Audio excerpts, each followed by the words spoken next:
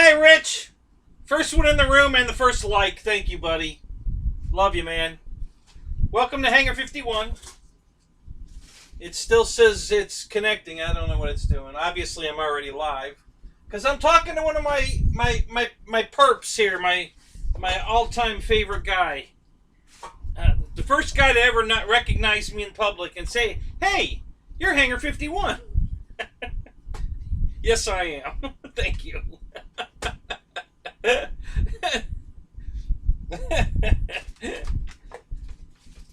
Oh, my God. Oh, my back hurts. Oh. George Watts, what's up? Good to see you, man. What's up, 2E?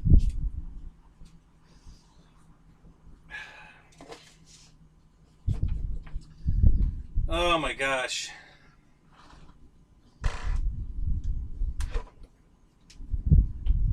Welcome to OpenTX. Oh. Switch warning. What's up, Eric? Good to see you, man.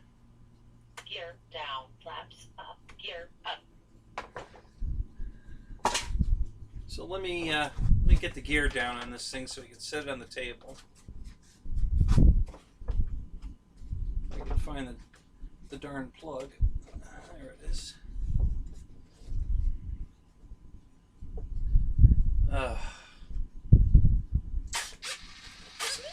Zero volts. 0 volts. It is time for you to land. All You really right. should think about landing.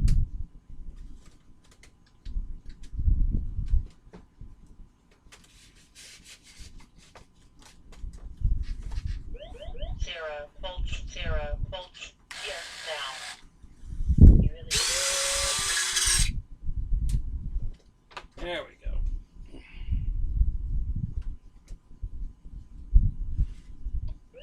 Zero volts. 0 volts. So it's trying to roll off the table.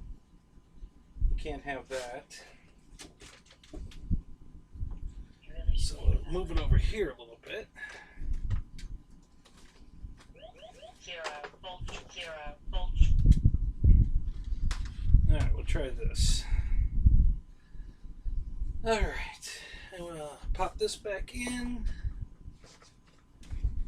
We'll leave the lights on for a little while. 0 volts. 0 volts. You really should think about landing. All right. Now we're going to shut the damn radio off because nobody wants to hear that. Wow, look at everybody in the room. Holy crap. Honey Chuck, Randy, Wild Bill. Who else? I'm not fuzzy looking. Oh, wow. That's good. That's great to know. Thank you. Who else is here? Paul, you're here. Hey, what's up? As a matter of fact, I am burning trees right now. I was just about to tell you what's going on there. So I was feeling much better yesterday. My back wasn't hurting so bad. So I decided to go out and start burning some more trees. So I'm out there and I'm being very careful. You know, I'm not stressing myself. I'm cutting everything into small pieces so I can pick them up. Hey, Colin, what's up, Colin? Are you tired of us calling you Colin yet? I know you are. The GB was doing it all last night. I was laughing. Oh my God. Good to see you, Colin. I miss your show, actually. That was kind of fun. I liked seeing your airplanes. How's the bus running? The bus is running okay. Dennis Farley, what's up? Good to see you, man. So anyway, so I was feeling better, so I'm out there, you know, very carefully cutting things up and cutting everything into small pieces, you know, so I don't stress myself, and I felt fine. And then, yeah, later yesterday, after I had the fire burning real good and I could take a rest, the muscles in my back started tightening really up bad, and then all day today I've been laying on a heating pad all day, and so yeah, it's just the muscles in the back are tight, and So it's been painful, but the heating pads helped a lot.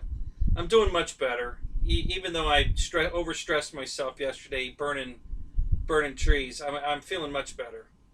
The pain's not near as bad. No sharp pains anymore. Just ache. Muscle tension is all I'm feeling now. And I just took some more ibuprofen, so hopefully, and I put a patch on my back. So hopefully we're gonna be doing good. Craft King, what's up? How you doing? Mickey, what's up, Mickey? Michael Lumberton, I always screw this up. Lumbertino. I'll go with that.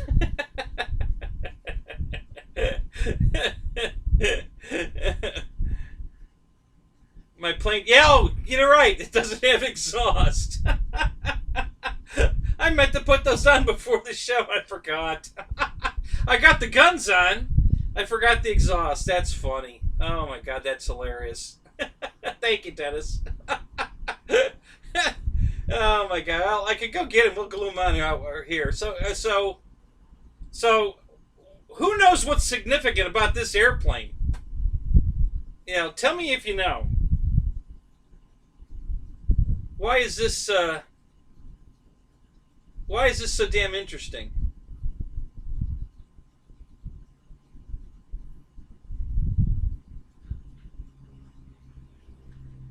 Frankie returns. Well, yeah, Mike's on the right track. Yeah.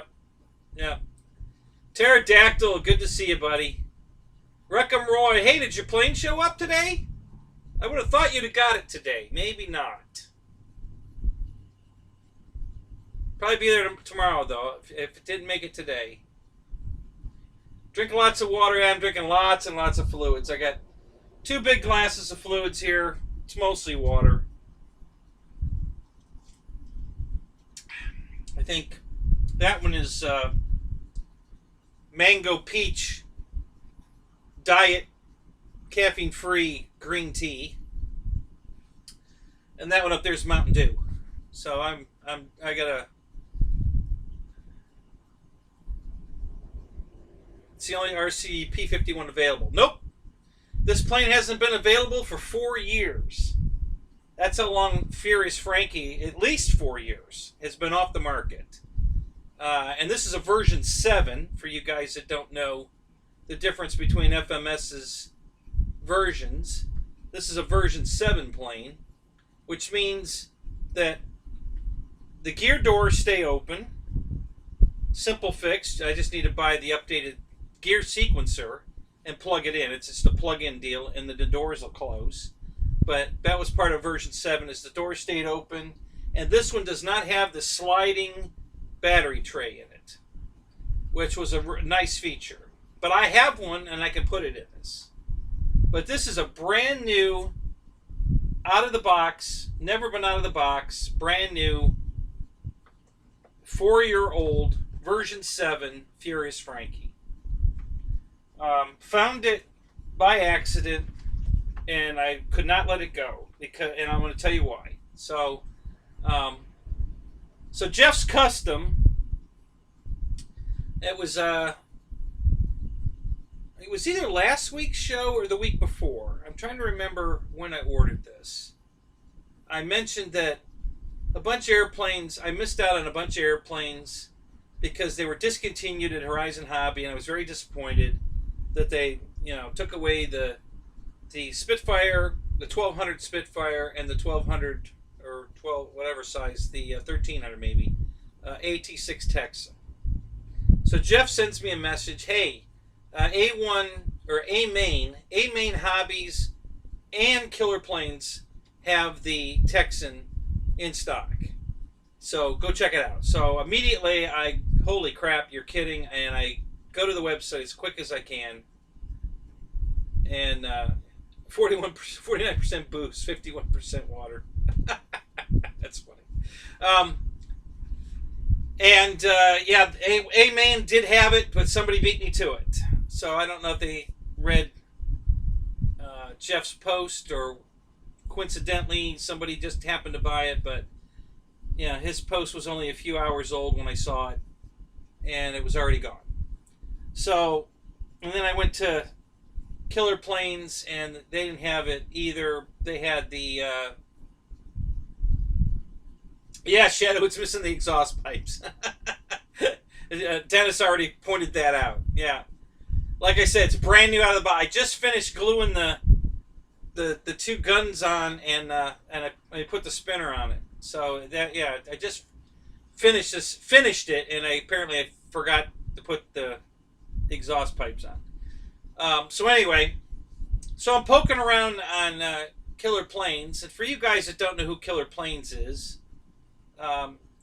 Steve and Denise used to do a show years ago, and they haven't been doing anything lately. I guess they did one show lately, but they've kind of been out of the loop for a while. And I used to watch their show all the time. And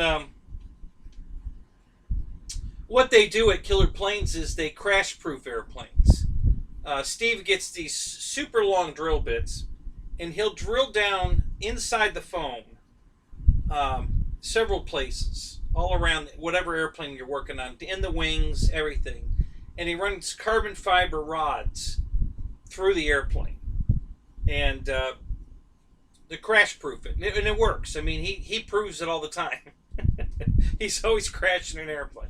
And they survive. I mean, there's no damage. You know, all that carbon fiber he sticks in there really works.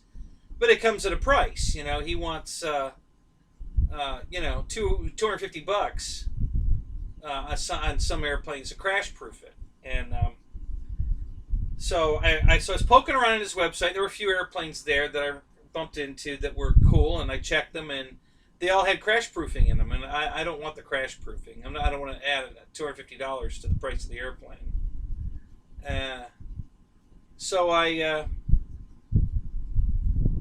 Yeah, Paul, this is a 1450 size plane. So I click on I see Furious Frankie, and I'm saying, oh my God, you're kidding. He's got a Furious Frankie in stock? Holy shit. And until it showed up, I didn't believe I was going to get it. I really didn't believe he had a Furious Frankie. And because, like I said, this color scheme, they still make this airplane FMS in a red tail, but they haven't made this paint scheme in years. And so I click on it, and it's brand new, version 7, and it does not have crash proofing in it. So he's charging less. This plane was $314 back then. And he sold it to me for the price that you can buy a new red tail for, the $299. So I had to pay shipping though, but that's all right. And I couldn't let it go. I had to buy it, guys, because what had happened was my very first FMS Mustang was a Furious Frankie, but the 1700, the big one. And I bought it used over in Orlando. I drove over to Orlando to get it, and the wing was broke on the wingtip, and I refixed it. And there's a video on my channel. If you guys want to check it out, you can go see the repair video on how I fixed the wing on the original Furious Frankie, which is this scheme, but it was the 1700, so it's really big. And one of the guys I fly with at the old flying field I used to go to, just wanted it so bad, and he traded me, I think, 2 airplanes for it or something. I don't remember exactly what the deal was, but we made a deal, and I let him have it because I was just going to order a brand new one. You know, I screwed it up bringing it home. I took a cardboard box with me, and I cut 2 big, half moons to set the plane in the box for the trip home, because it was too big, with the wing on, and to set down in the wagon. But as long as it's in a box up higher, the wings go out into the window area, so it fits. So that's the way I brought it home. And when I got it home, it was sitting in the box upside down, and the box had cut a big groove, and it was perfect when I went and picked the plane up. So it's my fault. I did it. I put a big groove cut in it right here, and it just broke my heart. And I fixed it, but it was always, the paint I used would never dry, and I was always farting with it. And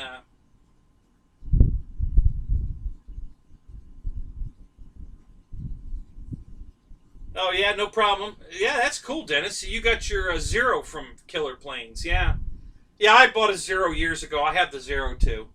As a matter of fact, this box. This is actually the box the Zero came in. What they did back in the day, FMS, to save money, is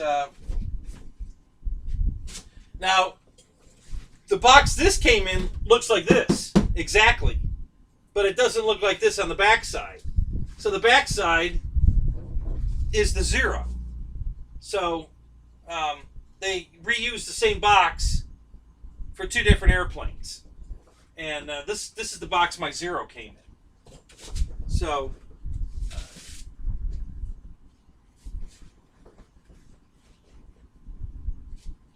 now the box this came in, though, the back side of it's just the back of a box. It doesn't, it has some information on it, but yeah, that one they actually put the Zero on one side of the box and the Mustang on the other. So anyway, so I sold him the 1700, thinking I just order a new one. So I went online to order a new one, discontinued. Can't get the Furious Frankie anymore. So I bought the red tail. So I had the 1700 red tail, but I regretted selling my Furious Frankie. This plane in the air is beautiful. I really love this airplane in the sky. It's easy to see. These dark green wings, the yellow nose. It's just very visible in the sky. So I was very upset that I got rid of my Furious Frankie and I can't replace it.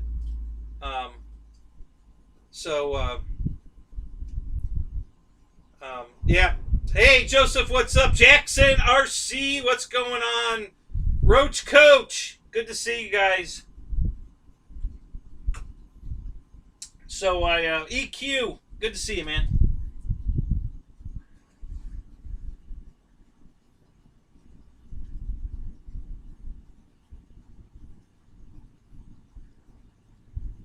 Oh, that's cool, Wreckham Roy.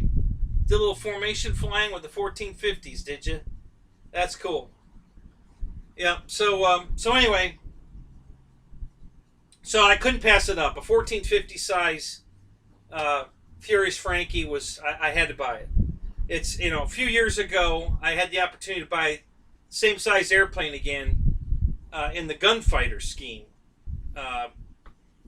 Motion was having a closeout on a bunch of parts, and I went online to see if FMS Direct had the rest of the parts I needed to make it a complete airplane, and they showed they did. So I ordered all the parts from Motion, and I ordered all the rest of the parts from FMS, so I'd have a complete plug-and-play gunfighter paint scheme. Same airplane again, but the gunfighter scheme. And I get an email back from FMS that, oh, we're sorry, that color scheme's been discontinued. Would you like to pick a different one? And I said, listen, I ordered over 14 parts from you guys, and you showed them all in stock. So if you don't have any of that in stock, you have a serious inventory issue, and you need to fire the guy who's in charge of your inventory. Yeah, if you want to give me the money that I spent at Motion to reimburse me for that, yeah, I'll take a different color scheme. But otherwise, yeah, I'm kind of stuck here. Because the only reason I bought all that stuff at Motion is because you showed all the rest of it. And now you're telling me you don't have it. Guess what they did? They went out into the shop and took a foam body off the assembly line, took it over one of the spray booths, and told the guy to get the Furious Frankie, the gunfighter templates out and paint me the parts I needed. And so I got all the parts I needed. They sent me all the gunfighter stuff that I ordered and that they said they didn't have. So that was really cool. F you, Air Marshal. How you doing, buddy? You doing all right? You feeling any better? Are we cheering you up? Everybody, I want to thank you for the love we're showing Marshall. I just love how we're family. It means so much to me. Because you guys show me that kind of love all the time, too. And Dave needed he needed some loving. And we were happy to give it to him. I know I was. I know you guys were. Who's a hard ass? Brian?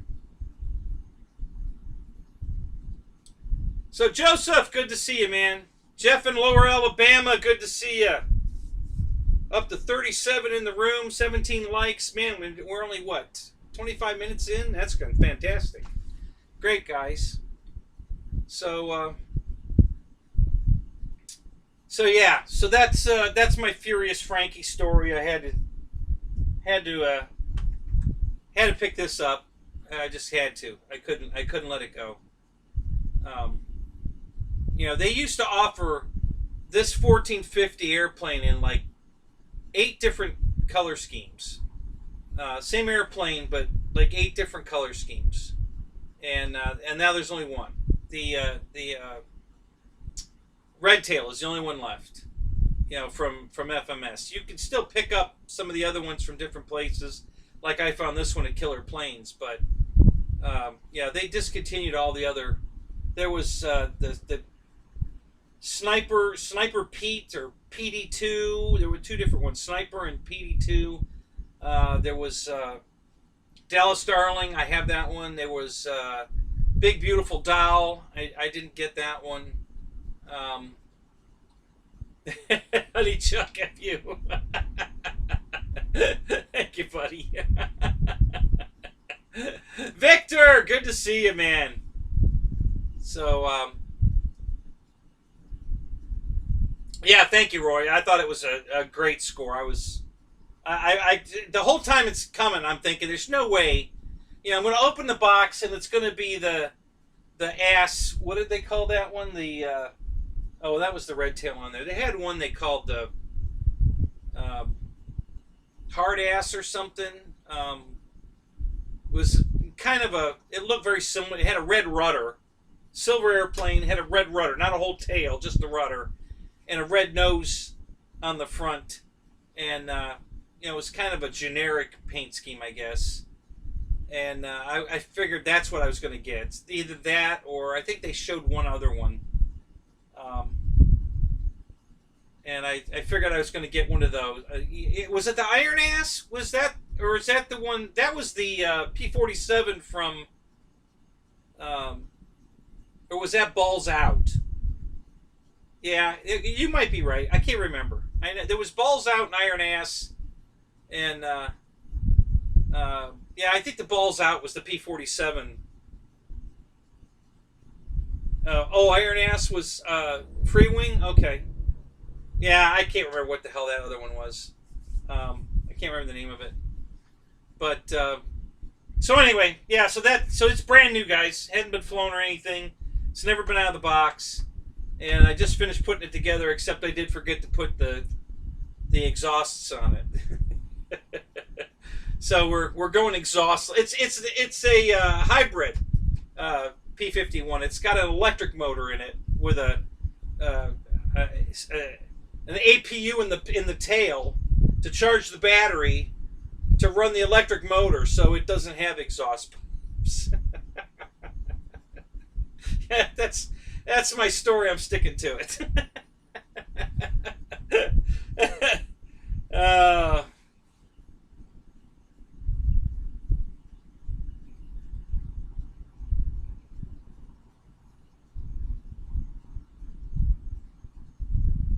Oh, I hate it when that happens.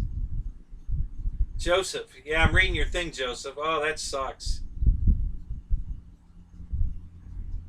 The wire broke on the servo, really? Thank God it broke before you got it in the air, huh? Holy crap.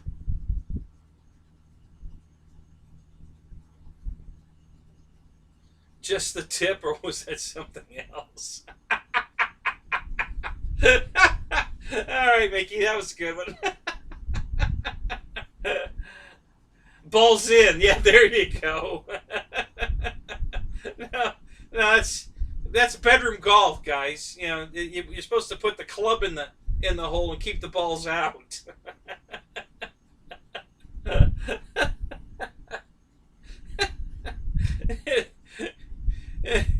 It's the Navy dudes. Yeah, exactly.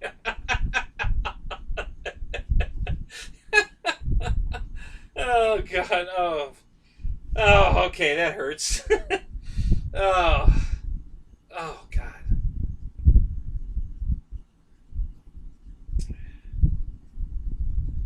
Yeah, Navy guy's talking about balls. Exactly, Josh. How you doing, Josh? Good to see you, man. Haven't seen you in my show in forever, man. What else is going on? So Roy, I missed it. Did the plane come? Did you get the plane?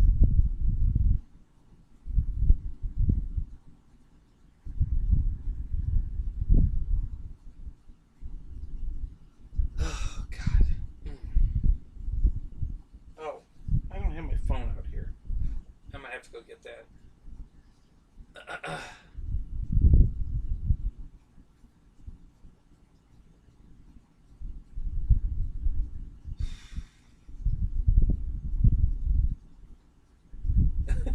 You were cleaning the pool?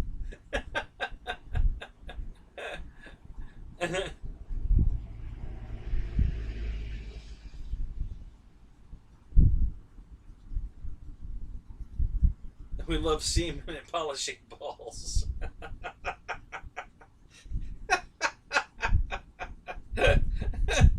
Oh my God.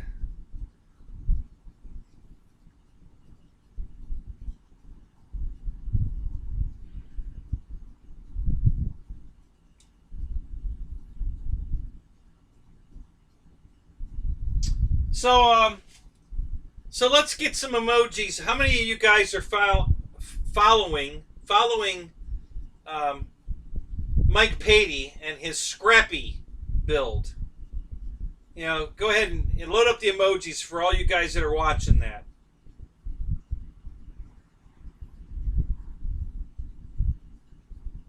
It's not here yet, but it's still day. Oh, that's true. Yeah, you're way out. You're way out west there. So yeah, it might still show up today. Is it supposed to come today? Yeah, is it scheduled for today?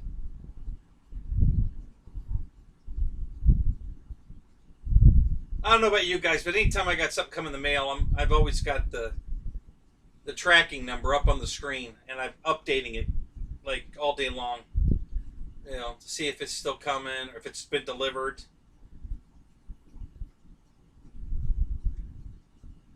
What am I talking about? I don't know, Jackson. What am I talking about? I gave away a plane last week, and Wreck and Roy won it. That's what I'm talking about.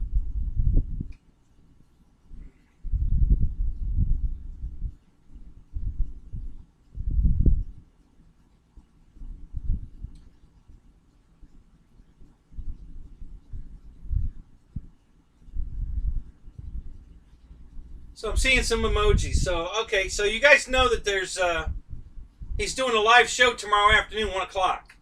Live. It's going to give us an update on Scrappy. Where it is exactly right now.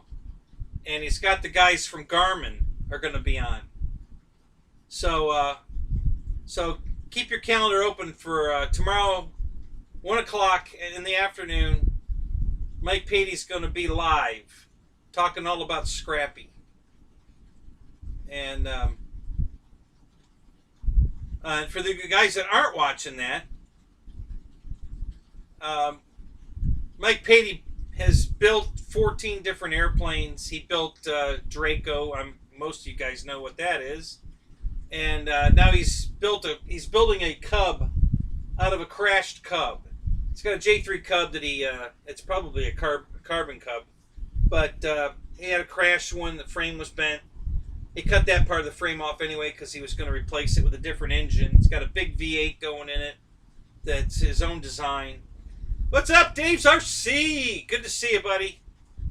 And he's made the entire fuselage that has an exoskeleton carbon fiber tube on the outside of the plane to give it strength. And it's just doing a lot of cool stuff. It's an amazing build. If you haven't watched it, I recommend going on his Mike Patey's channel and then starting at the beginning and just watch every episode in order and see what he's building. It's another Draco. I mean, he's going so crazy with this plane, the suspension.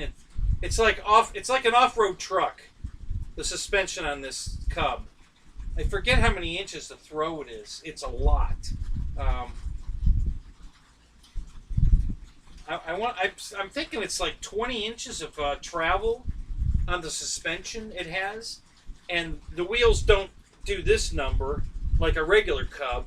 He's got dual arms like an off-road truck, so the wheels go straight up and down, and they're like 20 inches of travel. Giant, I don't know, I think they're 26-inch. Yeah, Roy, yeah, Scrappy's going to be a beast. It really is. It's going to be a beast.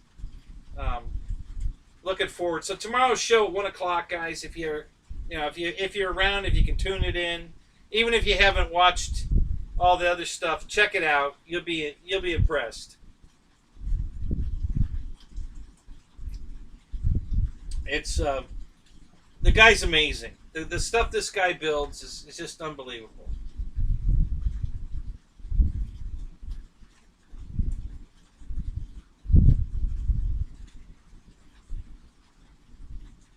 You just won $20 million and a new diesel truck on Brothers on Twitter. Really? That's awesome, dude. Congratulations.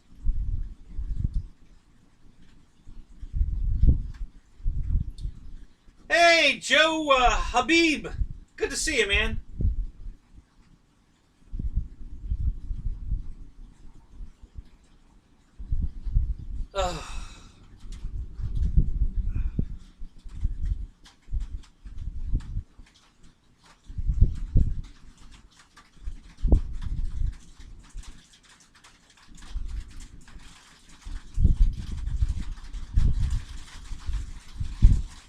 Oh, good deal. So, Keith, they're going to replace your pits?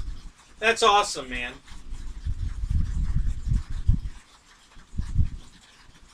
That's super good. So, yeah, update on my pits.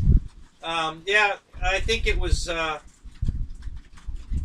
Mike Keller that told me that the landing gear was very, very weak.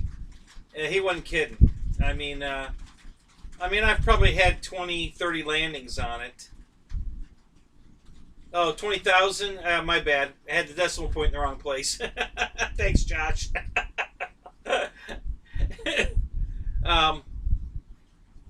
So yeah, my landing gear broke. It didn't break on the landing. I was taxiing back. It was I was halfway back to my pit taxiing, and all of a sudden the plane kind of looked like it fell in a hole and started pulling to the right, and I'm like, what the hell's going on? So I did a quick check. The wheel rolled and everything. I'm like, well, I don't know, whatever. And I taxied it back, and then I put it up on the plane stand, and I was kind of looking at it, and I'm like, well, this is too wobbly. Something's wrong. And I didn't look at it that day, but like a week later, I think I pulled the wheel pant apart, and yep, sure enough, the axle, the landing rod, it looks like it's a chrome tube with like pot metal in the middle of it.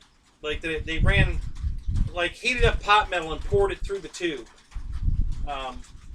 So it's just crap. It's crappy metal. It's not a piece of music wire, like most gears are. I don't know what it is, but it's pretty. It's chrome, but it's weak. It's really crap. So. But I got a whole rack of music wire right here, so I'm just gonna bend myself a new one out of good stuff. It won't be chrome, but I don't care. Can't barely see it anyway. Everything's got a cover over the landing wire. So yeah, I don't have an E-clip groove in mine. Or unless that's where it broke, but I don't know what the E-clip's for. Maybe that's where it broke, right on the E-clip groove. That's possible. Yeah, well, the E-clip groove basically cut all the way through the outer chrome steel, and the only thing that was holding it together is the crappy whatever is in the middle, that they poured into it. Because it almost looks like lead. It's such crappy pot metal in the middle. So yeah. So mine broke. Same place everybody else's broke. So, anyway, what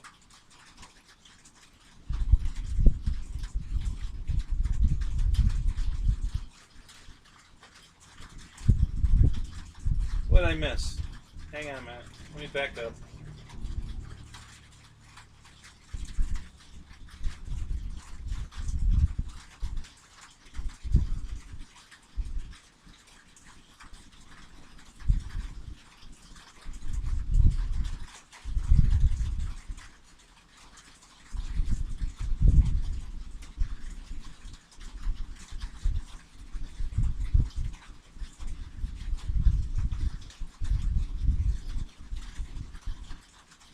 So, Roach Coach, did they want you to send them $1,500 so they could mail you your 20,000? Because I just got a scam like that on Facebook. Supposedly, a guy I went to school with contacted me, and told me he saw my name on a list. He won a bunch of money from Publishers Clearinghouse and the government, and he saw my name on the list. So I should text message this phone number and talk to this attorney. He's handling the estate or whatever, and make sure I still qualify. And I'm like, oh yeah, okay, great, yeah. So I did it, and yeah, I jumped through all the hoops. The guy wanted me to, verify my address and blah blah blah and all that crap. And then he says, okay, so you just need to send me $1,500 for the courier, and he will deliver your $100,000 check. And I just laughed. I said, there's no way Publishers Clearinghouse is going to charge me $1,500 to give me $100,000. So this is just a scam. And, oh, what do you mean? He says. We've given away a bunch of this money. Nobody else has a problem giving us $1,500. I said, well, everybody else is an idiot because I'm sure they didn't get their money. And have a great day. And then I blocked them. It was bullshit.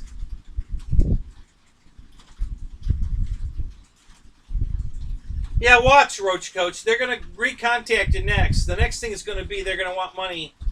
They're going to want money to send you. You got to send them money so they can send you your money. That's going to be the next, because that's what they did to me. It was a bunch of crap. So,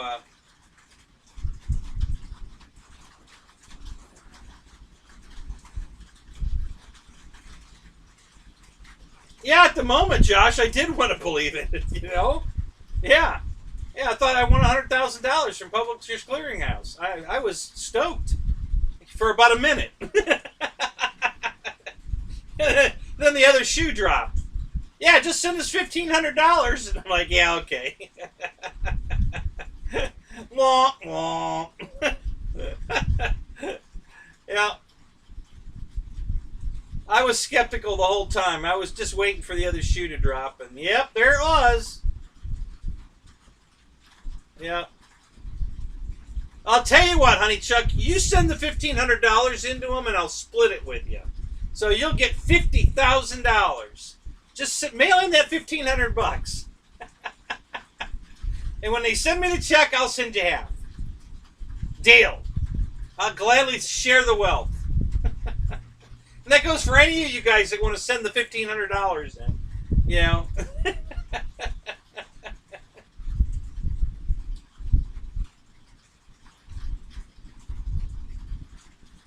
Yep, it's raining. Can you hear it? Yep, it just started raining.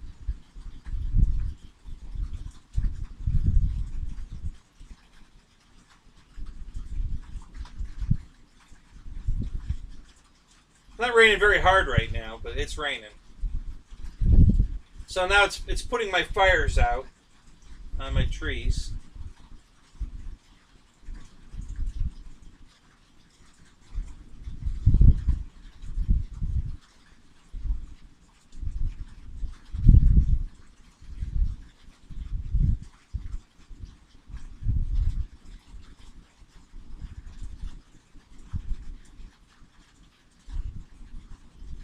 What did I miss from Dave? What's this about, a football?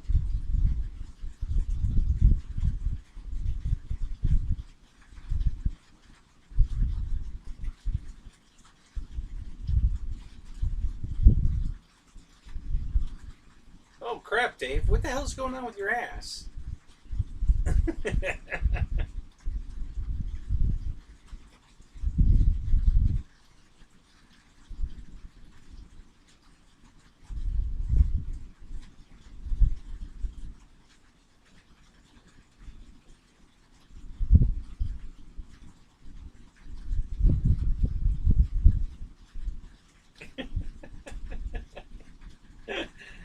uh,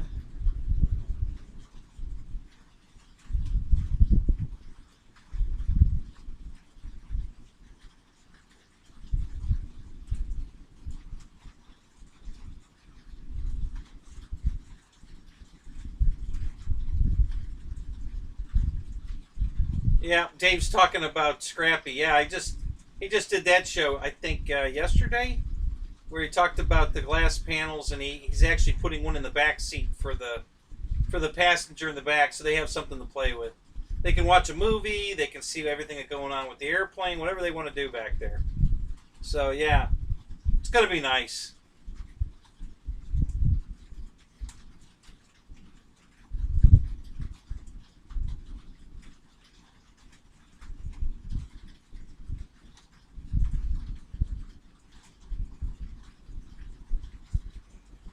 Oh.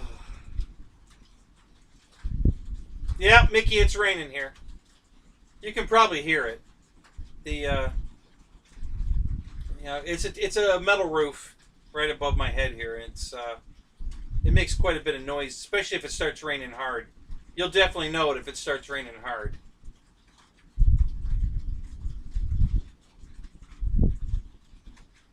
Hey, Robert, what's up? Good to see you, man. I'm poking around here in the chat. I missed some stuff. So let me get caught up.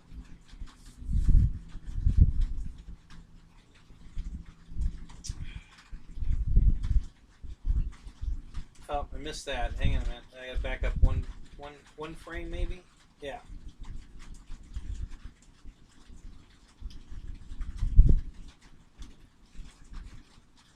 You'll send me $1,500, Robert, but I have to send you $158 first.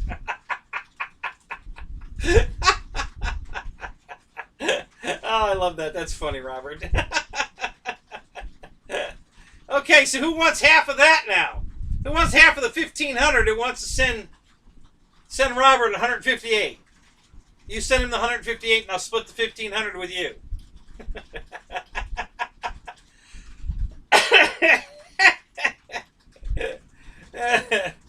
That's hilarious. Yeah, it's been raining every day this week here. Every day. It's been pouring. But only for a few hours, and then it stops. But it stays gloomy all day. So it never warms up. The temperature, I don't have my thermostat out here anymore. I used it in my car. Yeah, it's not real hot out here tonight. It's not bad out here at all, actually.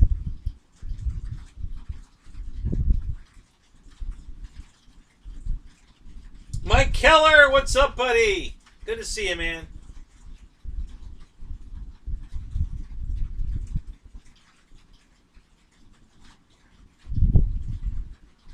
Alan Gentry, good to see you again, man.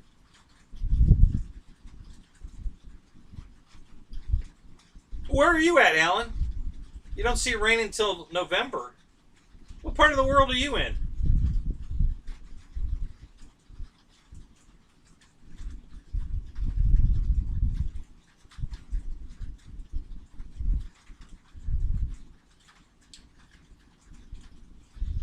Yeah, it's hurricane season. Yeah, I don't know. Has it officially started? I don't pay attention to that.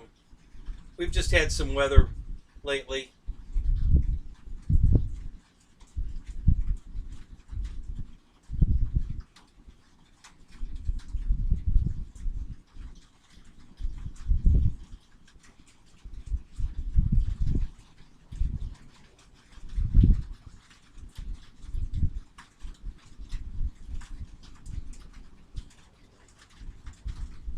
Thank you, Robert.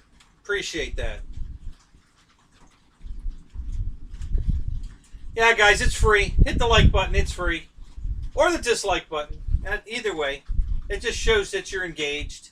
That's all YouTube cares. You know, that's what wins me points, is that you're engaged. When you do nothing, then I'm not. If you do nothing, then I'm nothing to YouTube. If you show emotion either way, like or dislike, then YouTube likes me. They think I'm worth the time I put in.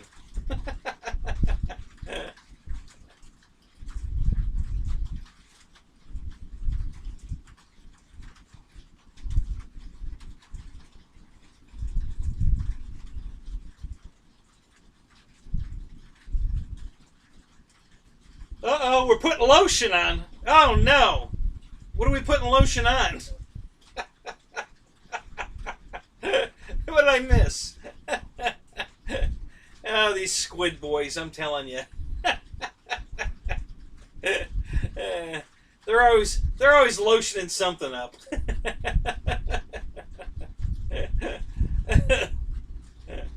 Oh, my God. No UMX porn. Yeah, UMX porn. That's what you get on an IX-12. You get UMX porn. while he's holding his UMX Doberman. Oh, that's hilarious. California. Oh, okay.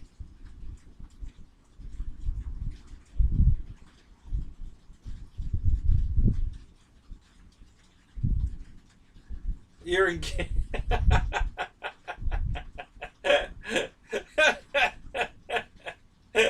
That's funny, Pearl Jam.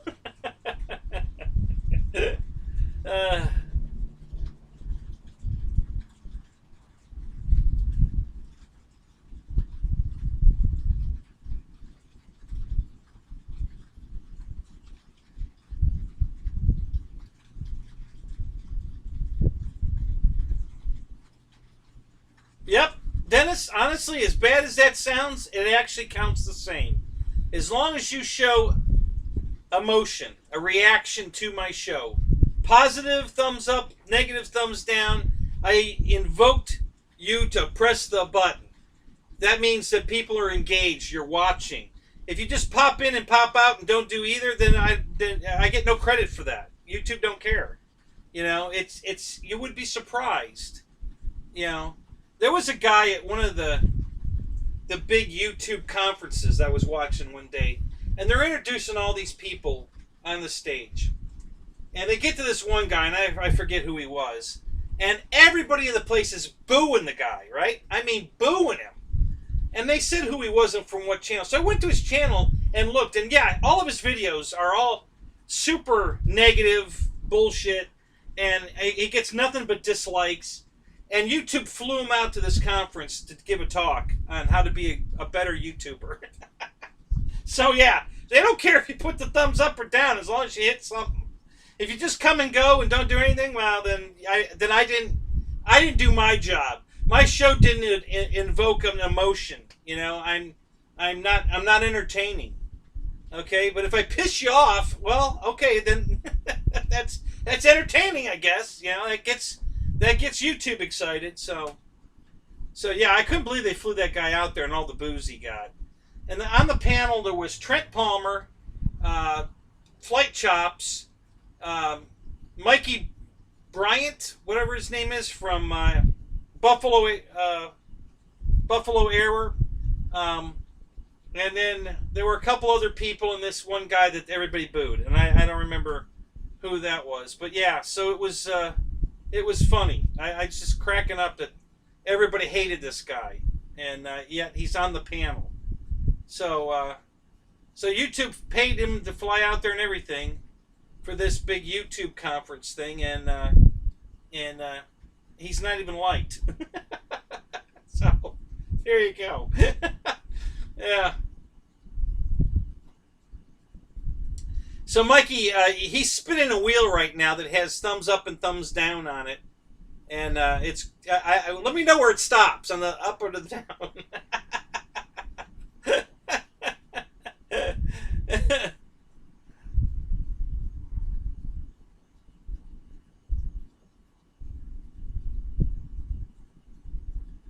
Well, that's good, Alan. We appreciate that. You know, I'm guilty of, until someone reminds me, I forget to hit the button. I'm guilty of it. I admit it. But when somebody in the chat says, "Hey, don't forget the thumb," oh God, yeah, and then I run over and I click it. And when I click it, you get two, because I have two channels and then they're hooked together. So whenever I click a like, it's automatically 2 likes. So I don't remember. It was Mikey. I'm sorry, Mickey. It was on YouTube. I was watching it. It was some kind of maker channel. You know, maker event. You know, because we're the creators, makers.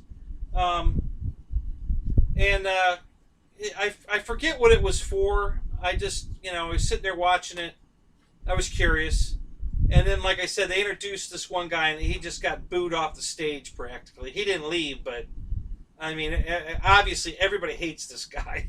And I'm laughing like, YouTube paid to fly this asshole out there and nobody even likes him? Wow. Man, I'm sure everybody really wants to hear what he has to say. So, but yeah, it was a creator. You can do a YouTube search. Do it. And just do a search for like a creator conference. Do a search for that. You'll probably find it. You know, it'll probably be there's probably more than one. You know, actually.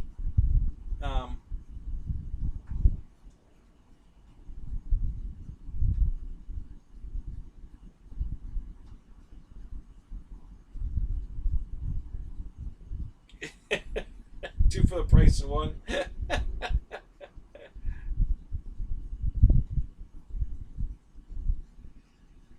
Oh gosh.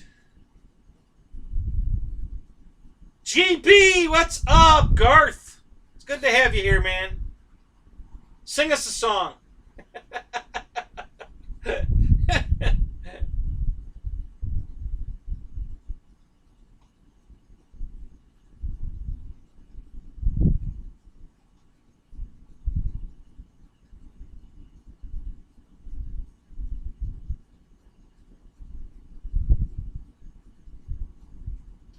Yeah, good question, Roach Coach. How you feeling today, GB? Are you all right?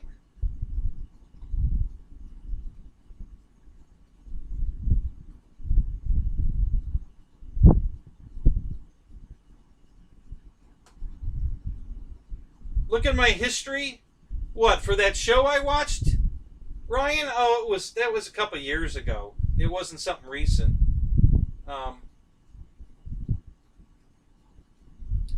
Yeah, I'd have to go way back. I watch a lot of YouTube. I don't watch TV anymore. Pretty much all I watch is YouTube.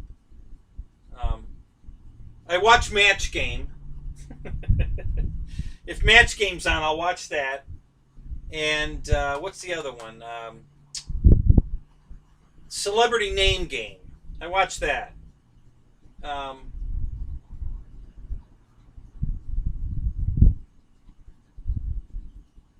That's about it on TV. There's not much I watch on TV. Star Trek.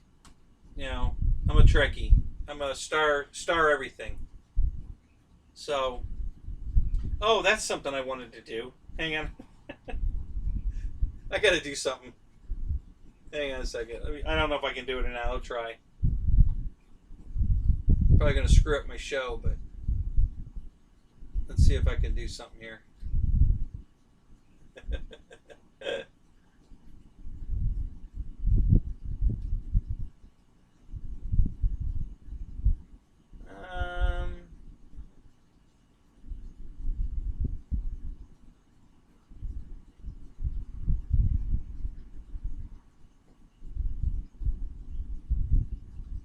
Well,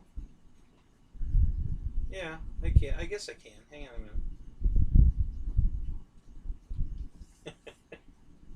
You guys are going to love this. If it works, you're going to love it. For you guys that were in GB show last night, you're going to love this.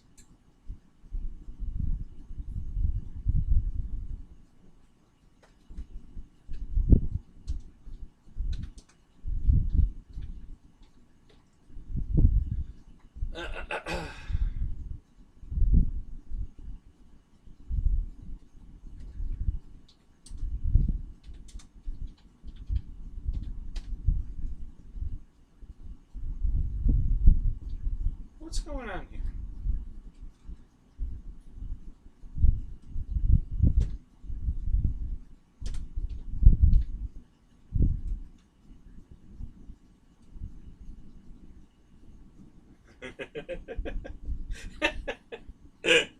Oh, that's funny. Hang on a minute. It's working. Hang on.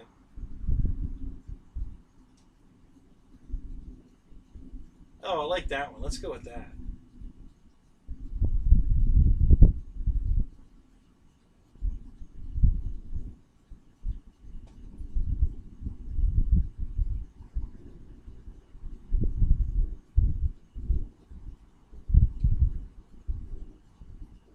Okay, so we go over here.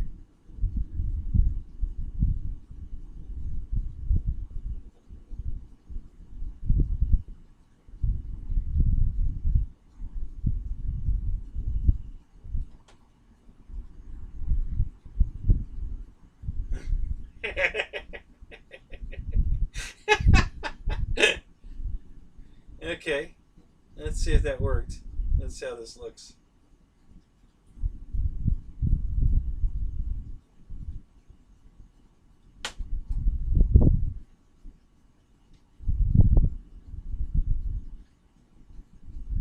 Okay, I guess that's close enough. Let's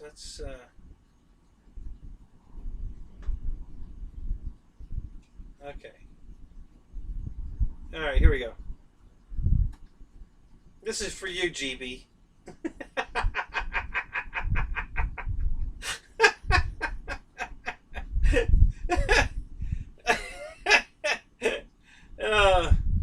That's for you, GB. So you wanted to know what that was. There you go. I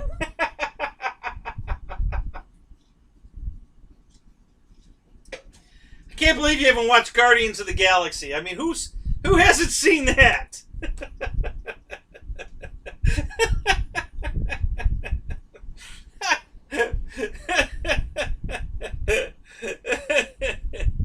That's hilarious. Anyway.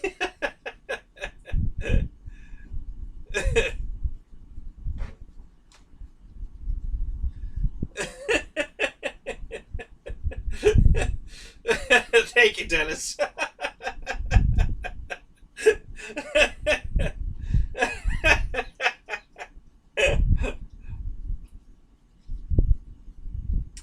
No, Mike, you haven't missed anything. We're just telling stories, having a little fun. I was showing GB didn't know what Groot was last night in his show, so I just showed him what Groot was.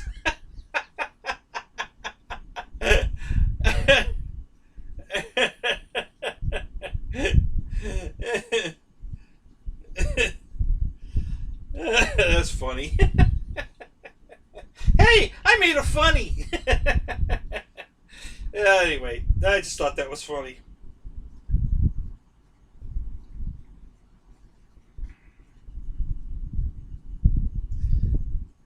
Oh, yeah. Gee, I'm not wearing my alien shirt tonight. Oh, that's hilarious. All right, so I got to do something else here. Let's see if we can figure something else out.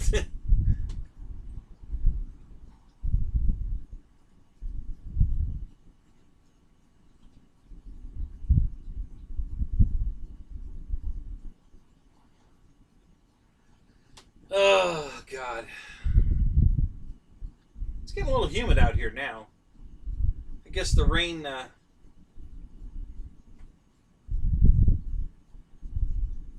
the rain's going to drive some humidity in here now. It was pretty good when I got out here, but it's starting to get kind of wet.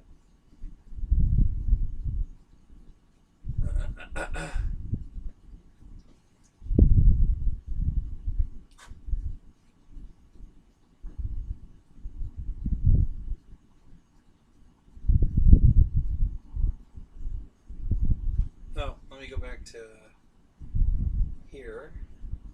There we go. And then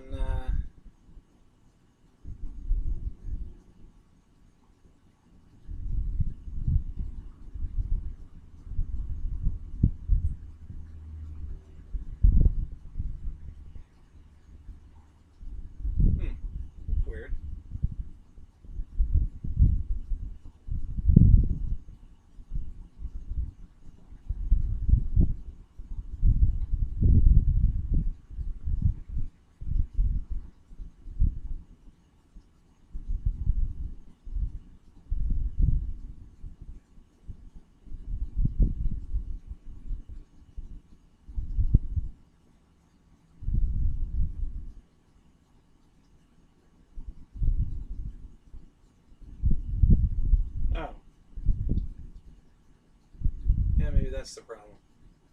Let's try that.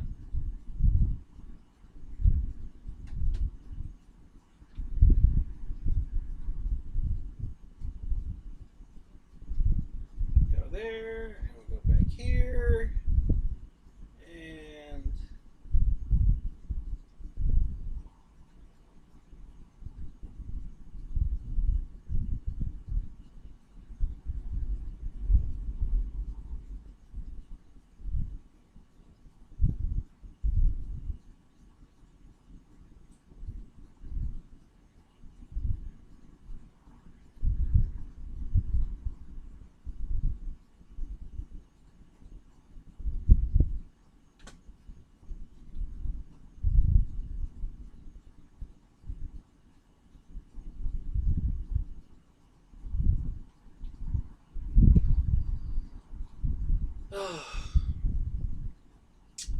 so what am I missing in the chat?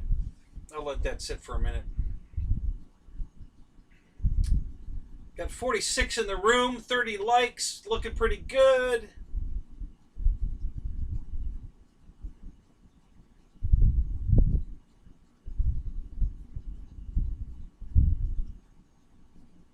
Craig Beaven, good to see you, buddy. Wow, I haven't seen you in a while. It's good to see you, man. Christy, welcome. I'm feeling much better, thank you, dear. Much better. I kind of overdid it yesterday, but I'm feeling much better. Yeah, Robert, the ribs are doing pretty good, actually. I was feeling so good yesterday, I went out and worked in the yard, cutting and burning trees, and I overdid it.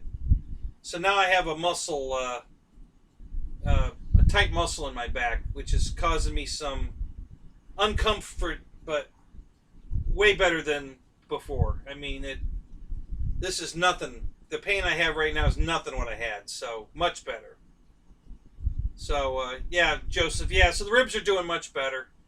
I took some ibuprofen before I came out here tonight, and I've got one of those patches on my back, which seems to be working, so the muscles are settling down in my back. It's not even, it's barely uncomfortable now, just barely. It actually feels pretty good.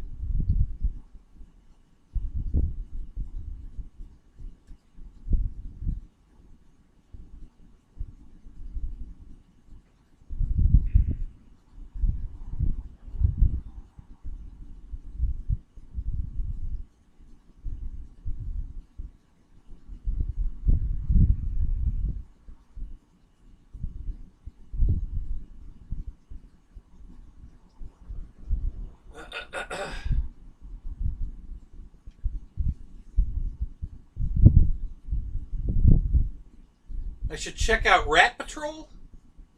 You mean the old show Rat Patrol? It's on every day. Here. You know, it's on one of the old like True Grit channel, or I forget what channel it's on. It's on every day.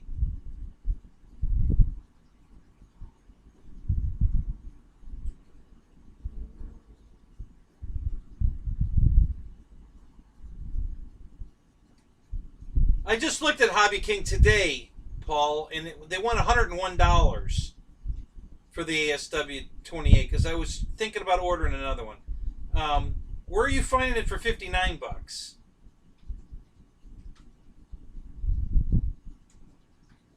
Yeah, Greg, the patches do work. I use them quite often, actually. Yeah, they work really well.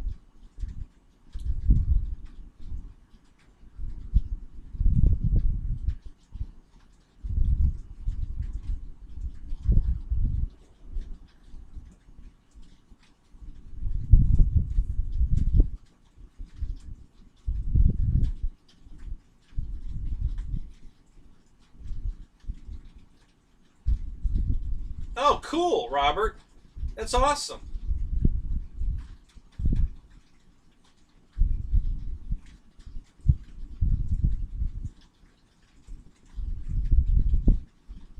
That's awesome, dude. I'm glad you got that. I'm glad my video helped, too. I mean, I love hearing that, guys. You know, I had a guy message me one day. on one of the videos I put up about the Taranis radio, and he said you put this video up like 5 years ago, and it's still helping people today. I was out at the field and brought it up on my phone, and you saved my butt. And those comments just mean everything to me. I love hearing that the content I'm putting up there is still helping people. So you couldn't get it to bind though, huh? Did you try changing the positive to negative? The 22 whatever it was. I had to change mine, I think, to negative or what, I don't know. A lot of people said theirs worked the other way. I had people set it up like mine, but then they switched it from negative to positive, and that worked for them. The other way works for me. I can't remember which way. I don't have that radio out here. I have my other Taranis here, but this one doesn't have any of the... Well, actually, though, I can still look. Welcome to OpenTX. Gear down, flaps up. 0 volts, 0 volts. It is time for you to land. You really should think about landing. Just got to find one of my Spectrum planes in here. 0 volts, 0 volts. Actually, I think that is. Flight mode normal.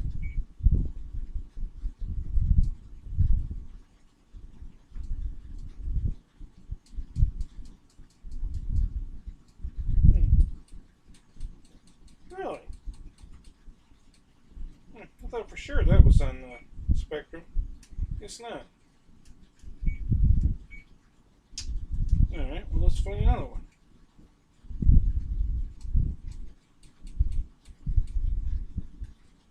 Well, I know that's Spectrum. Gear up. Alright, so let's see what I got it set at. Yeah, I've got the 300U plus, okay, on the PPM frame. So try putting it to minus and see if that doesn't work for you. I need the plus, but maybe the minus will work for you. I've had a lot of people contact me and tell me that the plus didn't work, but the negative did. So try switching the 300 UM to plus, from plus to minus, and see if that doesn't, and see if it won't bind then.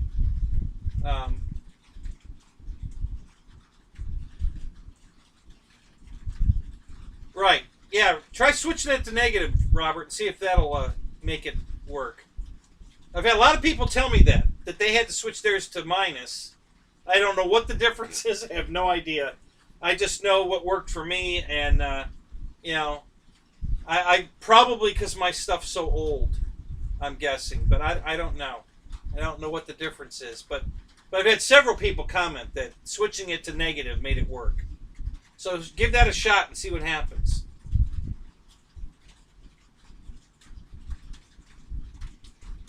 It works! So you just did it right now and it worked?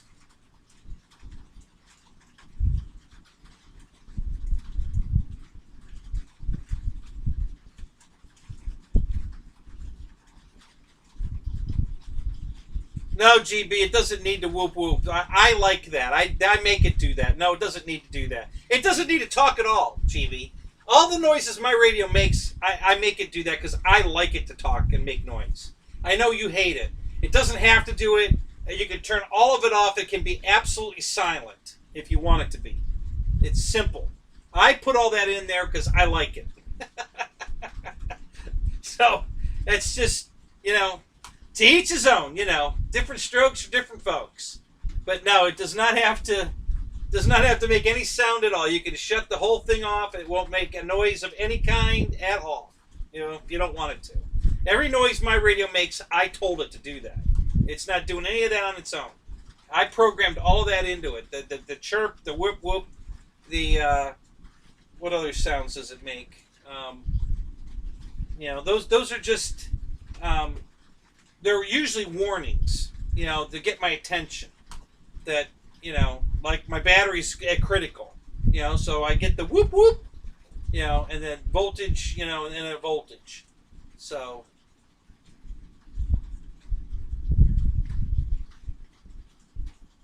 Yeah, Plains Archery and Table Tennis hates a talking radio. Yeah, you're not the only one. The one I think is hilarious is Rich Baker, RC Informer. Listen, I love that guy. He is fantastic. And I've met him. But he's a real airline pilot. I don't know if you guys knew that. He flies real planes. And a real cockpit makes all those noises, master alarms, everything. When you kick the autopilot off, you get a master alarm and it talks to you and everything. And he don't like his radio talk either. He hates a talking radio, but yet, his job when he's sitting in a cockpit of a, whatever he flies, a 737 or whatever, the damn thing's making all those noises and talking to him the whole time he's flying it. But he doesn't like his radio to talk. I just think that's funny. But again, to each his own. But yeah, I like my radio to talk. I love, the biggest thing for me is the battery voltages. When I hit my not critical voltage, but when I'm getting low on voltage, and this is how I do it, guys, just so you know. I have my radio set for a voltage level that's not time to land, but it's time to stop doing maneuvers like anything vertical, anything like that. And once I hit the notification voltage, then it's strictly cruise until I get landing voltage. So when I hit my first voltage, and it's, every 17 seconds or something like that, it gives me my battery voltage. And that just tells me that, okay, I'm not going to do any loops or anything vertical. I'm going to just keep it nice and cruise to get, extend my flight time. Any kind of aerobatic stuff, I'm over with that. Now it's just fly. Fly it nice and easy, and fly it for another 3 or 4 minutes, usually, as long as I'm just cruising. And that's how I extend my flight times. So that's why I have my radio talking to me, and why it's giving me battery voltage way before it's time to land, is just because at that point I know I'm not going to do any more vertical stuff. It's just cruise time, and that's just what I like, And again, the radio doesn't have to talk. It doesn't have to make any whoop whoop sounds. Doesn't have to do any of that. I programmed all of that into my radio. When you get the radio, it's quiet. It doesn't make any noises. You have to tell it to make noise if you want it to make noise. Otherwise, it's just a quiet radio that just flies the airplane. So, but you have the option. It can play music, And I did it once on one plane. Actually, I think it was a quadcopter. I set it up so that it plays a song, and as soon as I throttle up, the song starts. And when the song's over, it's time to land. The song is like a 5-minute song or something. And when the music stops, it's time to land. So while I'm flying, I'm listening to music. When the music stops, okay, it's time to land. So you can do it that way if you want. If you'd rather hear music, or it can be quiet. It's totally up to you. Whatever you want. What did I tell you when it's time to get off the bus? Now you have to call that one in yourself when you want to get off the bus, and then I can pull it over and let you off. I should do that. I'm going to do that. I'm going to go out and capture a voice thing that says it's time to get off the bus and put it in my radio, just for you guys. I'll play it on the air after I do it. Yeah, it's time to get off the bus.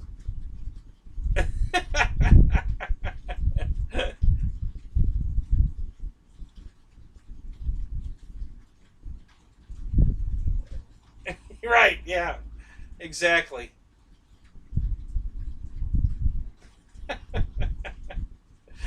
Right, so you're hilarious.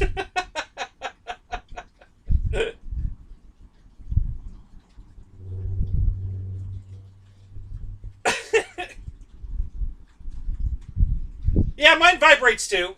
Yeah, I have it set to do both the vibrate and the audio at the same time. Why not? It does it all. Why not let it do it? I'm taking advantage of everything the radio has to offer me. You know, verbal notifications. I never have to look down at my radio to know what's going on. You know, the radio talks to me and tells me everything that's going on.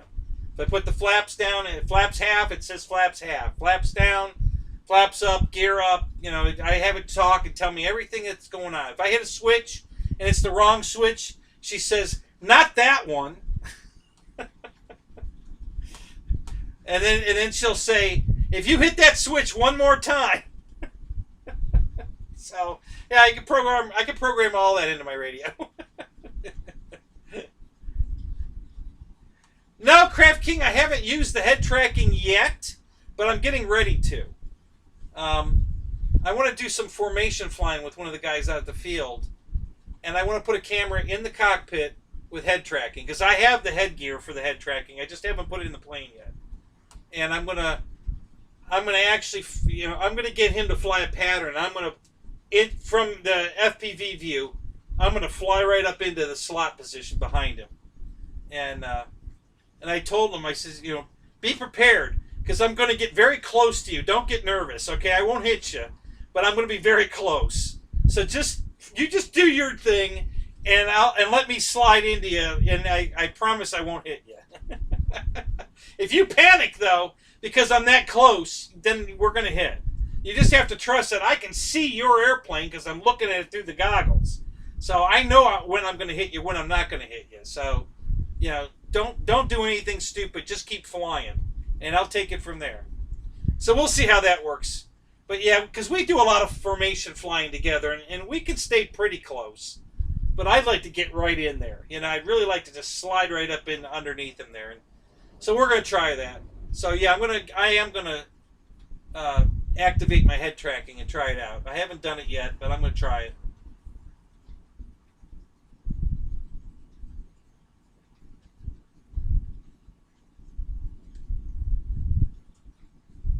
Yeah, if you have to do it manually, it would suck. Yeah, I've got the Dominator, the Fat Shark, the Dominator HDs, I think it is, and they have head tracking in them. So yeah, I can, and recording. You know, I've got the DVR in it, so I can not only can I do the head tracking, but when I slide in that and we're flying in formation, I can be recording it. And so hopefully I'll... Are you leaving me, Shadow? Oh, dude, where you going? Hey, get with me early tomorrow before Dave's show. We'll go over some more OBS stuff. All right? Just give me a shout whenever it's convenient for you. I'm not going anywhere. So I'm going to be on the couch on my heating pad. So yeah, just give me a shout tomorrow. Hey, Shadow, stick around for a minute, though. Don't go yet. Because, guys, we're going to do another giveaway tonight. We're giving away another airplane tonight. If I can get the damn wheel up on the screen. It's on my screen, but I can't get it on your screen. Hang on a minute. I'm working on it. Oh, there we go. It should be on now. Let me flip over to the screen, and there's the wheel up on the screen. We're gonna give away an airplane. I'm not gonna do any building tonight, guys. If your name's not on the wheel tonight, you're still not eligible. Listen, this giveaway is for December, last December. I'm trying to get caught up. I started getting super chat money back in November, and I never received it from YouTube until this month. So I'm giving away stuff to get caught back up. And so if you're not on the wheel, it's because you weren't in my show back in December. So don't worry. Next month, you'll be eligible. You'll be in the show. I'm not going to make you wait until I get all the way caught up. But I'm going to at least finish off last year with the guys that were in it. So if your name's on the wheel, you're good tonight. If you're not on the wheel, you'll be on the wheel for next month's giveaway. So let's give away an airplane. So I'm going to spin the wheel and watch. Jeff's Custom's going to come up. You watch.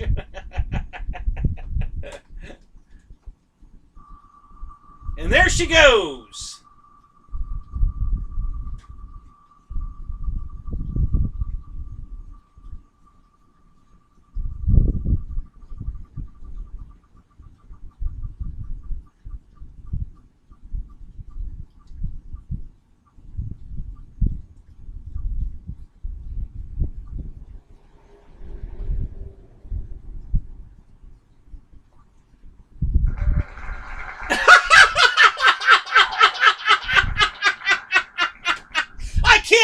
just called that. That's freaking hilarious. Is Jeff here? Oh my God, that's too funny. Oh my God, I can't believe that's hilarious. Jeff just wins everything on everybody's show, so I just, you know, that's too funny. Oh my God, that's hilarious. Jeff, are you here?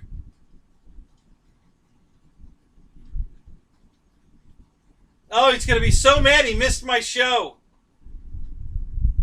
Where's Jeff? Is he here? And that is unbelievable, George. That's just hilarious. And I said that because Jeff wins everything. You know, I just... Reckenroy won last week. He wins everything, too. I figured, you know, watch. Jeff will come up tonight, and he did. That's just hilarious. So I don't see him here. He's not here, is he? Oh, my God. He's going to miss out.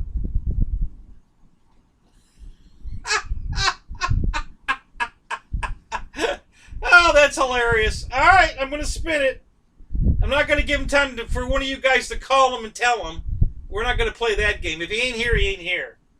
I don't see him. So,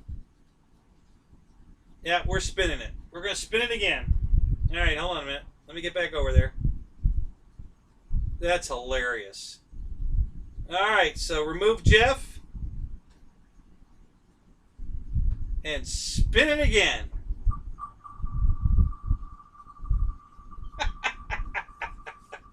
That's so funny I called that. All right, who's the other big winner all the time? Deuces Wild.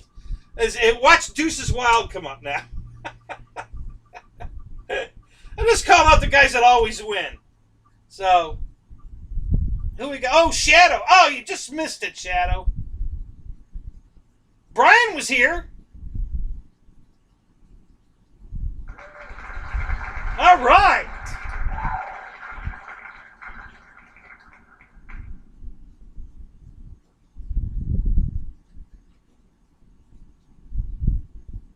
Sweet. All right, Brian, are you here? You were here.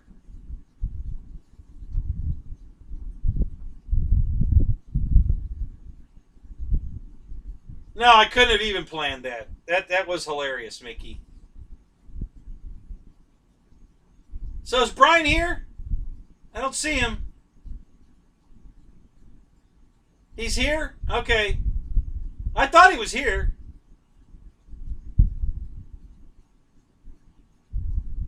Come on, Brian, talk to me. I'm going to spin again. If you're not here, I'm going to spin it again. Better hurry up.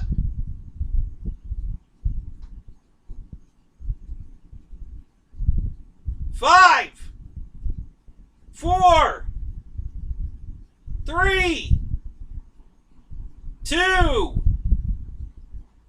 1.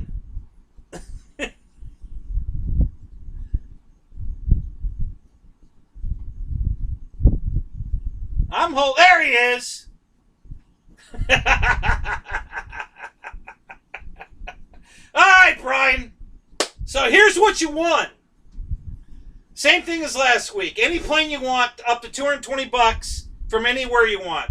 Motion RC, Hobby King, Horizon Hobby, Hobby Zone, Arrows RC, and that includes, I believe that I think the Husky is still on sale.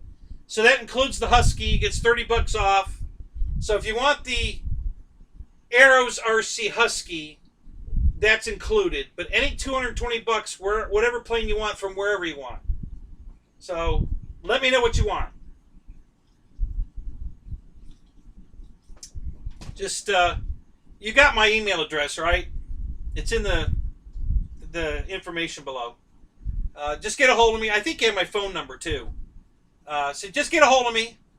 And I'm sure everybody wants to know what you're going to pick. Do you know what you want, or do you got to think about it?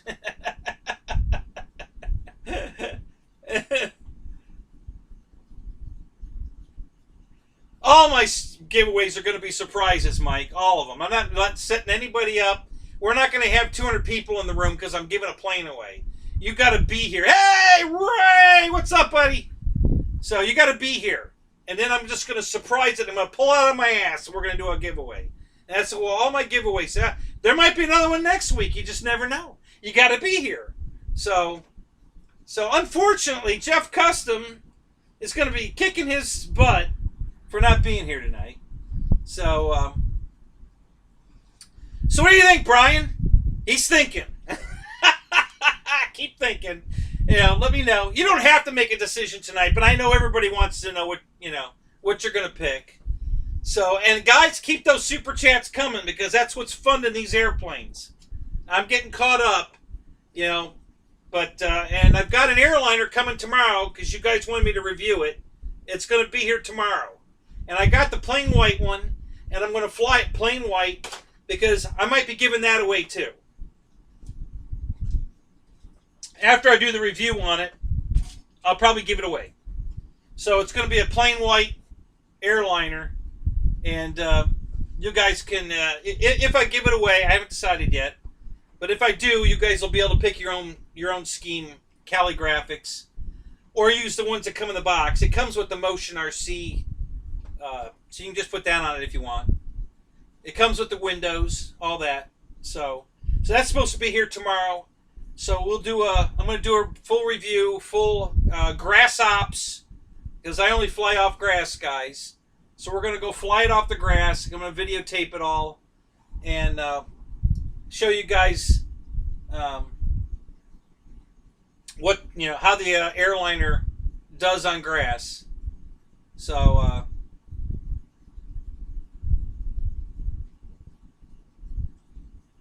oh, you have to glue the fuselage together? All right, well, I can tape it together just for, or I can hot glue it together.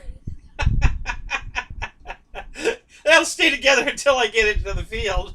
Then when I just leave it in my car on the way home, it'll fall apart. So that's an easy fix. Yeah, I'll just hot glue it together. That's no problem.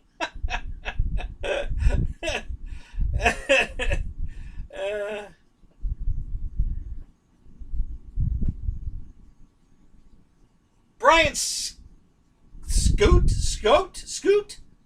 not Scout. That's a U, not an O. Brian, this is the FMS 1450 P-51 Mustang in a color scheme that they discontinued like 4 years ago. This is the Furious or Ferocious Frankie. I stumbled across it on somebody's web channel that showed they had it in stock. I couldn't pass it up. I had to buy it. It's at least a 4, maybe 5 year old paint scheme that they've discontinued like 5 years ago, 4 or 5 years ago, and it's a really cool scheme. I had this scheme in the 1700, and I got rid of it, and I was so sorry I did that. I got rid of it to buy a brand new one, and they had discontinued it, and I didn't know that. So I had the opportunity to get it in the 1450. I had to do it. So it's an old airplane. I mean, I was brand new in the box and never been out of the box, but they discontinued this plane at least 4 or 5 years ago, and so I grabbed it. So yes, so you had the big beautiful doll. They discontinued that one as well. The only paint scheme they have left is the red tail. They discontinued all the other paint schemes. So if you you said you don't have the big beautiful doll anymore. Oh, I'm sorry. I'll switch the screen back. Sorry about that. Thank you guys. God, I'm so glad you guys are keeping me keeping me on top of it. So thank you, man. I always forget to do that.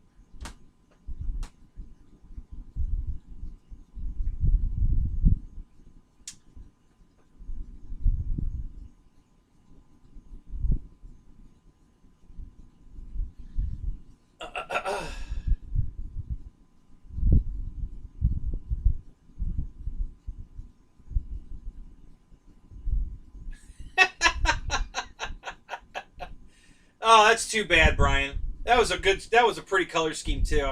I mean, if I had the money in the room, hey Ben, what's up? I'd have bought all of them. I loved all the schemes they had. I would have bought one of every of them. I just thought they were all beautiful. But I have 4 of them, I think, or 5. I have this one. I have Dallas Starling. I have the Gunfighter. I have the Red Tail.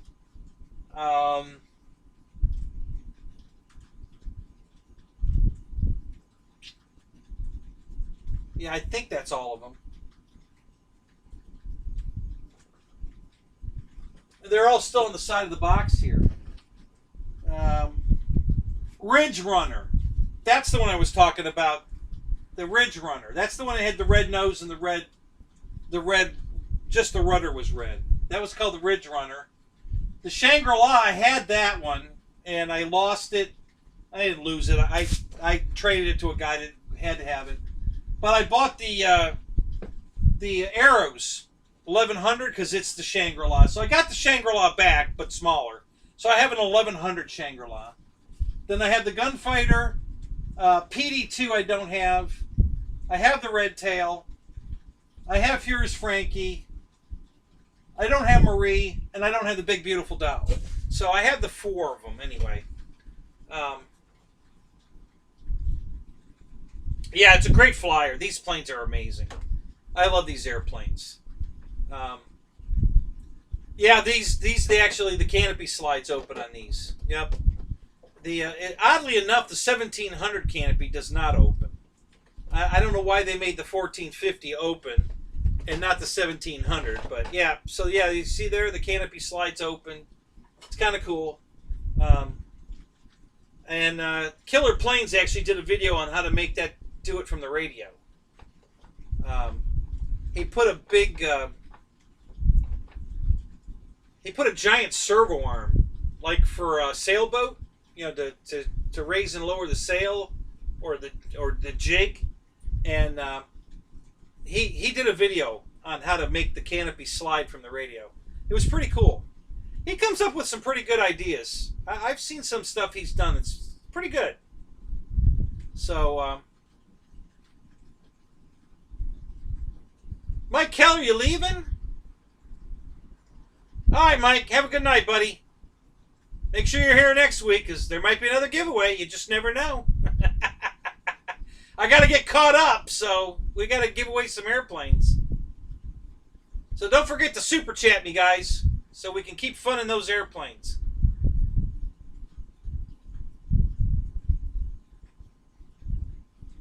Yeah, it does look big on camera, doesn't it?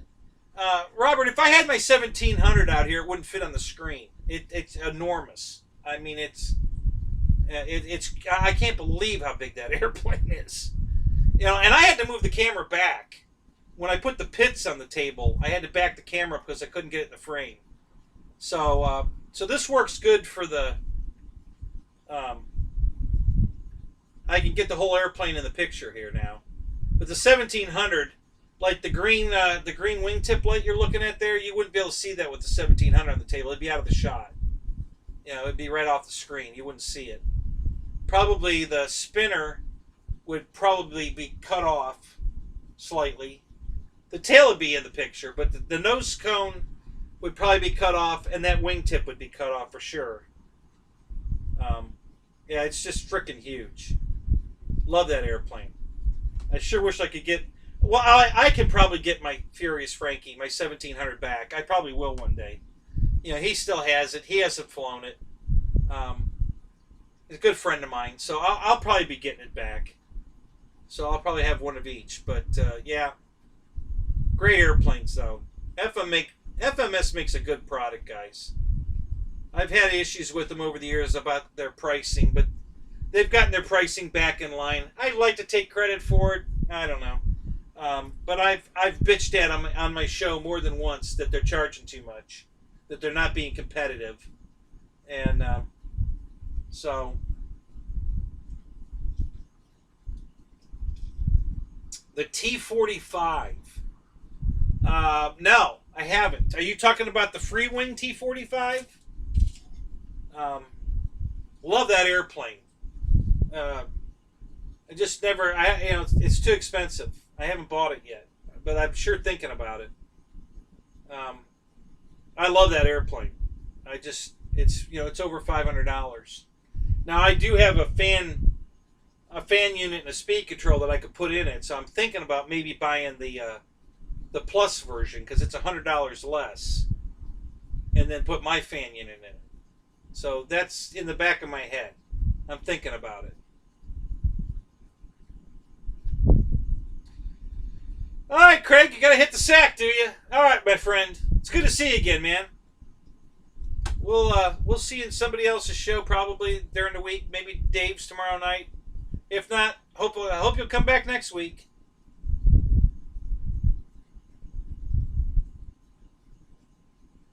Yeah, it's brand new, Brian, and it is missing the exhaust stacks. I didn't glue them on yet. The last thing I did tonight, just before the show, I glued the guns in the wing, and I put the prop on it. And I completely forgot about the gun stack, the exhaust stacks. So yeah, they're missing because it's brand new. I just took it out of the box, and so yeah, I'll glue those on later tonight. Probably after the show, I'll probably glue them on, or maybe tomorrow. But yeah, good catch. Two other guys have caught that too.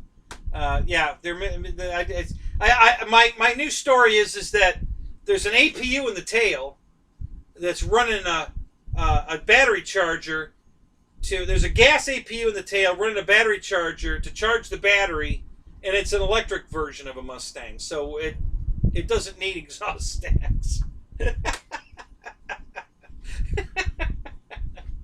It's the newest hybrid, okay? You know, it's a hybrid P-51. That's my story. I'm sticking with it. Matthew McQueen, welcome to the show.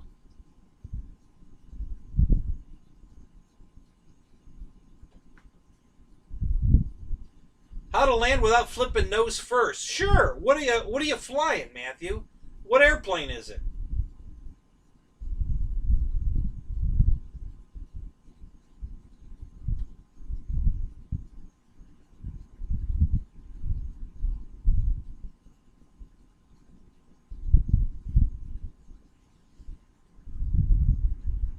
Yep, down in the bottom of the thing here. If you want to look down there. Uh-oh, what did I do? How'd that get up on the screen? Oh, that's all right. Yeah, in the comments below, in the more information below is the whole weekly schedule. It's every one of my streams. It's in there, and then if you go to my channel, and if you go to the About tab on my main YouTube channel page, it's also there. So you can go either there to find it, or in every one of my streams, it's in the below. So yeah, the whole week lineup is there, and I need to update it. I'm going to add Ethan, I'm sorry, Farmer Man. Farmer Man wants me to add him to the show, so I'm going to add him. He promised me he's gonna be an every weeker. He wasn't going to miss a show, so he told me he would, so I'm going to give him the benefit of the doubt.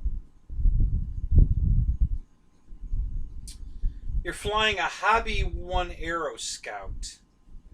Okay, is that a pusher? Is that high wing pusher? I'm not familiar with that particular airplane, but I think, yeah, Hobby Zone. Yeah, I think I know what it is. Not positive.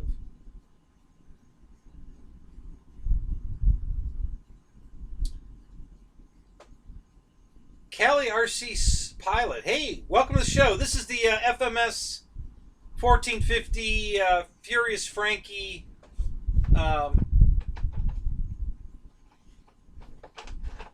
that's been discontinued for like 4 or 5 years, and I got lucky and found one available someplace, and I had to buy it. So, it's one of my favorite paint schemes. It's one of the most visible in the air. This plane is so easy to see in the sky when you're flying it. So, I really like this one. And, you know, I stumbled onto it. It was brand new in the box. Never been out of the box. And this YouTube show called Killer Planes. He had it, and he hadn't crash proofed it, so I didn't have to buy his $250 crash proofing. It was unmolested. It's absolutely perfect, and it was still in the box, so I snagged it.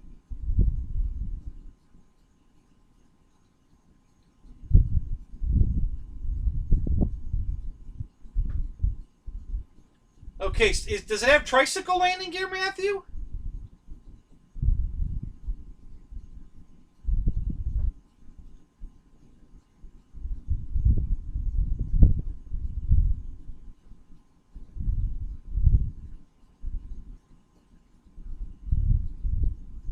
I like virgins. Who doesn't? You know, that one religion there, you know, they're going to have 72 virgins waiting for them when they get to heaven or something. I mean, we all like virgins, right? Actually, I don't like virgins. I'd rather have a girl that's got some experience, knows what the hell she's doing. Um,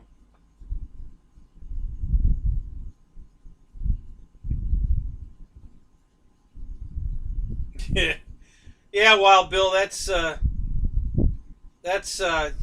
you know, what speed control you're working with? Because I've already heard a couple of people burning up their P-39 because it says it's 4S capable, but it doesn't really have a very high amp speed control. So my guess is if you're flying it around on a big battery at wide open throttle, you're going to burn it up. I don't, so I'm probably safe. I don't. Um, Too messy.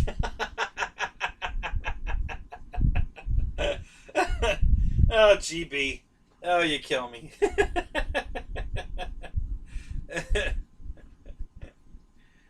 Yeah, see, Christy gets it.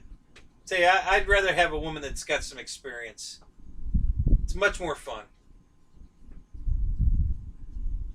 I'm sure women would rather they didn't have virgins either. They want a guy that knows what he's doing also.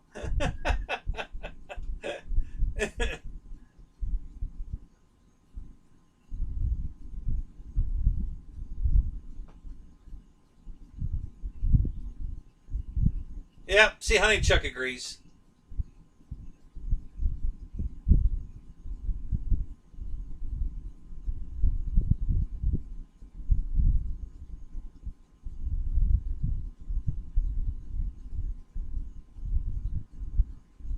Yeah, it's TNRC. That's exactly why I'm asking. You know, how is he tipping it over if it's a tricycle gear? So that's my question, Matthew. How are you flipping it over on its nose if it's tricycle gear? Did you convert it to a tail dragger? Um, and if you did, I know exactly why. And it's an easy fix, but you're not the first one to do that. Um,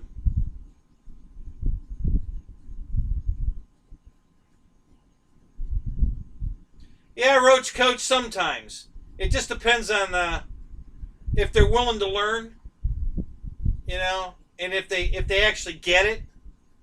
Um, so, but it's much better to not have to teach them. I'd rather they teach me something new.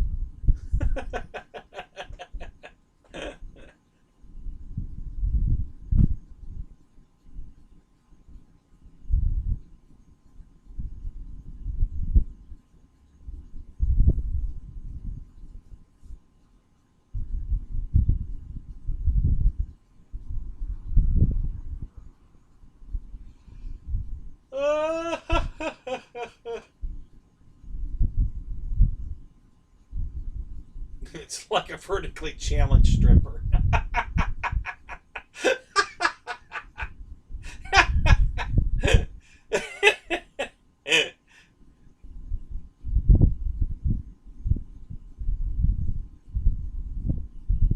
Oh, Roach Coach, honestly, that's not true either. Trust me. I've been with at least one woman that, trust me, you don't want to sleep with that.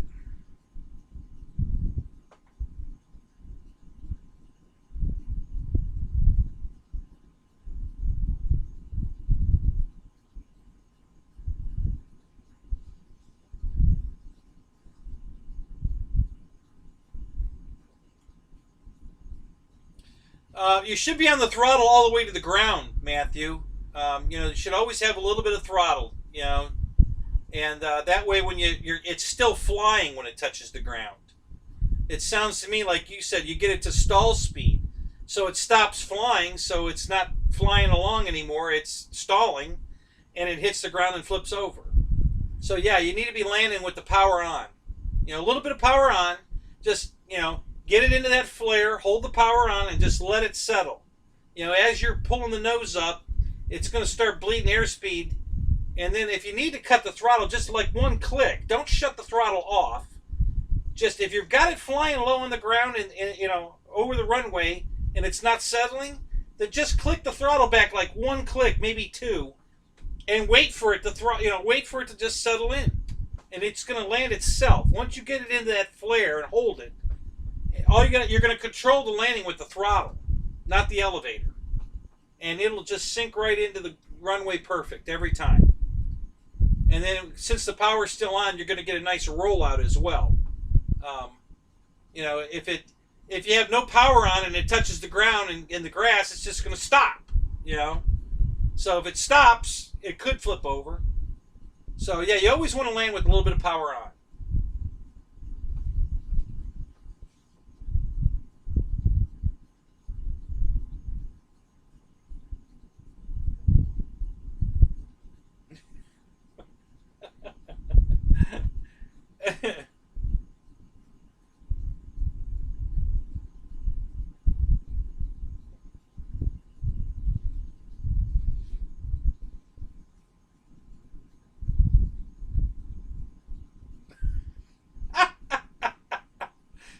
Right. So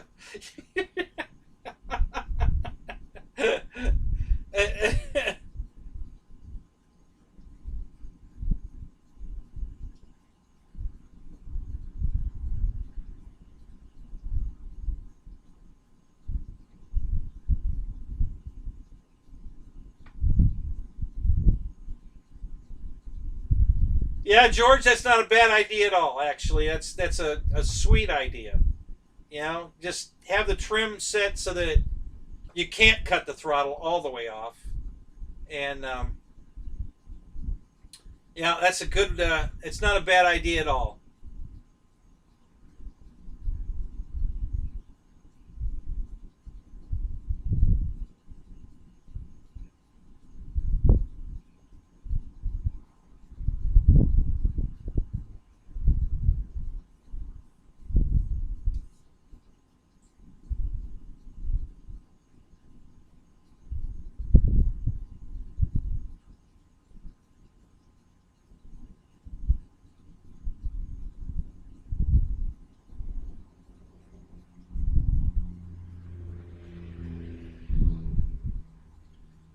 Yeah, several guys are buying battery operated lights and just sticking them on the wing. They have their own light inside it. If you go on some of the YouTube videos, I saw a lot of guys do that on their Avanti. It already had wingtip lights, but they added a red and green light on the fuselage. At the root there, kind of like an F-16 has. So yeah, they do make them. You can get little stick-on lights that are They have their own power source in them. So that's cool, Ben. So I'm assuming all the parts you need for the PT-17 are coming tomorrow with the plane.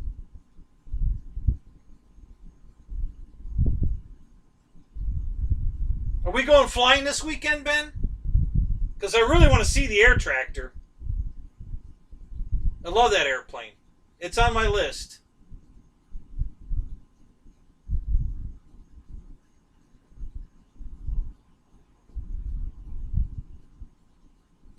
Brian, are you still in here? Did you make a decision yet?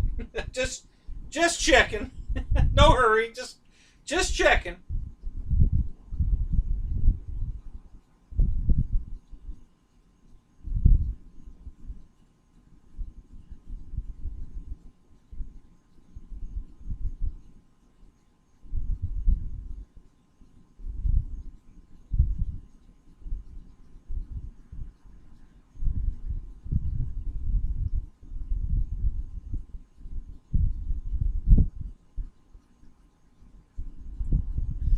All right, so. Michael.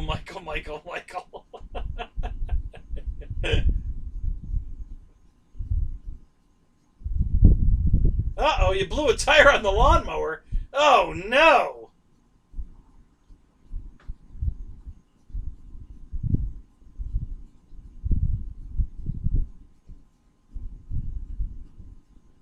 Yeah, a lot of people are taking the Nerf ball, that football with the tail on it.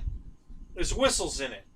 And they pop the whistles out of it and put them in their jet stream to make the you have that whoosh sound, and then you get a whistle with it. So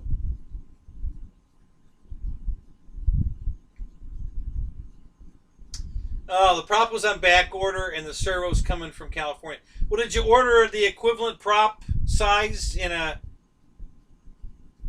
What's the name of that damn prop company? APG? I don't remember. One of those. Yeah, prop. I mean, there's other props. Hell, I might even have a prop. I've got several spare props here.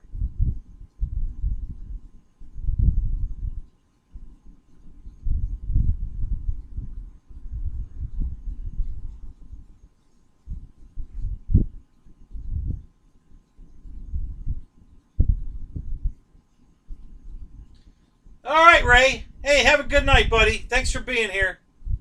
It's good to see you, buddy.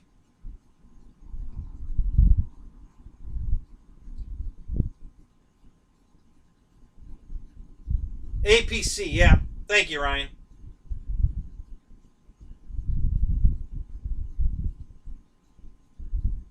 Had a brain fart there.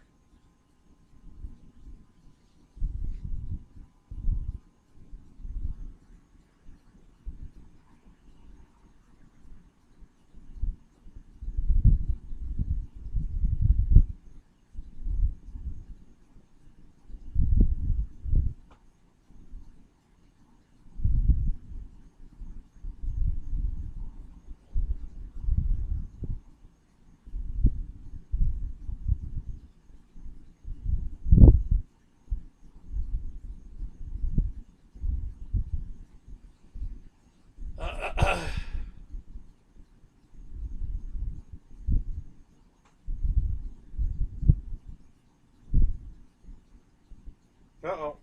Hang on a minute, I missed a question.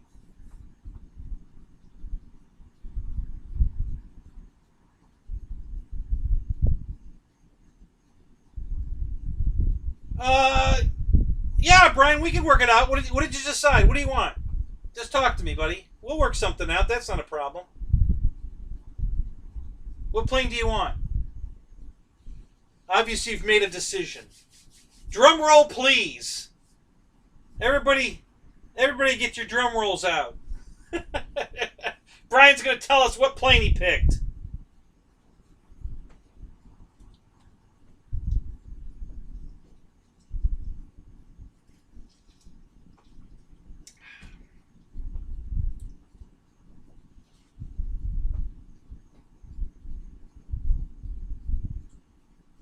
Joseph, I do that to all my props. I sand all the edges smooth. There's never sharp edges on any of my props. When I balance them, I sand all the edges smooth, and then I balance them, and just to make sure that they're not, knives,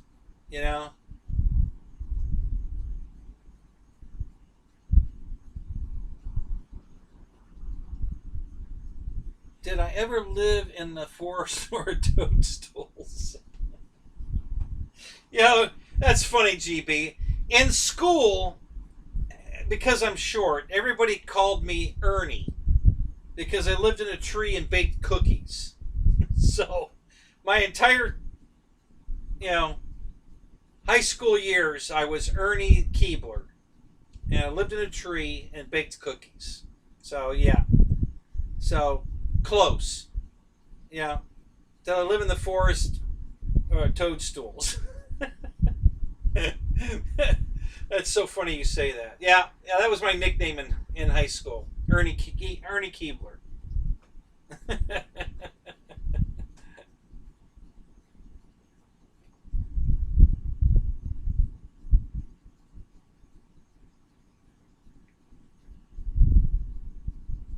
Yeah, just keep your fingers out of the prop. Hey, that's good advice, Roach Coach. Avoid the clap, Jimmy Dugan.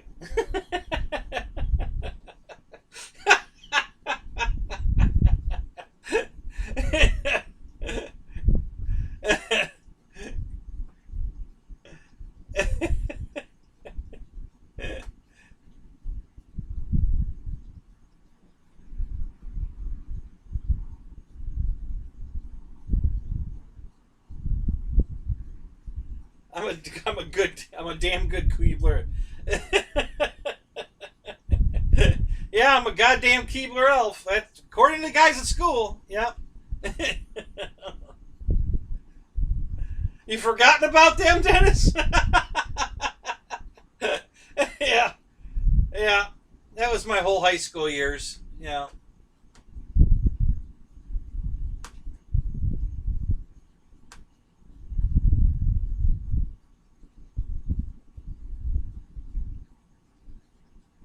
So Randy's got the drum roll going. What's up, Brian? What did we pick?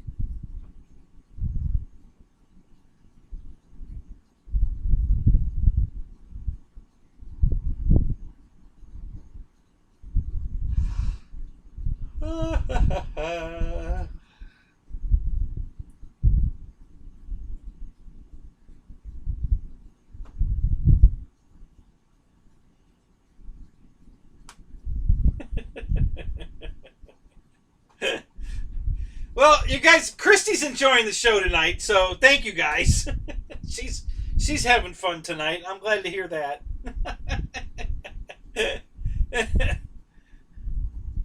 Cookie Crisp. Oh my god.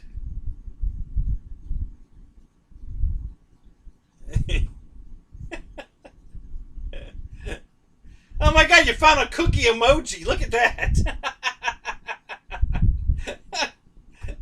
That looks like a Chips Ahoy there. I don't know. That's why the midgets like me. Exactly. I'm almost their level.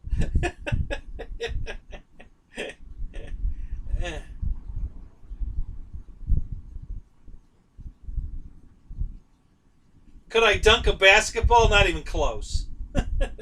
I used to be able to touch the net. I could jump high enough to touch the net, but I dunk a basketball, not even close. But I was able to. I could touch the net.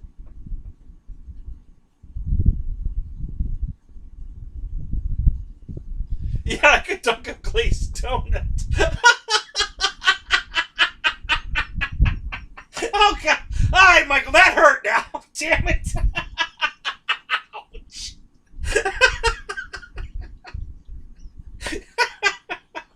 Yeah, I could definitely dunk a glazed donut.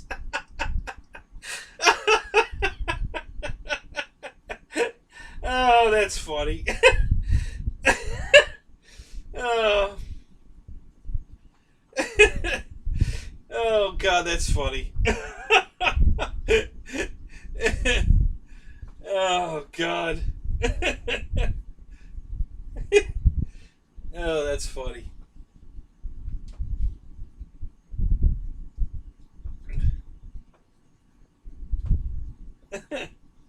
Yeah, that one hurt, GB.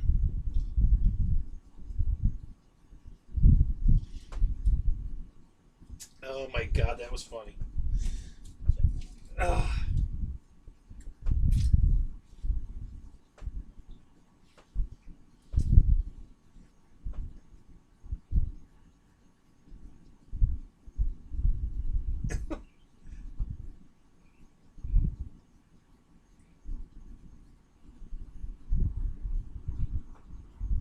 Yeah, I'm gonna crack another rib for sure.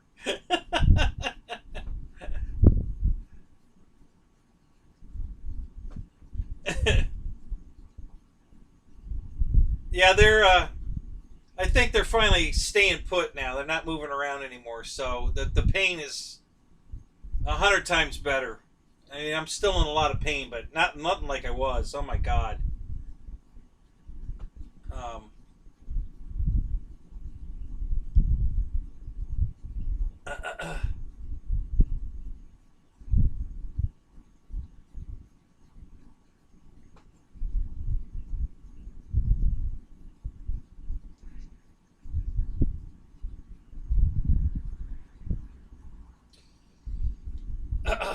Spencer, what about the free wing T-45?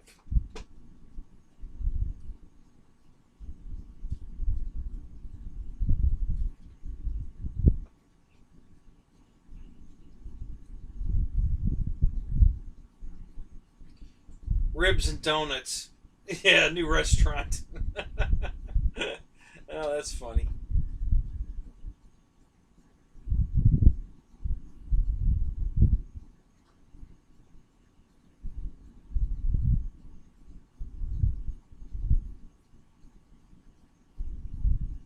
Oh, it's an awesome airplane.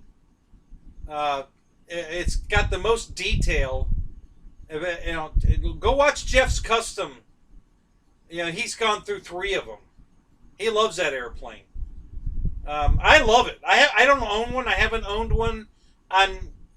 It's been on my wish list for a long time. I really want one. Apparently, they're having some issues with some stuff on it. I don't know exactly. Actually, Ryan has one. So Ryan, maybe you could chime in here. Tell Spencer all about the T-45. Beautiful airplane. I mean, I've been wanting that plane forever. It's just a little out of my price range right now. But yeah, I love that airplane.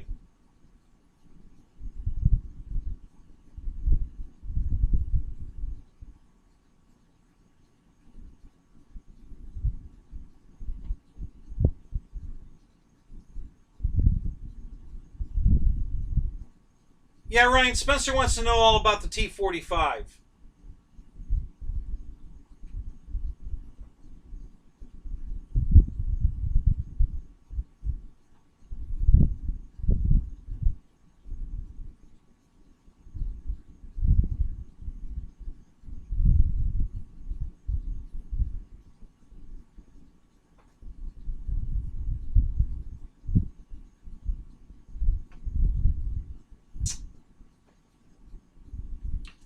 All right, Brian. Not to put you on the spot, but what did you decide? If you want to keep it a secret, just tell us you want to keep it a secret. That's all right. I just want to know you're still here.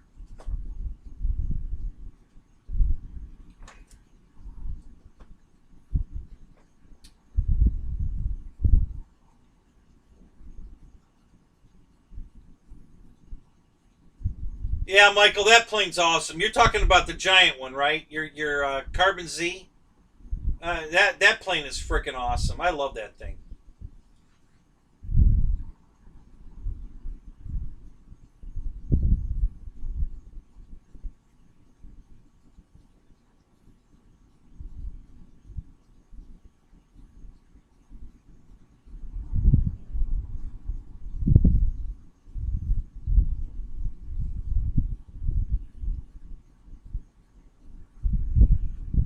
Yeah, it's got air brakes. You know, it's got slats. It's got flaps. It's got lights all over. It's just cool as shit.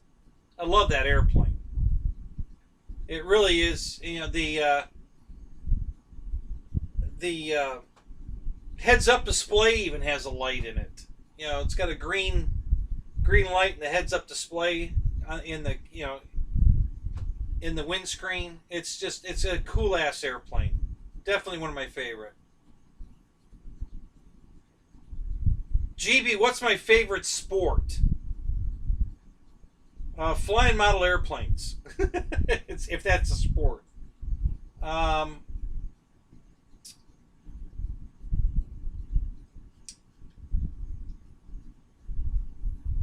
Favorite sport to watch?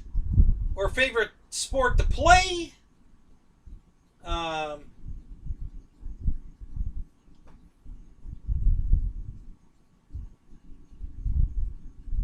Yeah, actually, his T-45 is a good video, but you've had some issues with that plane, Ryan, haven't you? You know, aren't there some like some tricks and tips about that plane that you want to share? Maybe not. I just, you know, I know other guys have made some comments about the plane having a couple of issues, and I know you've had it and have dealt with it. So not really? Okay, well good. That's good to know.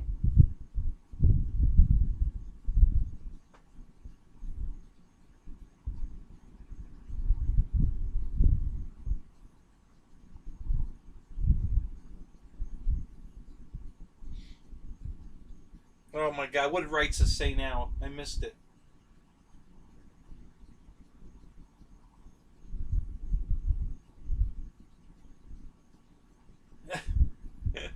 A Nathan's hot dog eating contest? Oh my God. Hey, Sawyer, what's up? Good to see you, man.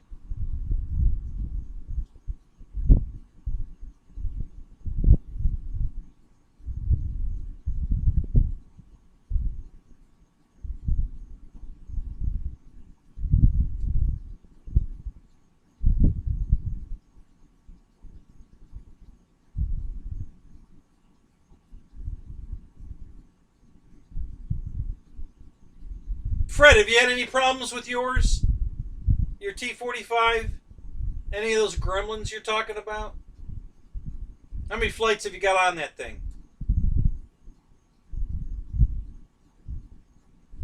Because, like, I'm right on the fence right now. You know, I just got my... the unemployment's owed me a lot of money, and it just all came in. So I got some money to burn right now. And the T-45's on my list. I got so many planes on my list, and I'm not going to get crazy. I'm going to buy like one or two. But the T-45 is definitely one on the list. I just got to keep going down the list and pick out something that what can't I live without? What's on sale, first of all? Anything on sale that I can buy? And then go from there.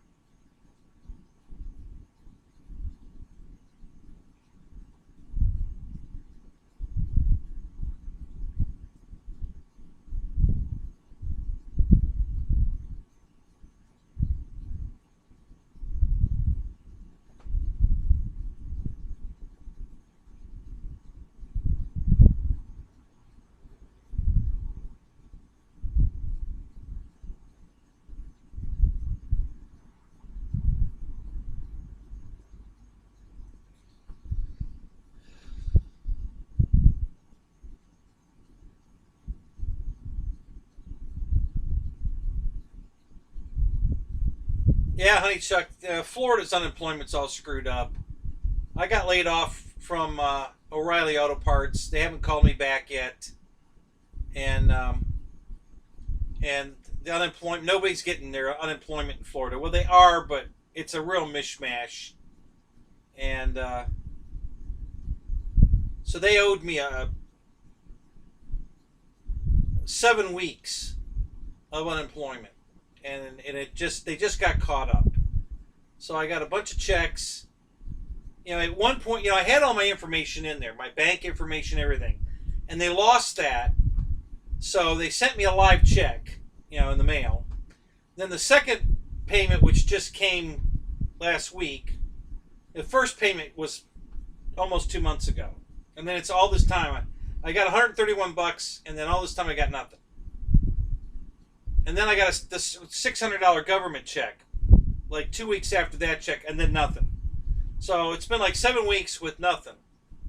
And then all of a sudden it all came at once. All the money they owed me all came at once. And I had to put my bank information back in there. So I got their credit card came with the money that Florida owed me. And I got a direct deposit on the rest.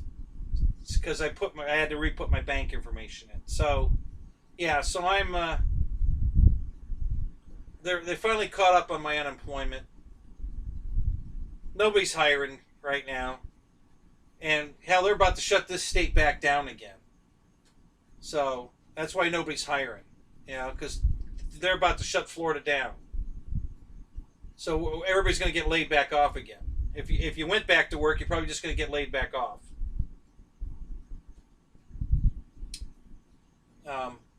I don't know what's going on here.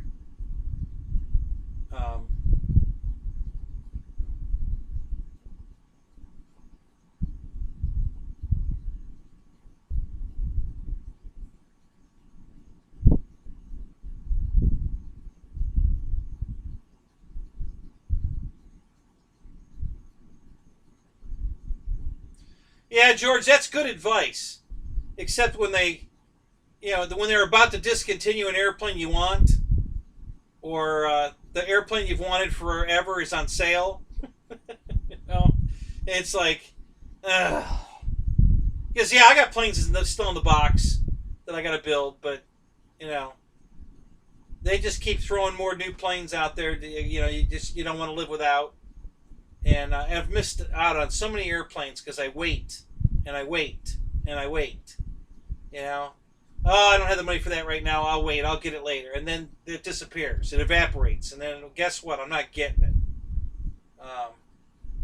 So I've lost so many airplanes from that. And so, yeah, I try to live by that rule, too. That's why I'm not...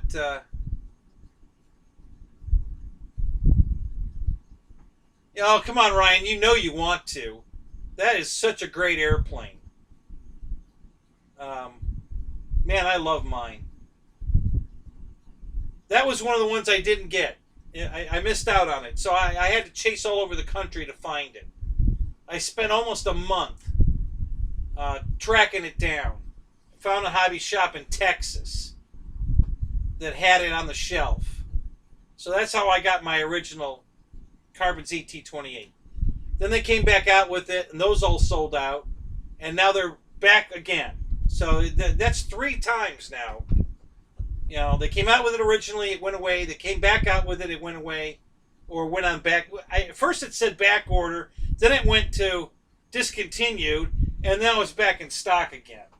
So that's 3 times. So it's a great airplane. I'm really glad I got mine. I love that airplane.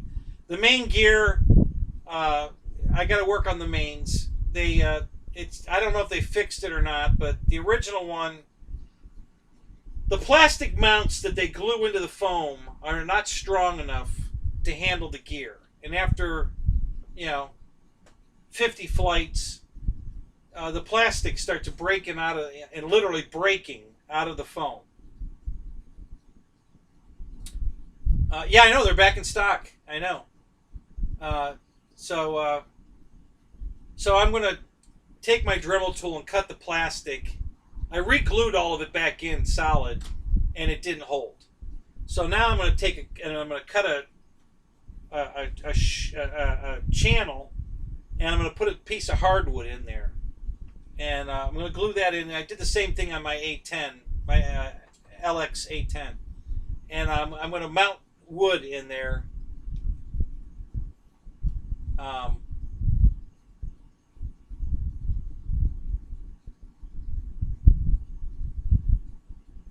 Yeah, Ryan, but I bet you get a big discount on when to buy it. If they won't send you a freebie, I bet they'll give you a big discount on it anyway. And yeah, that's an awesome airplane. I love that thing.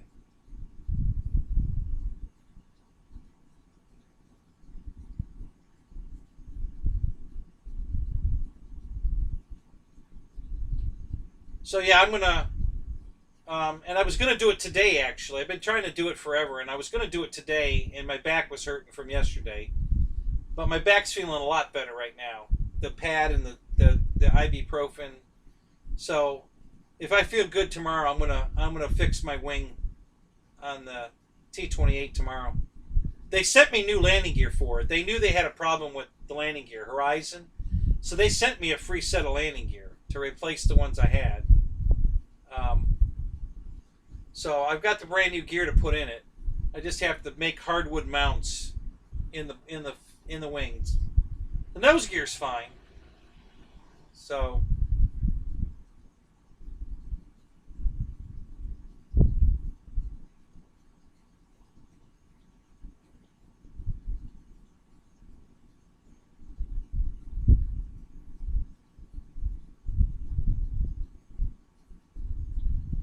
Wow, that's cool, George. So yours is in the yellow Navy scheme. That's cool. Send me a picture of that. I want to see that. There's another guy on YouTube that took all the decals off of his and painted it gray, or silver gray, left it orange, you know, the red orange everywhere, nose, wingtips, and everything, but where it was white, he painted it gray, and then put the decals back on it. And it was beautiful. Oh my God, that looked so good. It really did. It really popped. I couldn't believe it. It really looked good.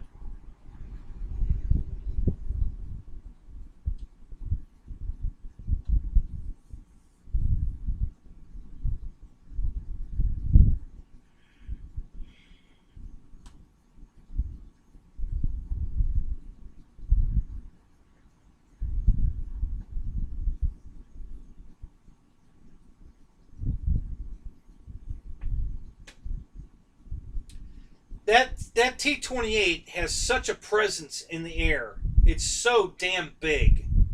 It just when it's flying around, it's just so cool because of how big it is. I mean, it really is. It's such a cool airplane in the sky. I love that thing.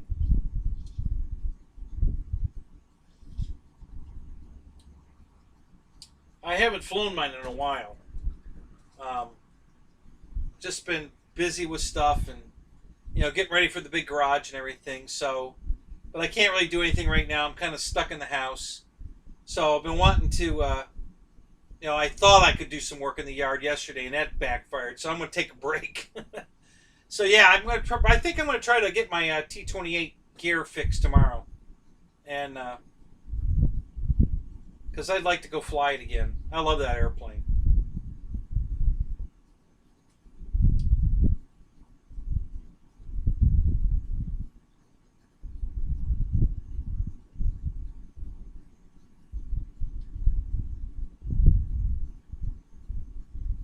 Brian, ollie ollie oxen free.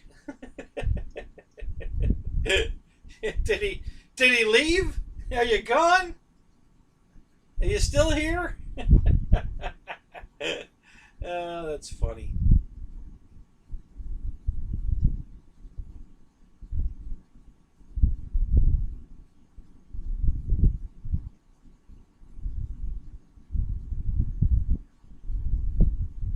Yeah, George, I couldn't have said it better. I mean, it's just an awesome airplane. It's definitely one of my, if not my most favorite airplane, it's right there at the top. At the moment, I can't think of anything that I love more than that airplane. Um, if I had to sell everything and keep one airplane, that's probably the one I'd keep. Um, I just really love that airplane. But I've been a T-28 fan forever. And I love the white and orange scheme. I've always been a huge fan of that scheme. And I have three of them. Not the Carbon Z one, but I have the airfield. This one here, the airfield one, which you can't see because, well, you can see the bottom of the box underneath the nose here. I have two of the airfield ones. One's right there hanging, and the other one's brand new in the box. I haven't taken it out of the box. And now HSD has those molds. So if HSD ever stops making jets and goes back to making some prop airplanes, hopefully they'll make the A1 Skyraider and the T-28 in the 1450 size. The A1 Skyraider is a 1600, but the 1450 T-28 that was airfield was made by a company called the letter A, RC. That was the name of the company. They went out of business, and HSD had got all the molds. They bought all the molds for all their planes. So HSD can reproduce that airplane if they want to. And I'm hoping one day they go back into making prop planes, because right now all they're making are jets.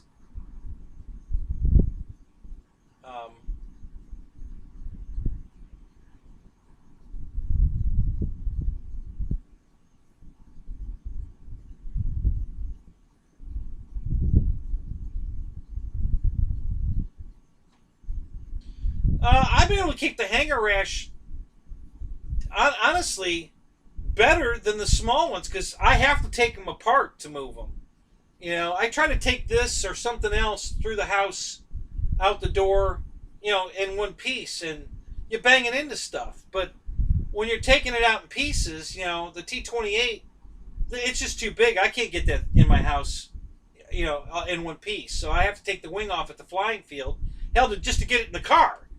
And so I take the wing in, and I stand it up behind the door, the bedroom door, and then the fuselage goes in and sits on a box. It's laying on the floor, under the table, and it has some of the least amount of Hangar rash of all my airplanes. You know, just because it's, you know, and that giant P-40 I just put together a few months ago. You know, they're sitting side by side in the bedroom. The T-28's on a box here, and the P-40 fuselage is here, and both wings are standing up right next to each other behind the door. And yeah, very minimal Hangar rash on both those planes. And those are my two biggest airplanes.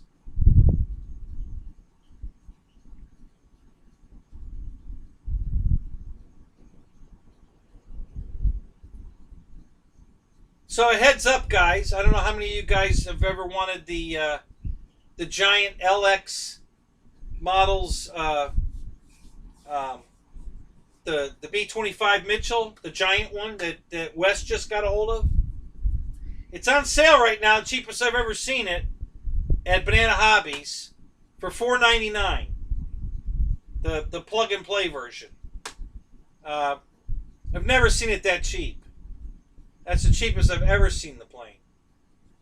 So if any of you were looking to grab that, it's on sale right now for $4.99.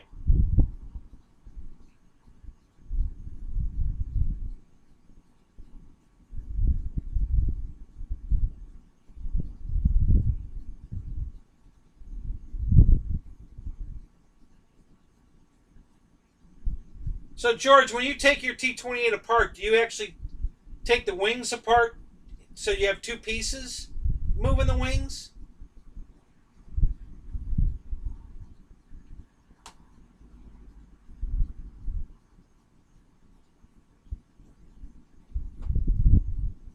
There you go, Fred. Yeah. Yep. I almost bought the FMS one. And honestly, the airfield one was better. It looks better and it flies better. And that's hard to say when you're talking about an FMS plane, but that ARC company that makes these made it for that was from Nitro Planes sold this airfield line, and it's just a beautiful bird.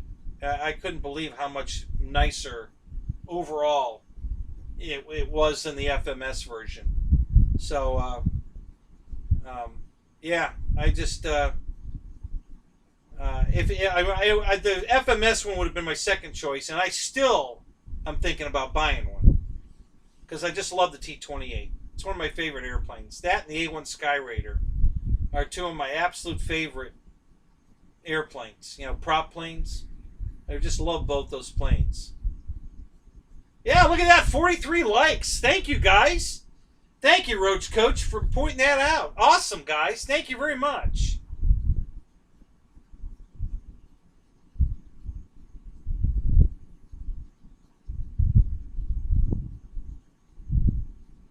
Yeah, I don't take mine apart. I take it off the plane, but I leave it together, and I carry it in one piece at a time, you know, and I just, you know, you have to kind of tuck it under the door because it's taller than a doorway.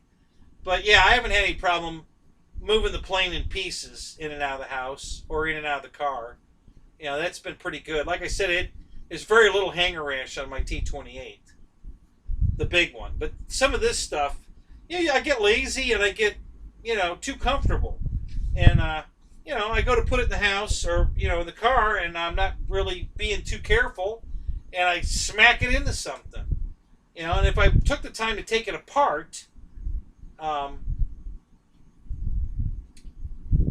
which I did originally, you know, until I figured out I could get it in the car in one piece. Originally, I did take these apart. You know, I would take the wing off. I wouldn't slide the wing apart, but I would take it off the plane, especially after they went to that single point wing connector. You know, the one big plug. You know, this one doesn't have that either. So the three things that this plane's missing, because this is a version 7, it doesn't have the battery tray in it. It doesn't have the single point wing connectors, so you have to plug everything in individually, which is not a problem if you're going to leave the wing on, and I do, so that's not a problem. And it doesn't have the sequencing doors so that the doors will close when the gear's down.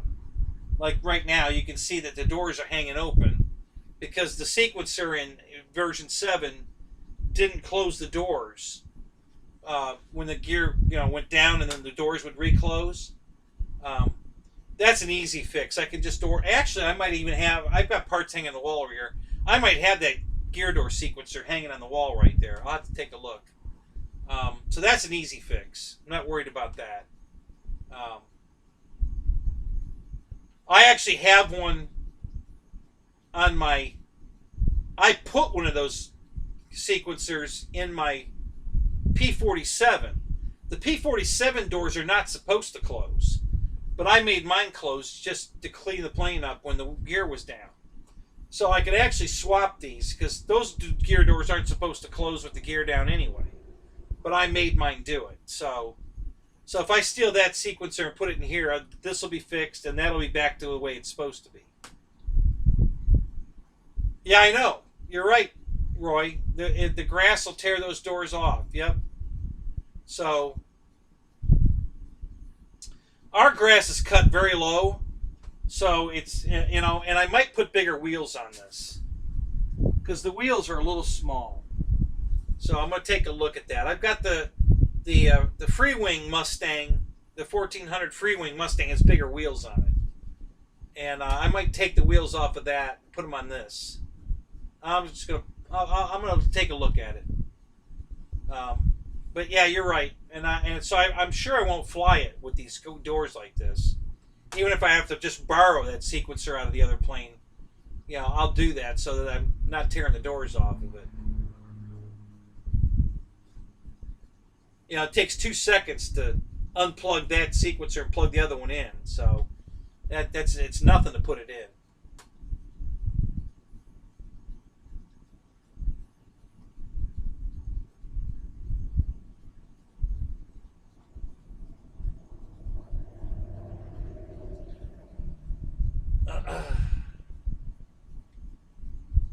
What kind of plane was that on, Z-Dude?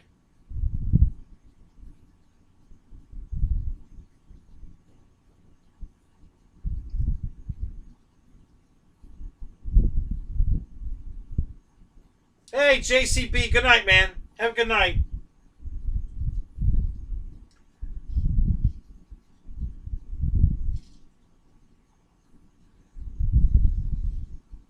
Thank you, Roy. Yep, it's one of my favorite paint schemes. I love this thing. I only got rid of... See, I bought my 1700 Furious Frankie used, and it had a lot of hanger rash on it, and I dialed a lot of it up. As a matter of fact, I repainted the entire top of the wings. You know, I fixed a bunch of scars that were in it and stuff, and then I completely repainted them in that green, and the fuselage, and the top of the stab. I repainted all the top surfaces on that plane before I sold it to my buddy. So it was pretty fresh. You know, it really looked good. You know, after I fixed the wingtip that was broke off, I repainted the whole wing because it was starting to get, literally, the paint was getting so thin that the foam was starting to show through. Yeah, I clear coat a lot of my planes, Roy. It just depends. Only because I know that this green over time will come off. I might clear coat this one, actually. I think I'm going to put all the stickers on the wing. You know, there's a bunch of stickers that are in the box. No step, and the fuel cap in the wing on both sides, and some other stuff they give you the stickers they're on the sheet to put on here, and I might just put all those stickers on it and then clear over it. So, but yeah, I've clear coated a lot of my planes. Not all of them, but a lot of them. Anything that's bare foam gets clear coated. My Carbon Z, I clear coated that. My T-28 from Airfield, I clear coated that. My Cessna 170 or 182, the FMS. Well, mine's not an FMS, but it's the same plane. I clear coated that. That was all white foam. My de Havilland Beaver, I clear coated. My Visionaire, I clear coated that when I got it. Makes a big difference, I'll tell you. The one plane I didn't clear coat and wish I had was my Valiant, because it was bare foam. And just like I explained in my video why I clear coat airplanes, the dirt gets in the foam, and that's what's happened with my Valiant. So it looks kind of crappy looking. I love that airplane, but it's looking weathered because I didn't clear coat that one. I wish I had.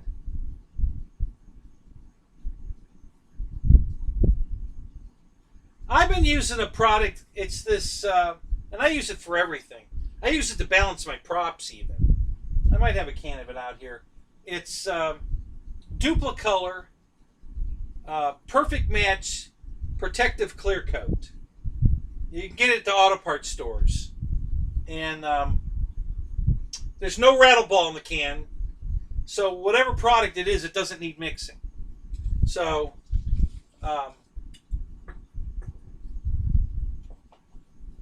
I probably have a can of it laying out here. There's usually a can on the shelf right here. But it's not here right now.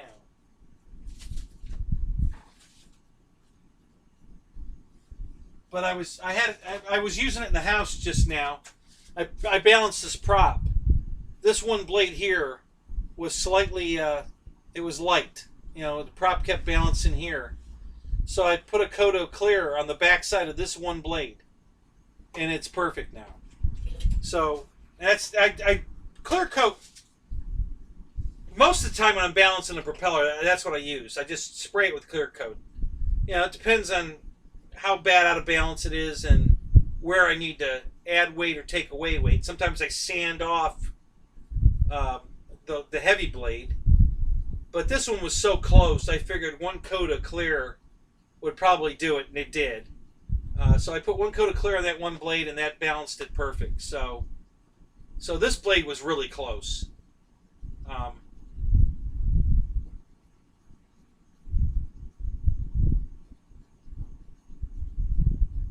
Yeah, Paul, thank you. That's really good advice. And after Ben brings his out this weekend, we're probably going to go flying together. And he just got his. Well, he says his will be delivered tomorrow. So, yeah, I'll probably get a first-hand look of the air tractor, and then I'll probably come home and order it. So, yeah. But, yeah, that's, that one's affordable. $279 or what, $269. That's a good buy. That's a nice airplane. Good buy. So I'm going to grab that one for sure. It's some of the ones that, the price is a little high, and, and I'll wait till it goes on sale, and then it goes on sale, and I don't have any money right now. I'll have to wait till the next time, and then I just procrastinate until it's gone, and then I'm kicking myself for letting it get away. All right, Jeff. It's good to see you, buddy. I really enjoy the buses. Don't think I didn't notice. I love the buses. Yeah, isn't it, Roy? I love that P-39. Oh, my God, I love that thing. What a great flyer. It handles just like the SR-22. I mean, it's on rails. It's just locked in. It lands so easy. Oh my God. You get it in the flare and it just, it almost lands itself. Yeah, it's a great flyer. I love that airplane. I'm really glad that I grabbed that one when I did. Because I've been wanting that plane forever too. And that would have been the next one that got away. So I'm glad I grabbed that before it got away.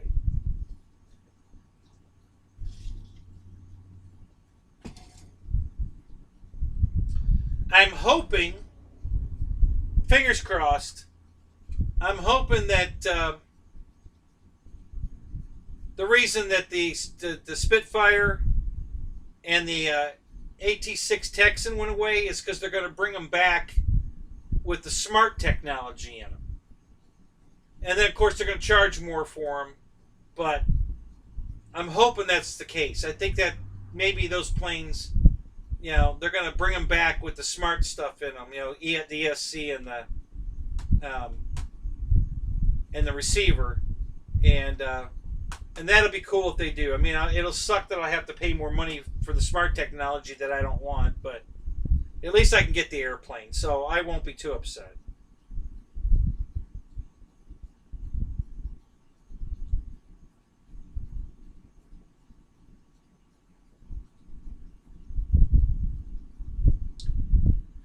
You sound like me, Fred. Yeah, I didn't get PD2. I wanted it, but again, I already have 4 of them. I've got 9 Mustangs, and 4 of them are the 1450 paint schemes. Is the Gunslinger or Gunfighter? The Park Zone? You got the Gunfighter. I have that one too. Mine's still in the box. I found that it was still available. I think it's gone now, but I think up to like last year, it was still available in parts, in a parts kit. And then you got all the foam, everything, the cowl, the spinner, everything. It was $79 for the whole shebang. You have to put your own servos and motor in it. So I grabbed that. So I have the Gunfighter in that size, and then I have a Gunfighter in this size, in the 1450 FMS. I have the Gunfighter in this too. So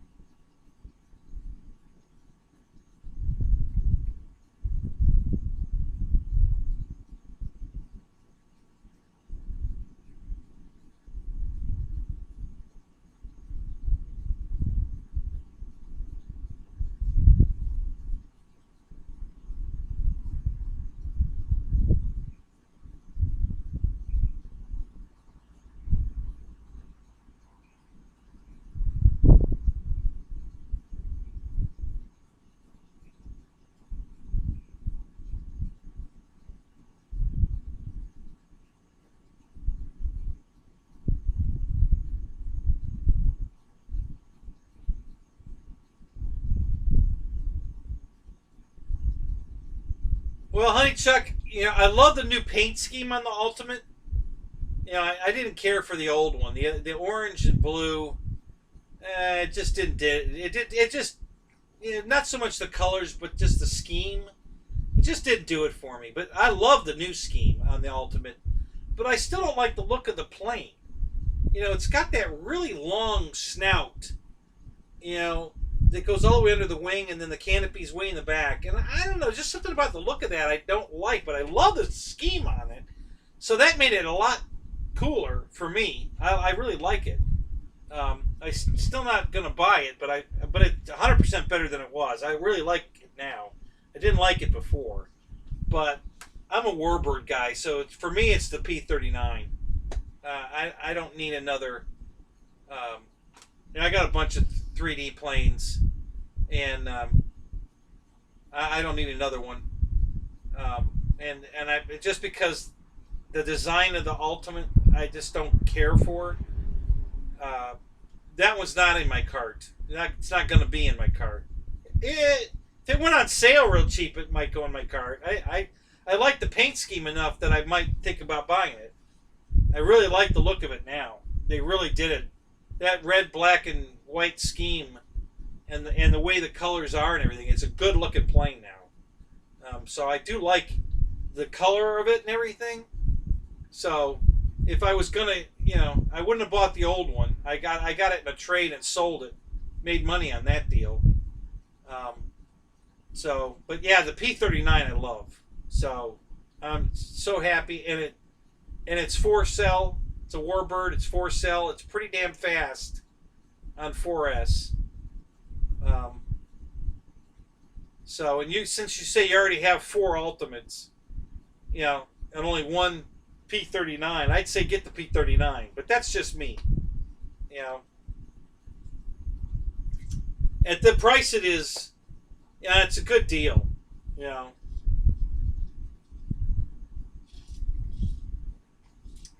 Like I said, I think I only paid $220 for mine because I had points in my, you know, in my card at Horizon. So whatever it came to, it's like 247, I think.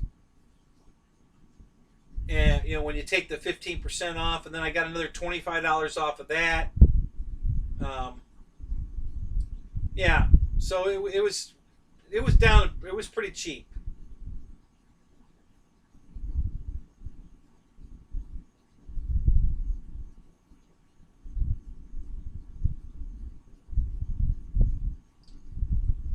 Well, that was a good deal, Paul. Good for you.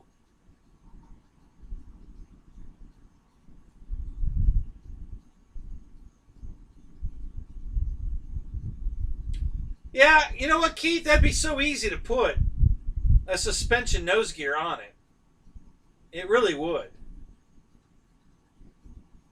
That's a simple fix.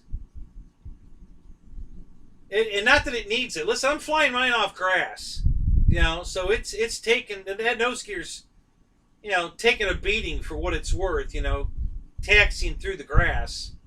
And so far so good. It's holding up. I haven't had any problem with the nose gear yet. You know, it's taking it like a champ. You know, it's pretty light in the nose, so there's not a lot of weight, but it gets flicked a lot, you know, because it runs over tufts of grass, so it keeps springing the nose gear, but it's handling it. Um, so, yeah. Yeah, I'm flying with a pretty small battery. I don't. Um, I don't have a 2200 four cell that's thin enough to put in the tray and get the canopy on. So I'm using a smaller battery than that. I'm using like a 1500. Yeah, I've got some 1500 four cells. A 2200 three cell fits. I can even get I got a 2800 three cell. So getting longer flight times is not a problem at all. But the four cell, yeah, I don't have a thin enough four cell to get it in there.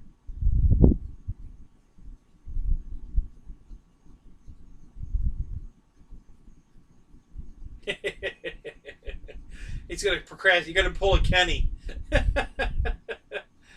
Yeah, you'll procrastinate until it's discontinued. Oh crap!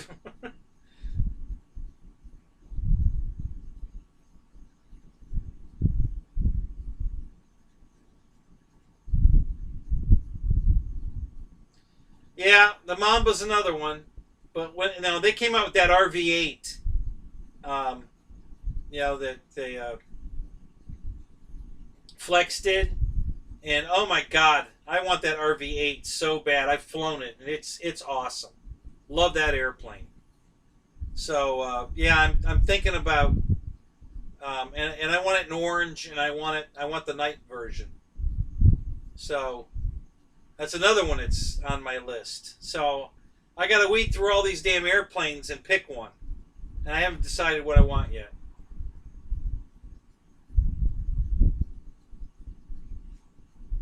So.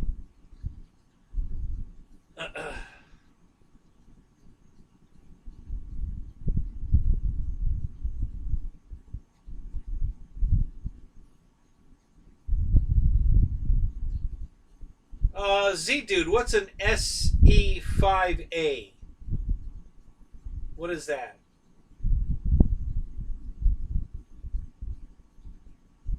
What brand is that, Roy? Is it a um, Admiral? Is it an Admiral four cell?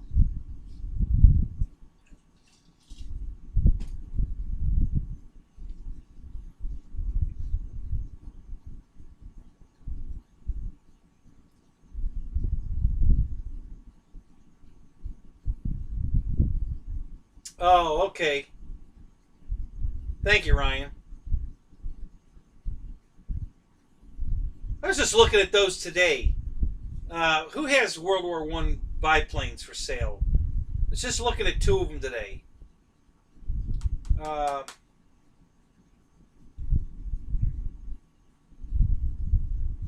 think it was Hobby King.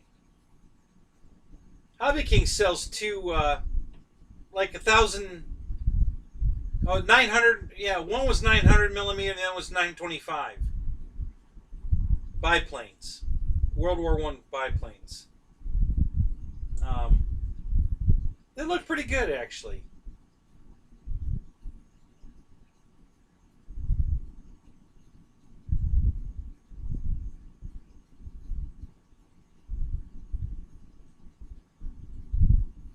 I got a wing to a biplane right here. I think this is a Southwith Camel wing. Big one.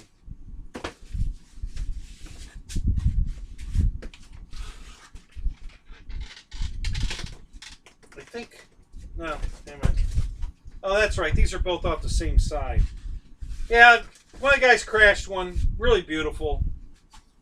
This is that fabric, you know, the ultra coat or monocoat or whatever, but it feels like fabric.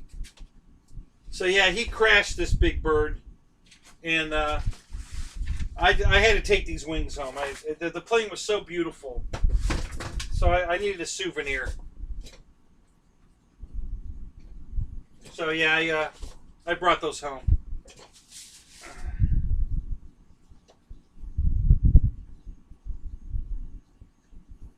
Yeah, I know Horizon's got that the D7. But these are two hobby. Oh, Brian's back. What do you got? What do you got? What do you got? I'm up the mountains of Tennessee right now and have issues with the stream. I don't have your number, so just give me a buzz tomorrow. Leaning toward the Consendo. Oh, really? No kidding. Okay. All right. Oh shit! I don't have anything to. Let me do this.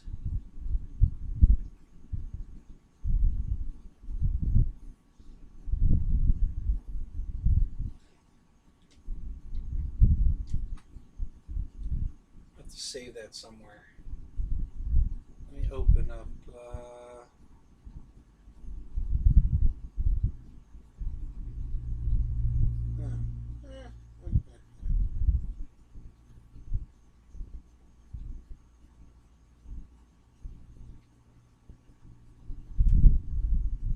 Alright, that'll work.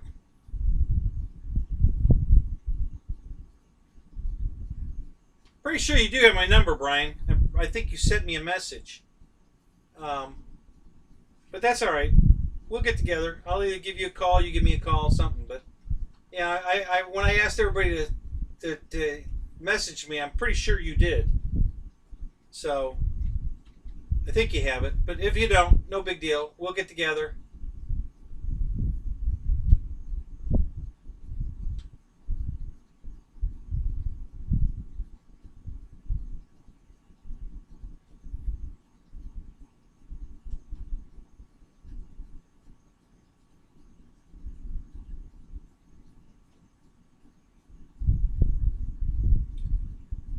Of course he said use your link, Ryan. Whose link would I use? Of course I'm going to use your link. I always use your link. You need to get a link with motion. You know, damn it, you worked for him for 5 fucking years. Jesus. The least I could do is give you a little love.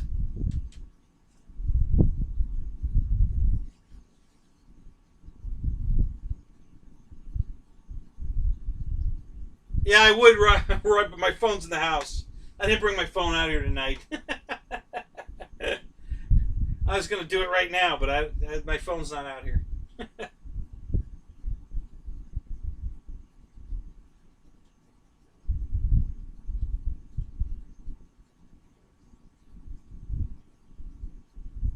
Heck, you got my number, Roy. text it to me. Text me his number. Then I won't have to go out there and get it and bring it back in. So, hook me up, buddy.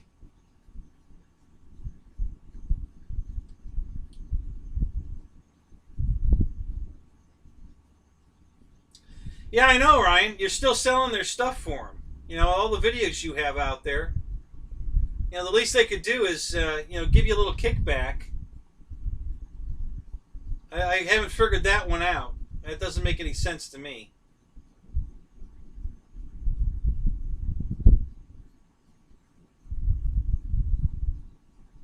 Sure. Absolutely, Tara.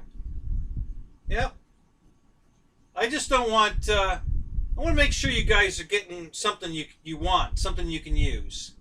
I don't want to designate a certain airplane or a certain whatever, Like, for instance, if I was giving away an airplane tonight and you don't need another airplane right now, but you need some batteries and a charger, well, then you would have had $220 to spend on batteries and a charger, not an airplane. I don't want anybody to have to give it back so I have to spin again. You want it. It should be something you want, something you need. So that's the way I'm doing it.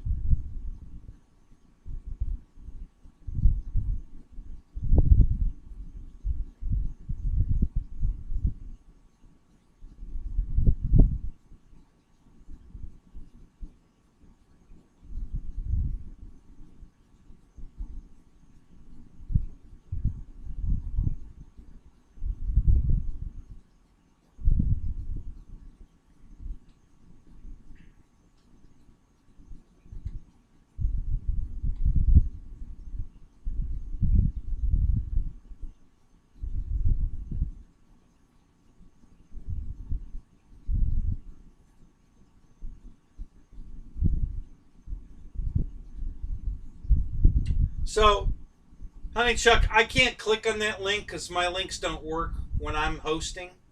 If I was in the chat, I could click it and it would work, but as a host, it won't let me.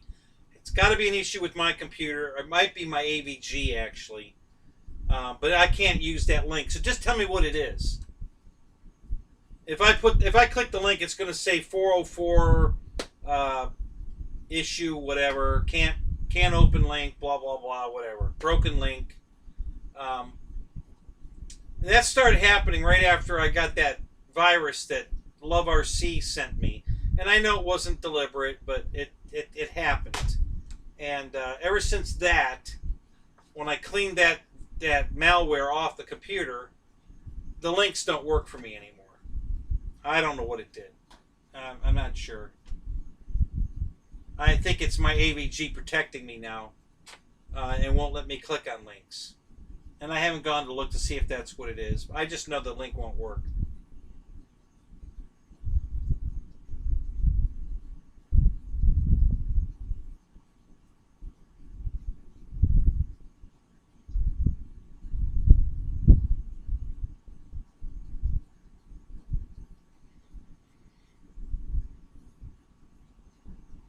All right, Ryle Bill. We'll see you, buddy.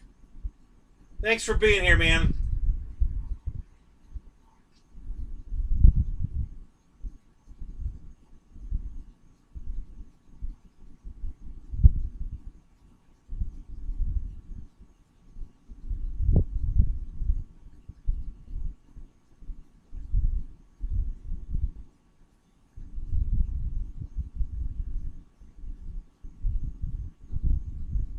Thank you, Roy.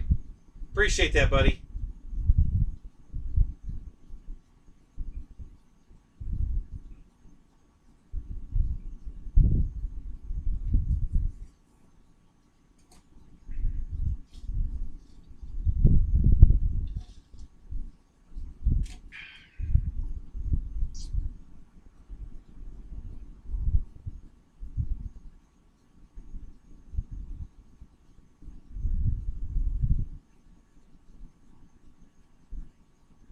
Oh, no, that's cool, honey Chuck, for sure. Yeah, share. Absolutely.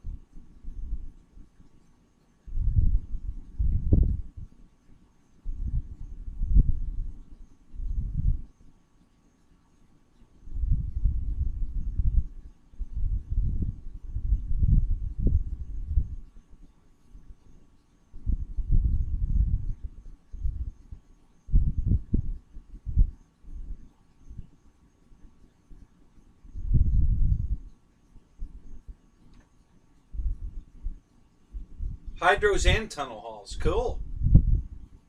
Very cool.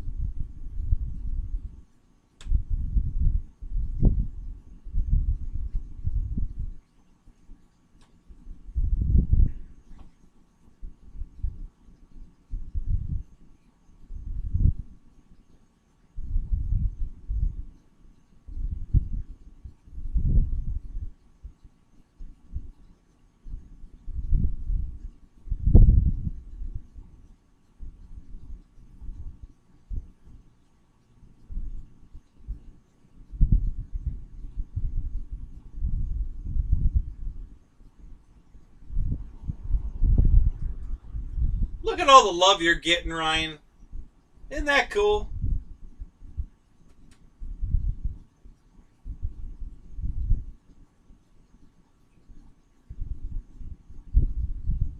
Exactly. You know, yeah, if you start telling lies, then you got to remember which lie you told and to who. It's just easier to tell the truth. Then you don't have to worry about what story you told because you just tell them the truth.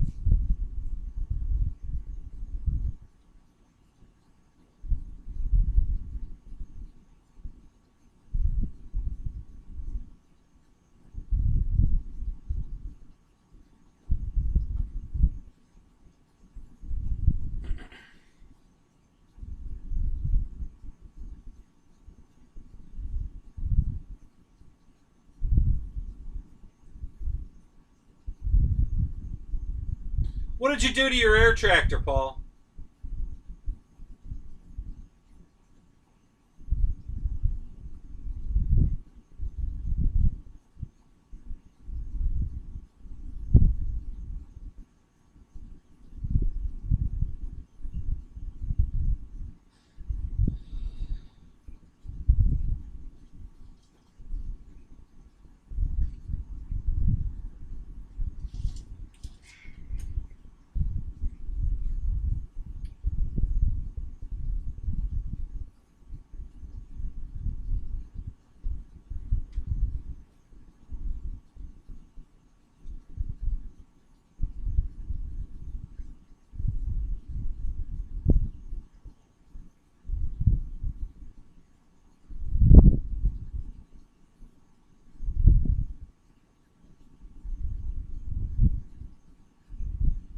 No, Roy, I haven't seen it yet.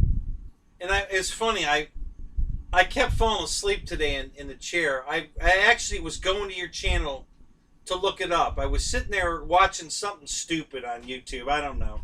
And I thought, damn it, I need to go watch some of my guys' videos.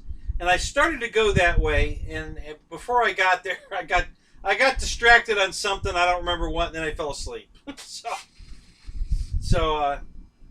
Uh-oh. That's not good.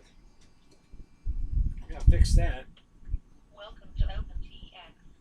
So my plane's sitting here on, but the transmitter's off. And I just got a glitch, and the flap went down and then back up, and now the servo's humming. So we gotta fix that.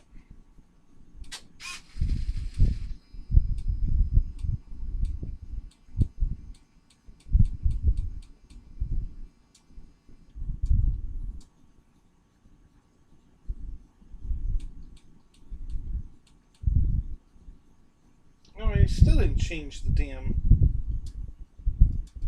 Gear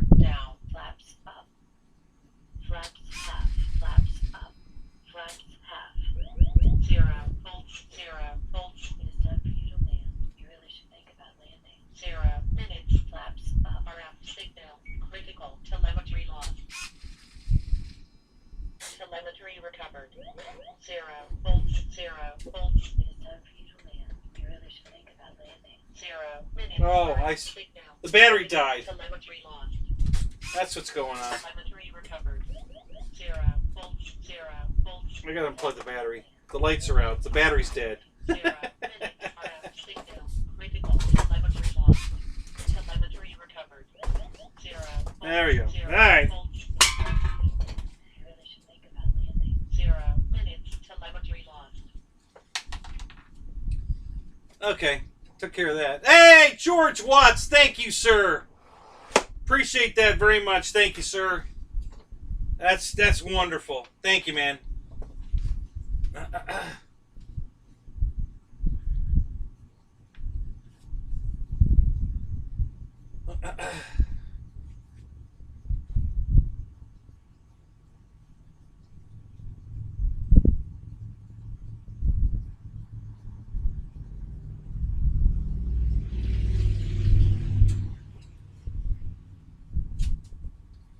Yeah, she's saying 0 volts because I didn't have the battery telemetry plugged into the bind plug, or not the bind plug, but the balance lead. So if I don't plug that in, then she's warning me. So same thing. If I'm carrying this out to the flight line and she's telling me 0 volts, 0 volts, then I know I forgot to plug in the telemetry. You know, so she's warning me. So. You know, it's just another backup to make sure I plug in the telemetry so that I, you know, don't fly without the battery voltage plugged in. So I get a battery notification when it's time to land. So, yeah, again, you know, I like my radio to talk. It doesn't have to talk. That's just the way I like it. So everything she says, I programmed into it. It didn't do any of that on its own. I programmed all that into it. I like my radio to talk. I need a friend. I don't have any friends. So, the only friend I got is my radio, and she talks to me. So, and she even talks dirty to me. So,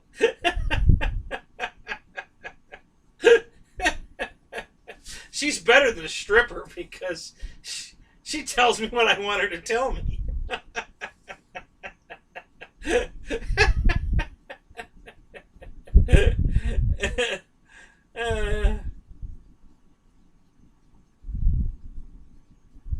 All right, Pterodactyl, man. You have a good night.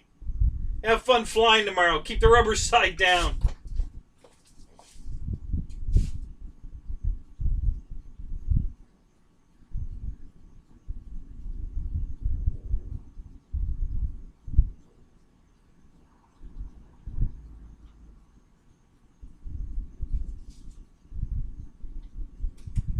Actually, she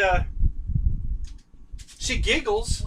She doesn't meow, but she giggles. Hang on a minute. I'm gonna let you hear what I'll let you hear. Well, not everything she says, but I got a bunch of them programmed. You'll hear most of what she says. Here's some of my favorites.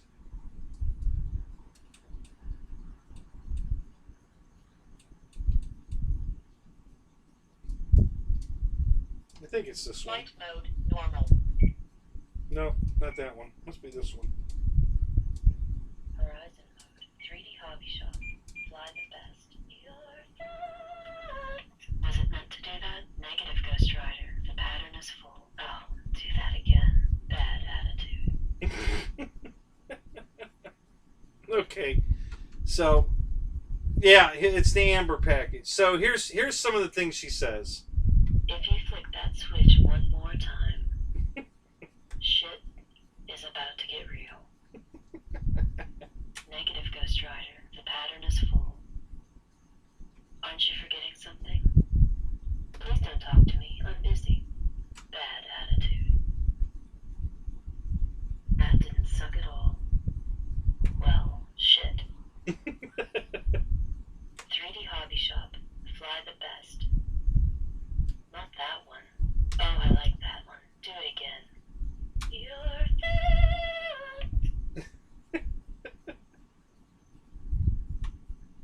It is time for you to land. You really should think about landing. Was it meant to do that? Was it meant to do that?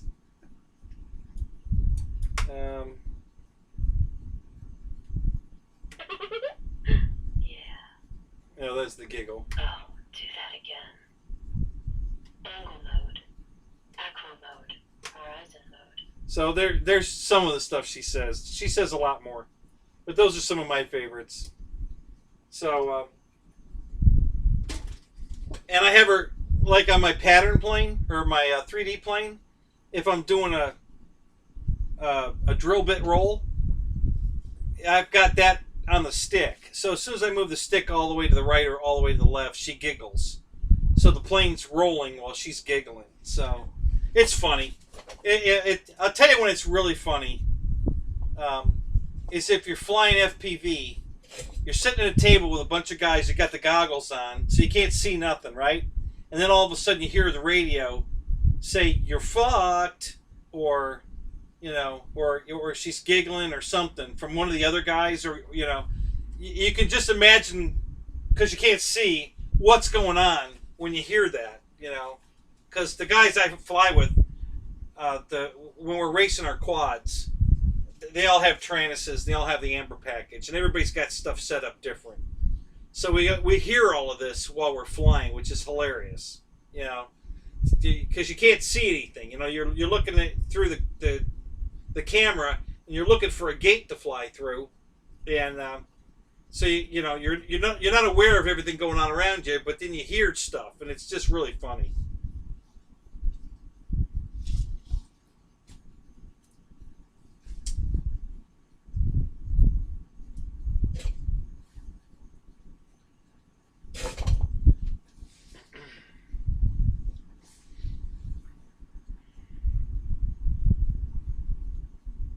Ghost Rider pulled the plug.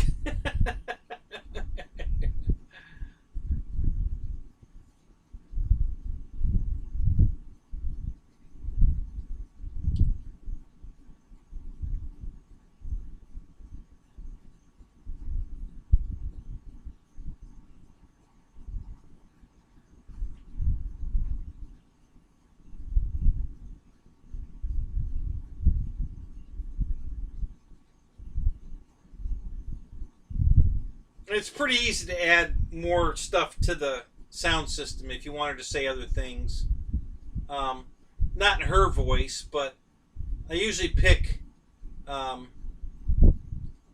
a British woman's voice or an Australian woman voice when I go on some of those, you know, text-to-talk sound things, because you can go out there and type in what you wanted to say, and then you can grab that soundbite and save it to a file, and then you can upload it into the radio. So you can make her do what, you know, you can make the radio say whatever you want, and you can even use your own voice if you want to record your own voice and put it in the radio. You can do that too. So it's pretty cool. You can upload your own photos, like, you know, the picture of the airplane. You can take your own pictures, or you can go out on the internet and grab a picture, and then you convert it to the type of file that it wants. And there's free software to download to be able to do that.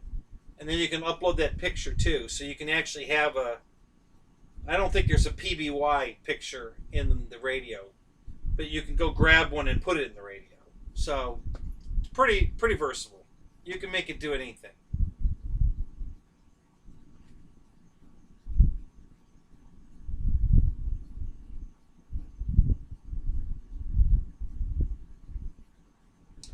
Yeah, I wanted the Mamba. I think it's the Mamba 60, the bigger one, and the night version, bigger one. But then they came out with the RV8, and now I'm all over that RV8. God, does that thing fly nice? It flies like the T-28. I mean, it's big. It's as big as the T-28, and it you know, it still has that giant presence in the air. It just flies phenomenal. I mean, it's just beautiful. It's pretty damn light, you know, especially for the size it is. You can get it with the lights. It's a night flyer. So yeah, I'm really hot to get that plane. I really want to get that airplane.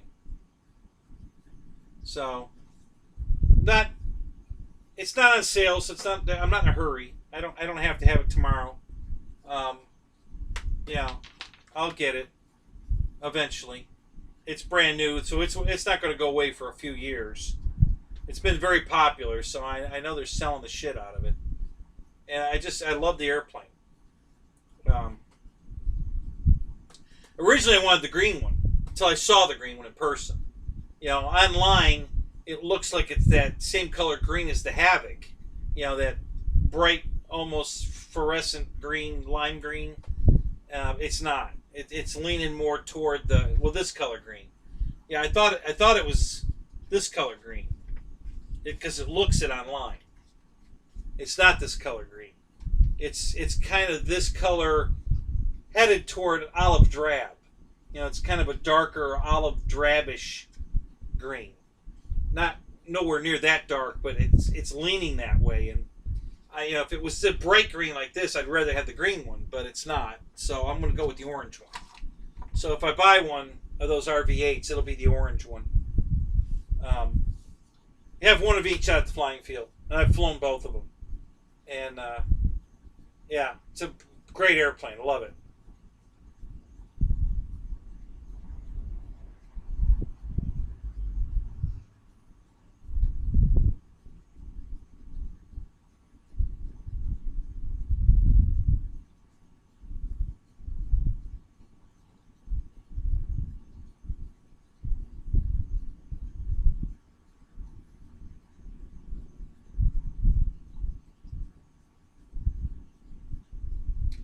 Balsa USA has World War I planes on sale. Oh yeah? Wow. That's interesting. Never really been a big fan of World War I airplanes. I don't know.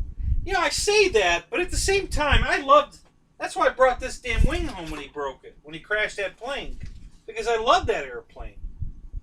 So maybe I need to look at World War I airplanes more, because I sure did love this one. That thing was beautiful. I was so sorry to see him crash it.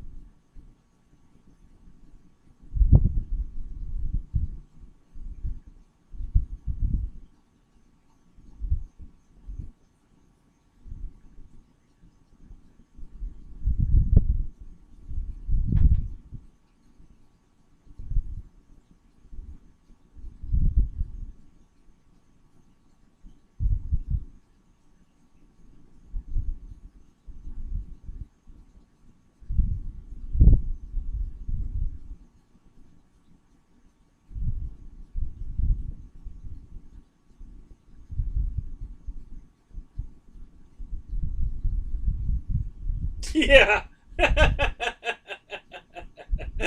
Yeah, there you go. That's what I need to do. Do a Snoopy doghouse.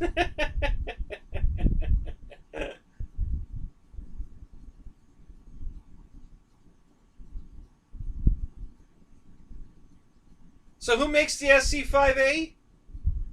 What brand plane was that?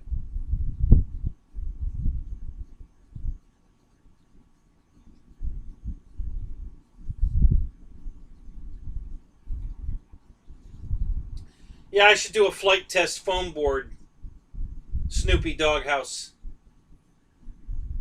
I'm surprised they haven't done that yet. What the hell have they been thinking? How come they haven't done that yet? Christ, they made a toilet fly. Why can't they make a Snoopy doghouse fly?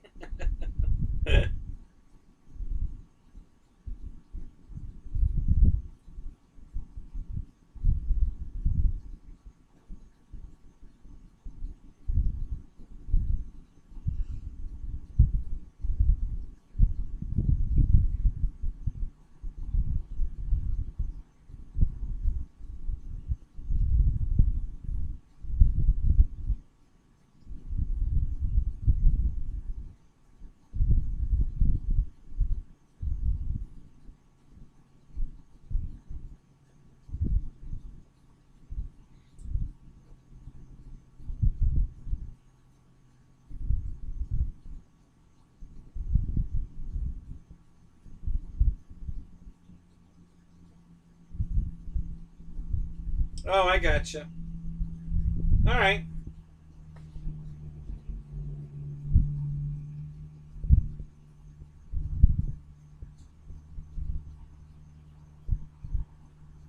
God, I haven't looked at a Bob Smith model in years. Wow. That brings back memories. Are they still in business?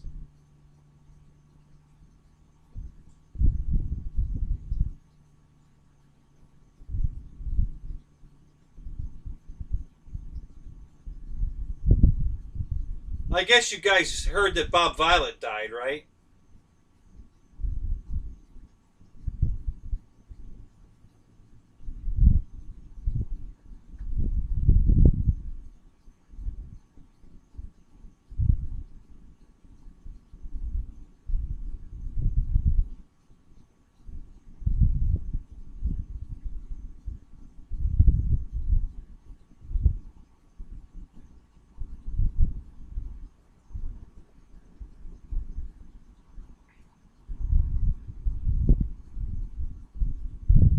Yeah, every time I think about putting a gas motor back in one of my old planes and going and flying it, I just can't bring myself to do it. These electric planes are just killing me. I mean, they fly. I mean, I'm getting 20, 30 minutes on some of my electric planes. And, like the pits, the new FMS pits, you know, what was the main was 18 minutes, on a, that was the 5000 6-cell. The 6S, I used the smart battery I got with the Havoc on the Maiden, and that was yeah, it was that one. Yeah, 18 minutes. I mean, oh my God. And I wasn't even pushing it. I had tons of battery left. I just, I had my low battery warning, and, basically, the farther I take it under storage voltage, the longer it takes to recharge it for the next flight. And 18 minutes was long enough, so I just landed. And I said, that's good enough. Let's land it so I can get it recharged for the next flight that I want to fly it on. And yeah, so the battery technology is getting so good. The flight times are getting so long that it's just like, I just can't get myself motivated to put a gas plane back in the air, to be honest. I just can't. All that mess, the gas, wiping all that goo off the plane, just not interested. And I did that for so many years, and I'm just over it.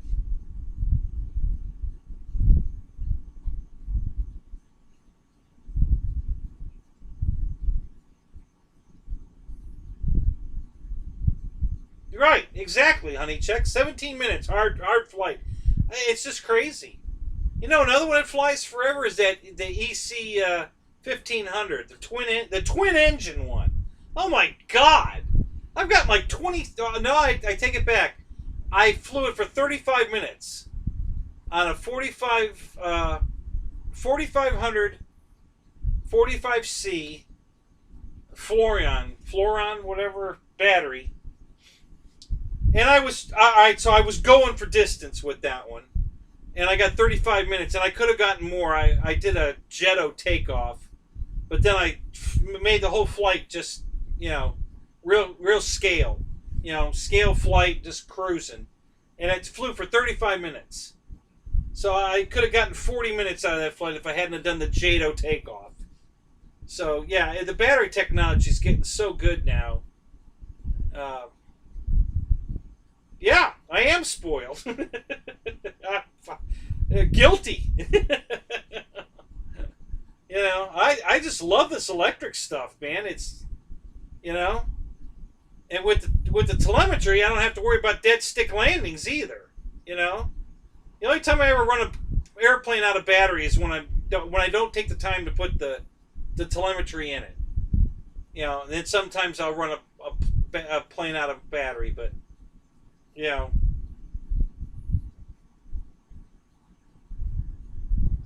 Some of the planes I don't is like the Carbon Z Cessna 150. I know that plane so well that I know when I put a battery in it what kind of flight time I'm going to have on it. And I always have the timer running just to hear it. I don't normally land by it. I wait till I get telemetry. But if I don't have telemetry in the plane, I know that, if I put this battery in, I'm going to be able to fly it for 6 minutes. If I put that battery in, I'm going to be able to fly it for 9 minutes. And so I just know what my flight times are going to be. So yeah, it's but yeah, I'm freaking spoiled for sure.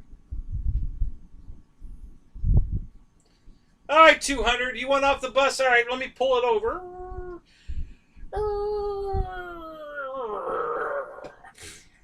Open the door. Have a good night.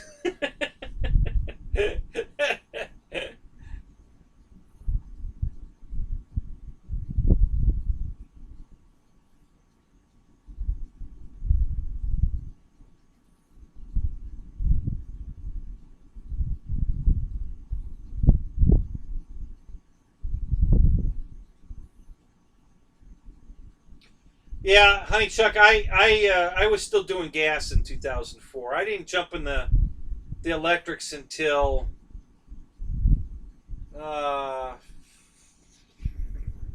like 13, 14-ish is when and I'll be honest, I hadn't been to the hobby shop in quite a while. I was still playing with my stuff. I got plenty to play with. My cars, and I was doing mostly surface. But I still had planes I was flying, and I just hadn't been to the hobby shop. So I didn't know they had all these foamy planes out. I hadn't been on the internet looking, and then I walk in there and I see these beautiful foam airplanes they come out of the box, they're painted and everything, just screw them together and go flying. I'm like, what? And so I think the first one I bought was the first one I bought I ordered from a friend of mine's hobby shop, and I bought the ready to fly version because I wanted the Tactic radio. It came with a Tactic 6-channel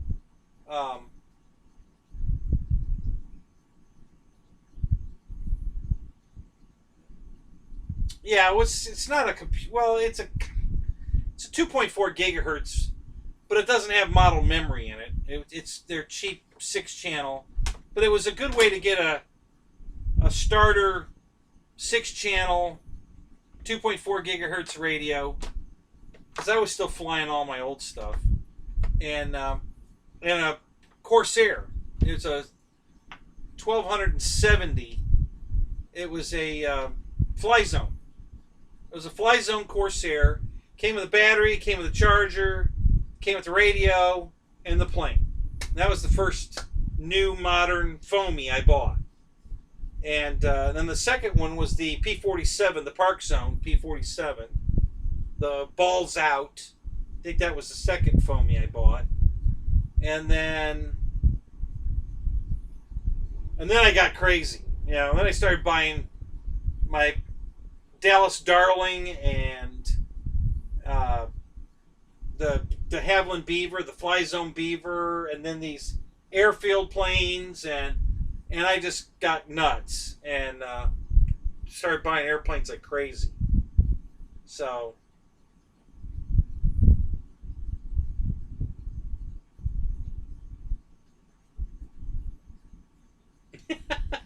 yeah, I'm sorry, Roach. Did you pull the handle, the rope? I'll let you off the bus. Open the door. There you go. All right. Good night, Roach. It's good to see you, man. You have a good night, too. That's funny.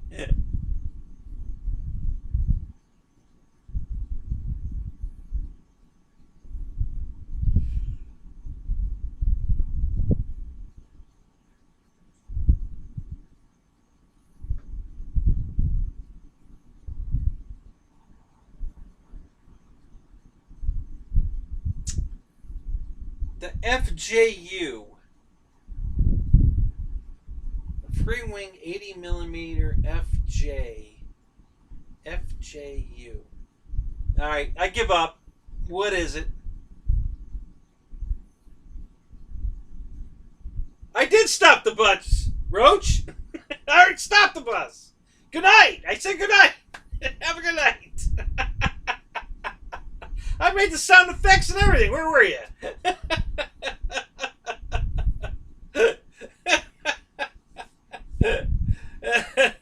That's funny.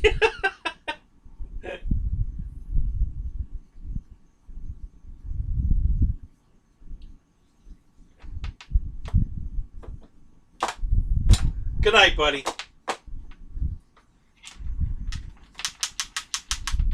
So, GB, are you feeling better today? You over the corona?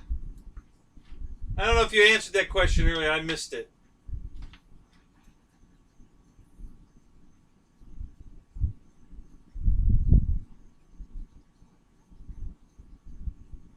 You broke it. Sorry about that.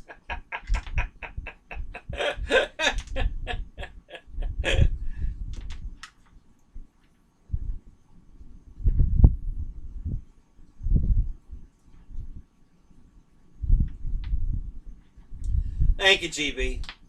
Yeah, you did. You guys did make me hurt a little bit, though. But I'm good. Thank you. Yeah, I'm feeling a lot better.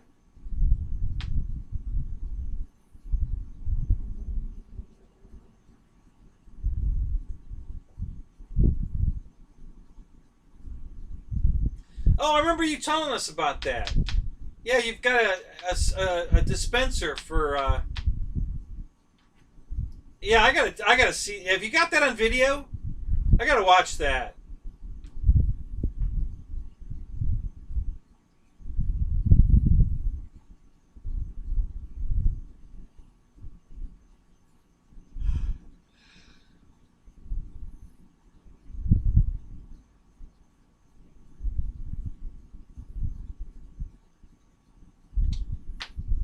Motorcycle accident?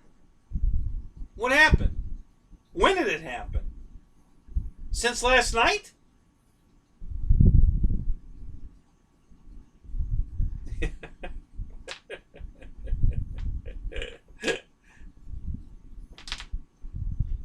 Yes, sorry, Mike. I just didn't catch it. But don't worry about the cord, though. I'll fix it. Yeah, it'll work next time.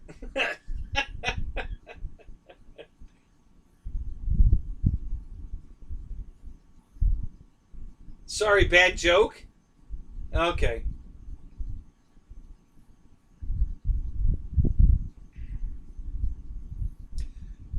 All right, Roach Coach. Good night, man.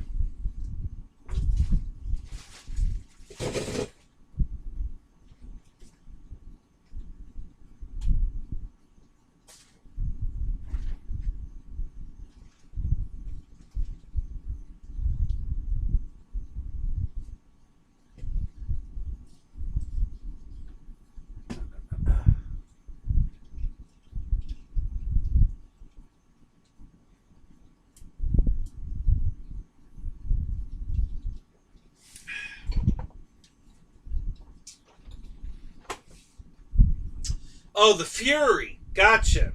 Yeah.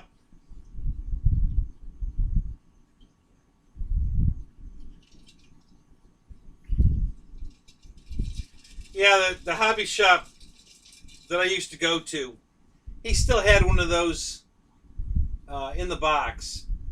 And the box, it had been there so long, the box was faded so bad. The box looked horrible. Because it was in the window, and it just faded it to terrible. It looked the box looked awful. But yeah, he had a brand new one in the box. Oh, this was the E-Flght had a Fury. I think. Pretty sure that's what it was.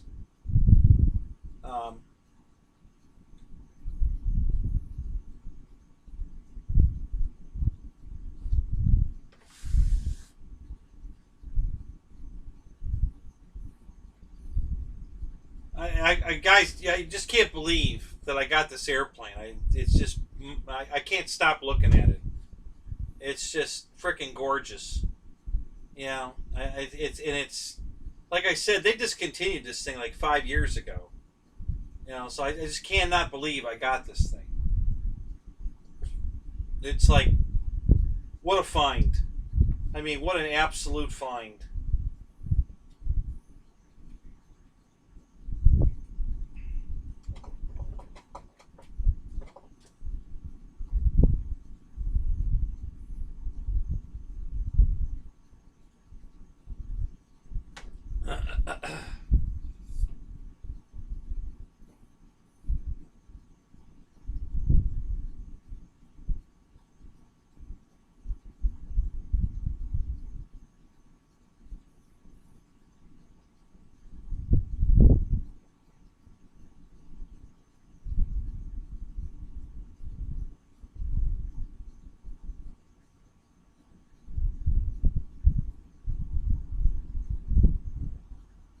Hey, Tim, good to see you, buddy. Are you feeling all right?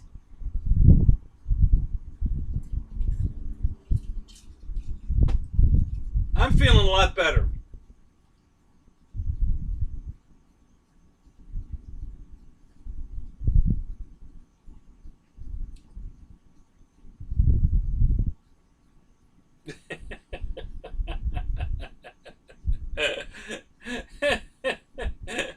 Yeah, yeah. You just noticed that, yeah. So yeah, I think you're the fourth person now that noticed I'm missing the exhaust stacks.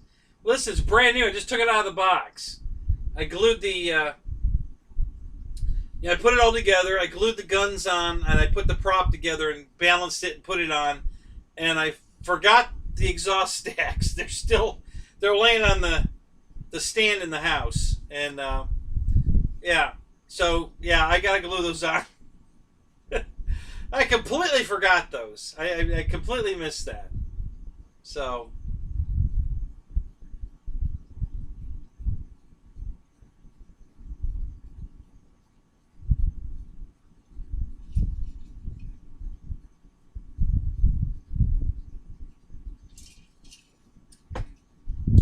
And I didn't even notice it till who was the first one to say that? I forget now. But yeah, you're like the fourth person now that's mentioned that I'm missing the exhaust stacks. So yeah, I'm missing them. I forgot to put them on. Guilty as charged. Yeah.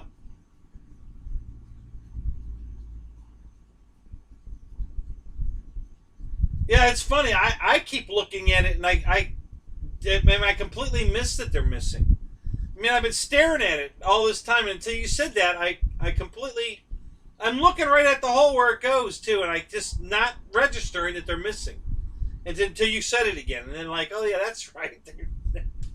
That's what goes there. The exhaust stacks are missing. I still miss it. You know, it's hilarious.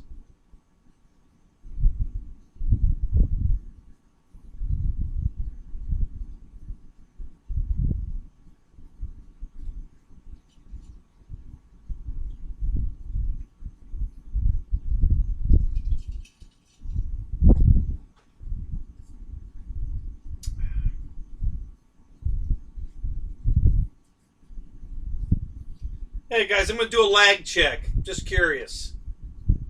All right, hang on a minute though. Let me close a couple things here. What was I gonna look up? I was gonna look something up there. What the hell was it? So let me close those two. We'll give it a minute. Then we'll do a lag test.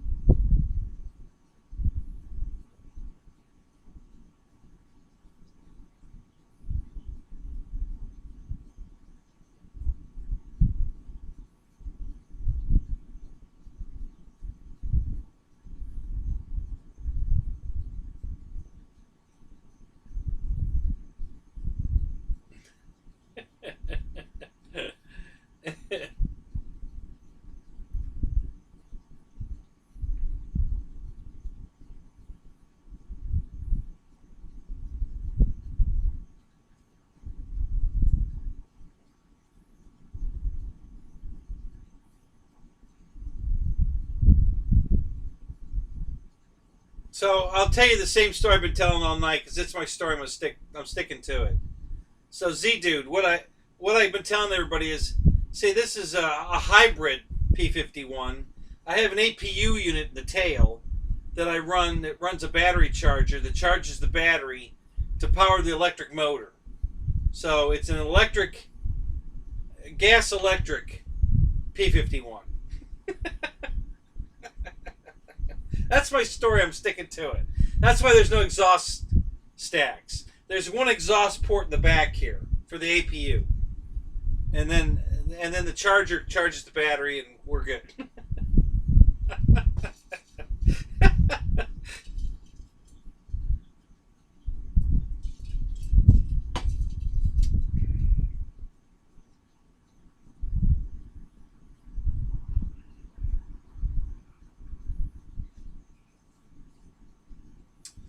So I haven't shown you this, guys. I guess I will.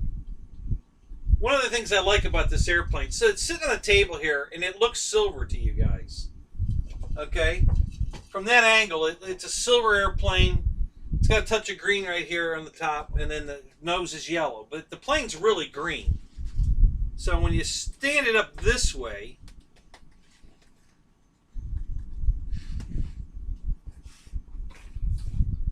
and you look at it straight on from, like in a bank,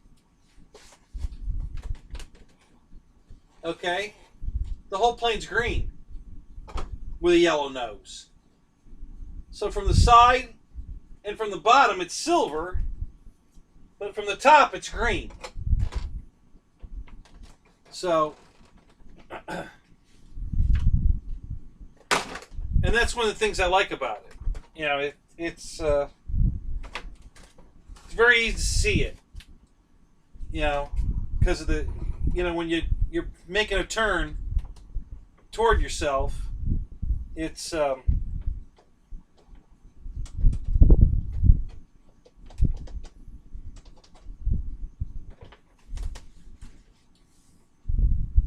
know, the plane's dark green, so it's easy to see it, and that's one of the things I love about it.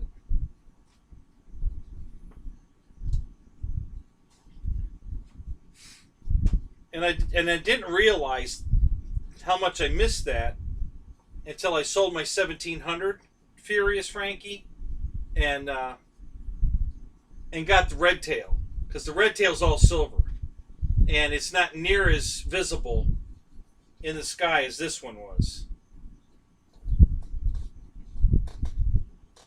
Yeah, on a bright sunny day, blue sky, the silver airplane in the blue sky just doesn't show up that well. Or a cloudy day, it's even worse. But this one shows up. I mean, it's easy to see this plane. Hey, Nate, what's up?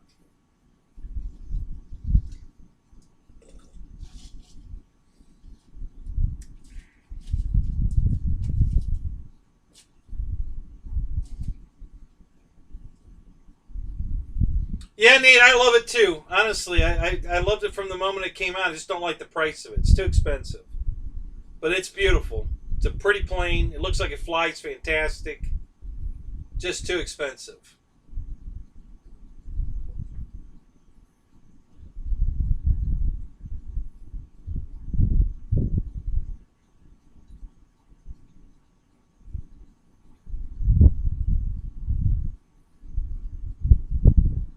Well, hey, you got a good excuse. Swimming and flying. What the hell? Can't go wrong there.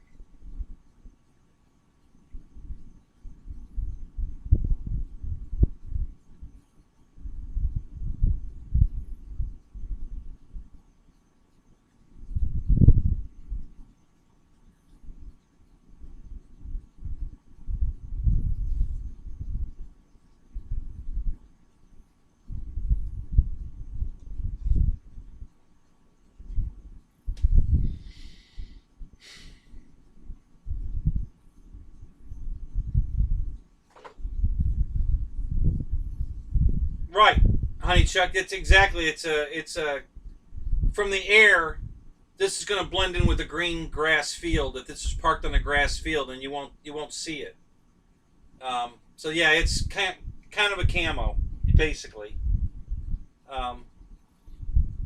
You know, but it just looks. And again, I didn't notice it till after I got rid of the Furious Frankie and got the red tail. How much more visible that green is in the sky than the silver.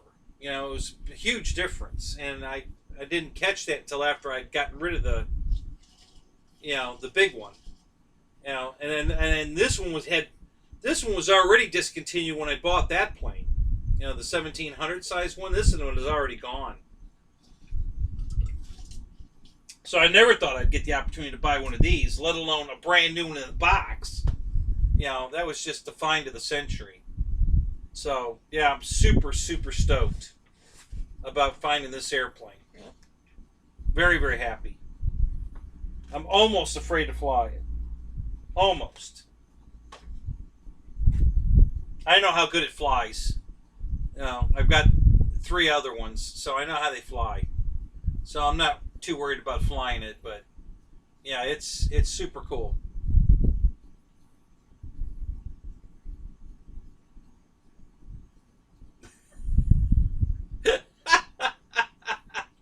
Z-Dune wants me to glue the stacks on. It's bugging him.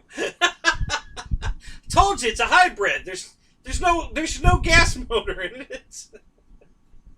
The gas motor's in the back. I should glue them in the back. See, that would reinforce my APU unit because the stacks would be in the back. Or I put them in the P-39 and put them behind the pilot right here. You know, yeah, it's a mid-engine Mustang.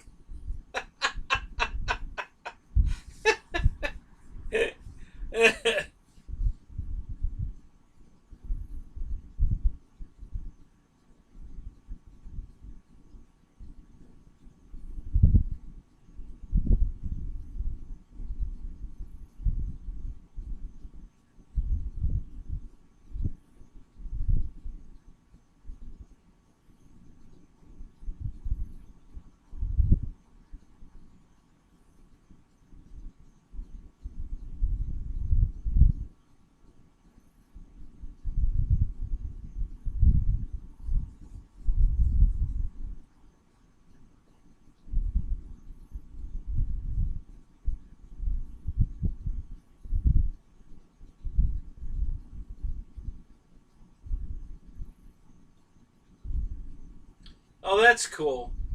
Yeah, I love. Man, I wish I had some water to fly off of right here. I might. Been thinking about digging a pond here.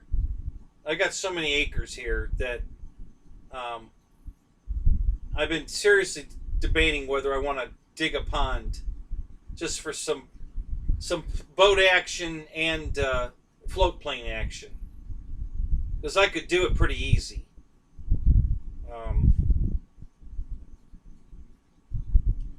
Got to cut down some more trees though. But yeah, I've been seriously thinking about doing that.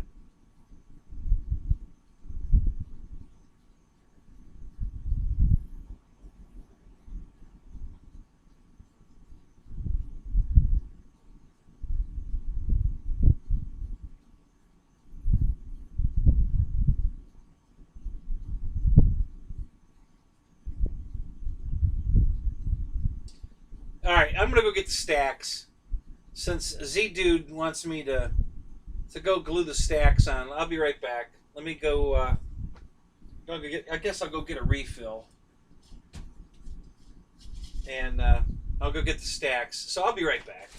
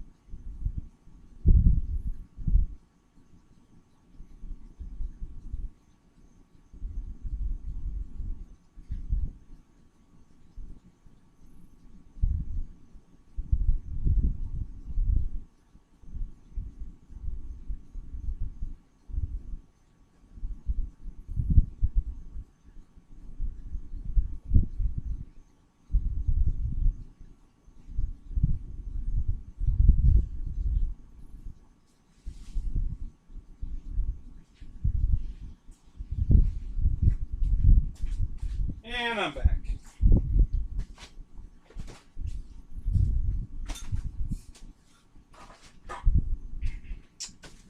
So I almost went and bought a camera today. Since the one I ordered is on back order, I was looking at, if I'd have felt better, I would have just gone out and got it. But I wasn't feeling really good. My back feels a lot better now. It was still tight. So I spent all day in my chair with a heating pad. It's feeling really good now. Exhaust stacks.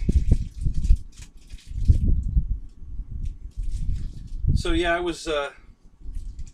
I found one at Walmart of all places.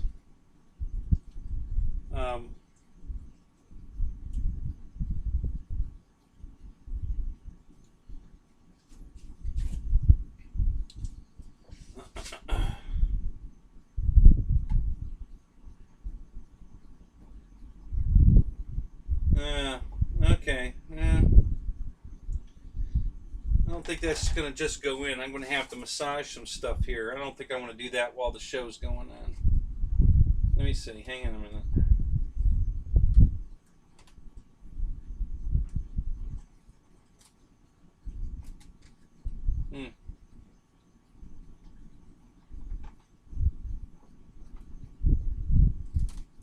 All right. Well, let's still. I'll do this. Just for you, Z dude. I'm not gonna glue it because I got to do something. But I'll stick it in here. Hopefully, it'll stay on.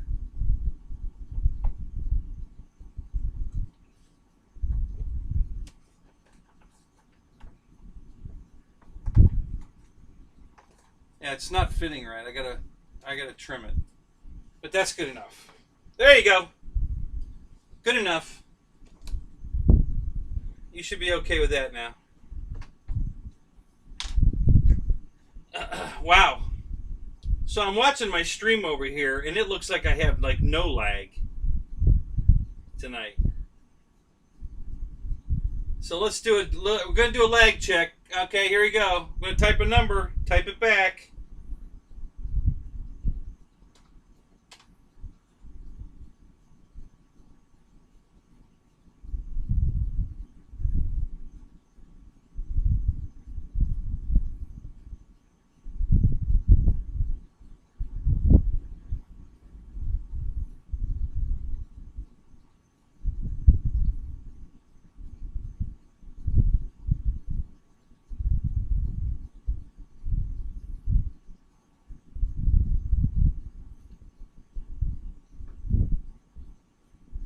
Really? That long? Holy shit.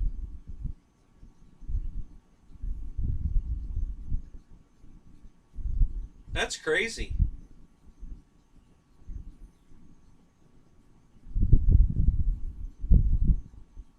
Well, hell, that wasn't even,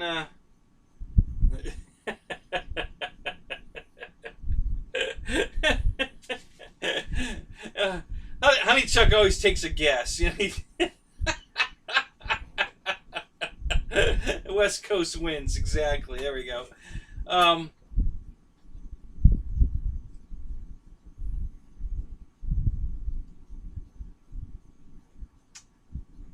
So I was watching before I did the test, when I put the exhaust stack on that side, by the time I looked up over here, it was already on the airplane in my live feedback. So it was like, 5 seconds. But that was like 45 seconds on the type. So I don't know what happened there.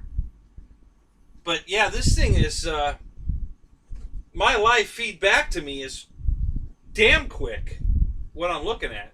So that's cool. Yeah, it's not even, like I've just picked up my cup and I just picked up my cup. So that's how fast, it's like 5 seconds delay is what I'm getting back in my feed.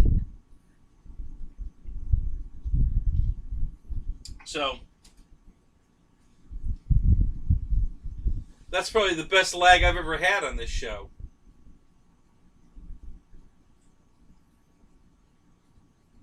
It's not lag, it's boredom.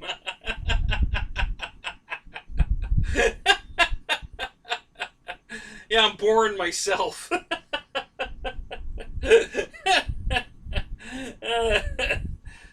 Salute!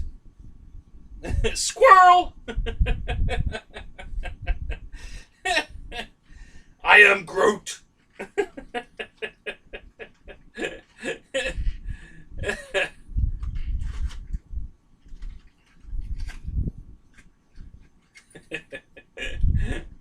Oh, that's funny. Hag or lag? There's no hags in here tonight.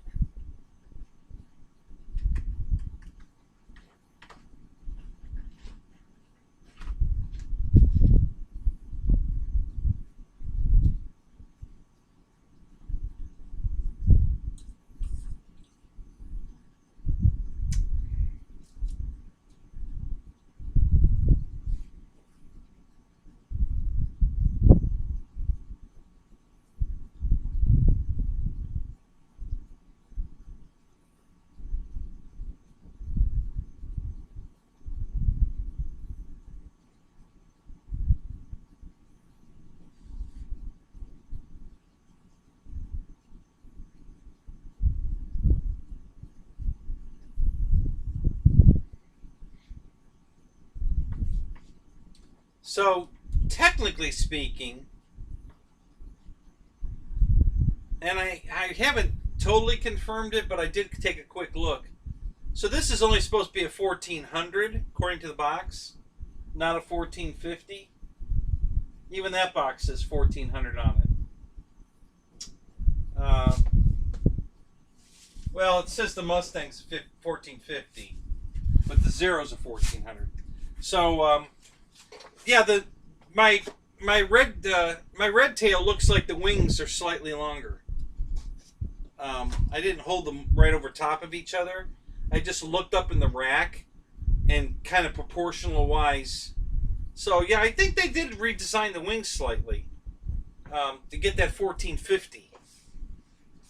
So I think the wings on this might be just a slight bit shorter than the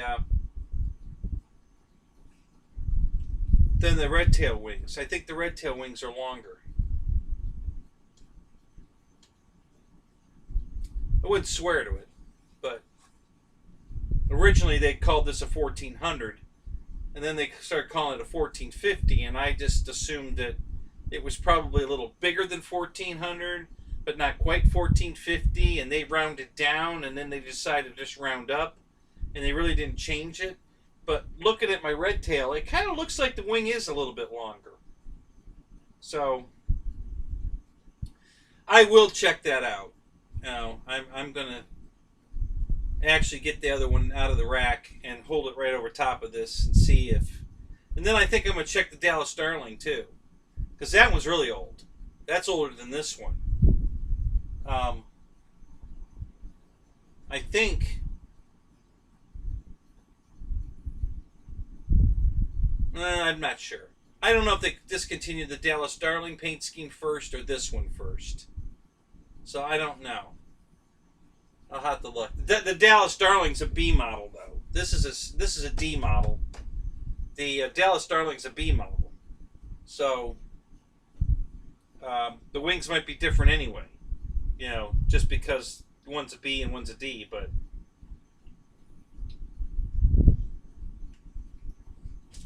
I don't know. We'll do some checking. I'm going to do a little investigating. Yeah, I just need to get a metric tape measure.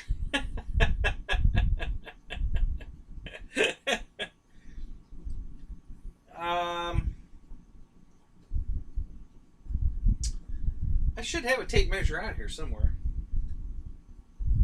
Actually. I don't know where it's at, though. No. In any case, I need to go measure the red tail.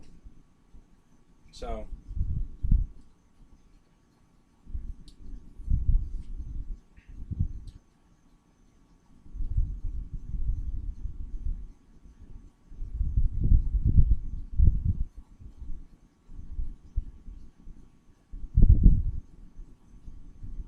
Yeah, Paul, those are all three of those are high on my like list too. Um,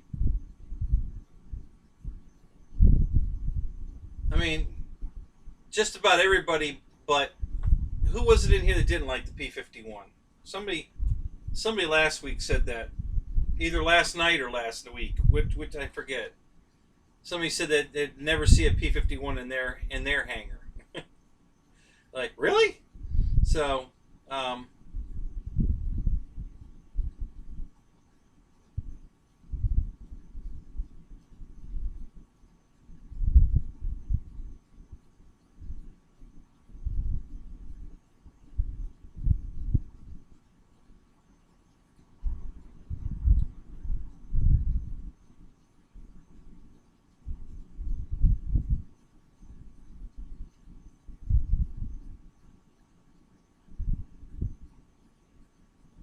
yeah, honey Chuck, I can't remember either. I don't remember which one went out first. This one or the Dallas Darling. I can't remember which one they quit first. Um,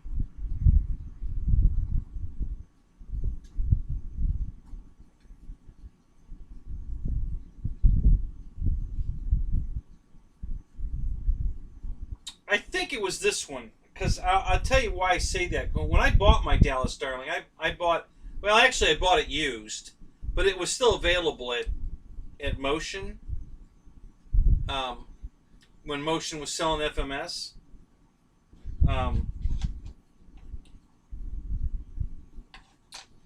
But this guy had been putting this thing up on eBay for like a month.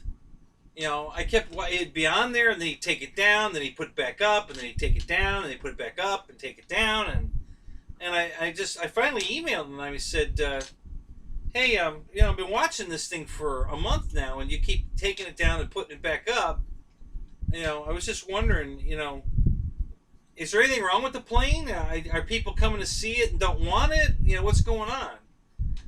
And he emailed me back. He said, no, there's nothing wrong with the plane. He says, I just, you know, I get people that tell me to hold it for them, and then they back out, or you know, a couple of times he had it on an auction, and people were bidding on it, and they didn't bid it high enough, and I guess he didn't have a reserve on it, so he got nervous that he wasn't going to get the money he wanted, which he didn't want much for it. I was surprised. So I just asked him. I said, well, you know, what do you want for it? You know, if I come get it right now, because I live on the other coast, so it'll take me about 3 hours to get over there. You know, what do you want for it?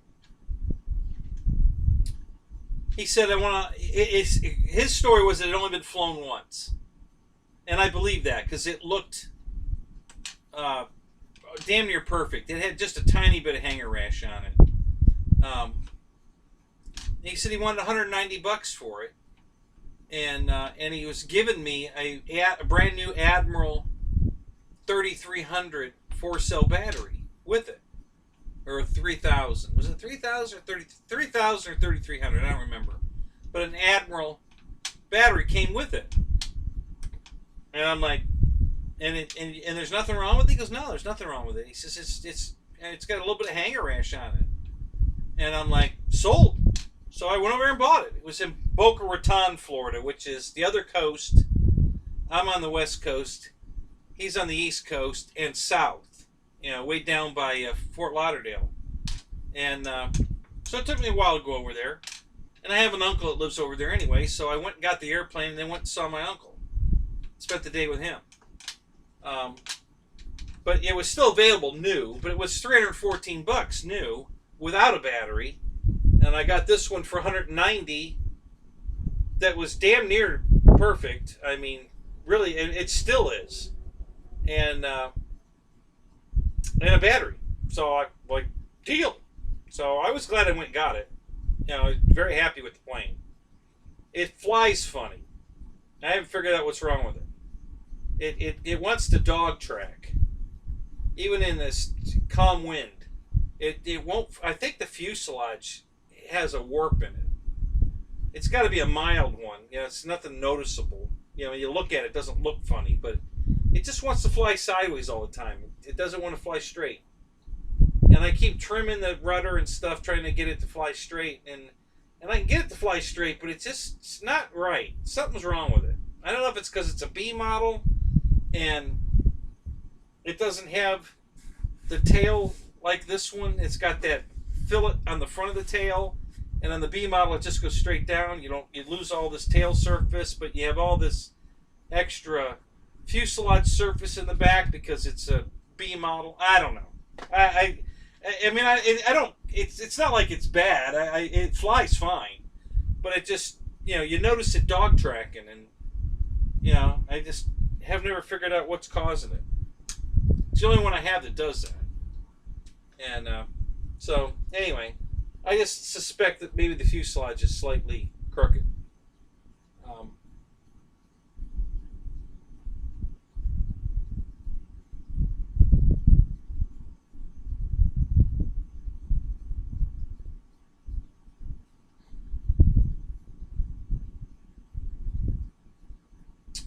What's your high performance modification, Paul?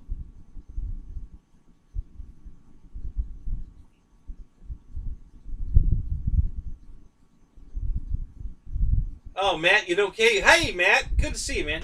You don't like P-51s anymore? How come not anymore? What happened? What made you fall out of love with a P-51?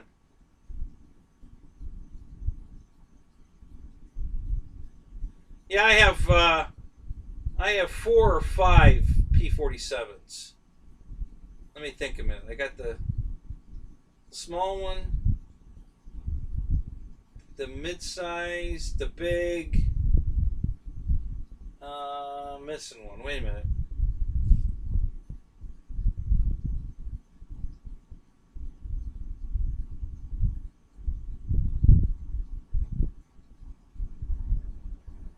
Yeah, I have 4. I have 4 P-47s. But I've got like 9 Mustangs. And that's not really a representation that I like Mustangs more than P-47. I like them both. I just, color scheme wise, variety of airplane wise, there's just a lot more P-51s available than P-47s.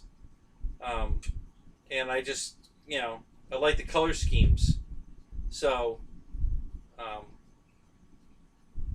the P-47s I have are, well, all 3 of them are discontinued. This one here, you can still get it in this color. This is the 1700 one, the big one. And you can still get it in the Hunter. But if you turn the box around, the backside's the camo. And that's the one I have, is the camo one. And that one's not available anymore. So, it's a green camo. And the box is marked green right there. So, yeah, I love that airplane. That thing's cool. Oh, we got a big lag again? Really? Huh. No, see, I'm not. That's weird. My feedback is almost right on. It's close. A couple seconds. Usually this thing's way behind, but not tonight. It's almost right on the money now. That's weird. Huh.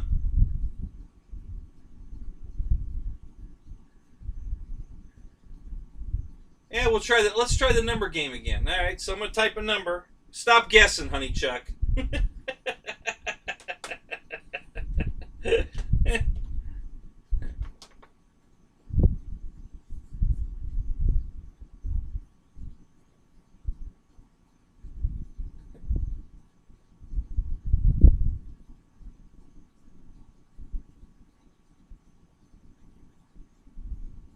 Oh, that was quick. Yeah, no, that was way quicker than 2 minutes, man. That was 15 seconds tops. So yeah, that was quick. So yeah, it's this is good for my show. This is good because mine's usually lagging more than 2 minutes. It's usually 2 weeks. Yeah, right. Yeah, Randy's right. It's usually a 2-week lag. So, yeah, we're not lagging bad tonight at all. Last week I set the thing to ultra low latency. I hadn't done that in the past. But I set it for ultra low. I think it's ultra low, super low. What do they call it? Low, normal, low, and then extra low or ultra low. I don't remember what it says. Hang on a minute. Yeah, ultra low latency.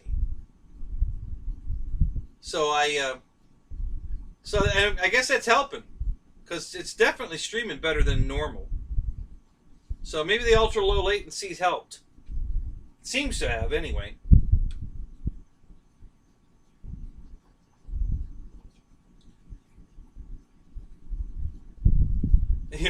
We are at light speed.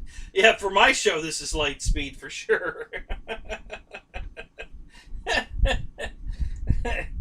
Yeah, my show's always lagging. I mean, it's funny.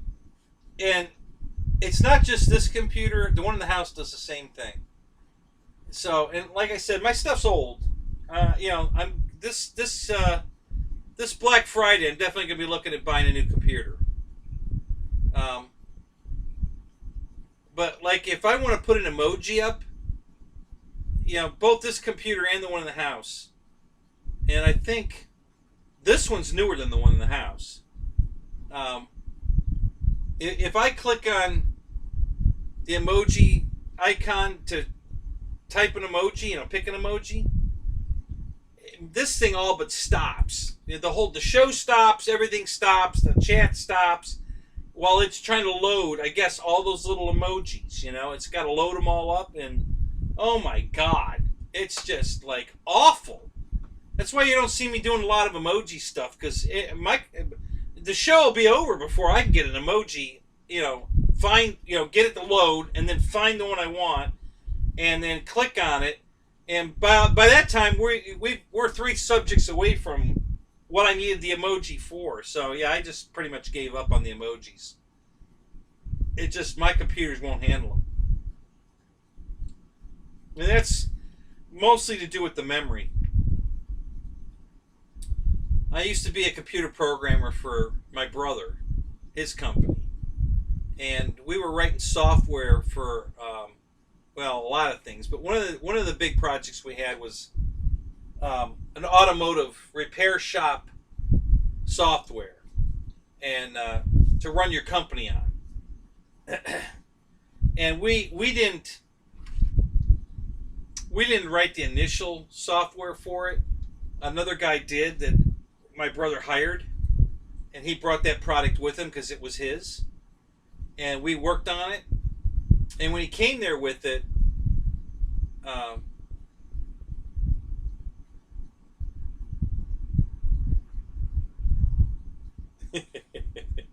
well, I didn't know if it would work or not, GB. So, but last week I decided, I kept forgetting to click it. If you're streaming, you can't click it. If you're already streaming, that goes away. It's grayed out. You can't change it. You got to change it before you go live. And I just kept forgetting to do it before I went live. But last week I did it, and now it's set to that. So, but anyway, so this guy comes with this product, and we're trying to run it on our computers at the office, and it's really slow. And it's because of all, he had icons, GUI, all the GUI stuff. So he had pictures on every button, on every single button, everything had an icon on it, an image, GUI, and it was just dragging the system down. And I told him, I said, the garages we're dealing with are going to have older equipment than we have. And his answer was, well, the garage is just going to have to buy new equipment. And I said, no, see, you don't understand. This guy his name was Ken, by the way.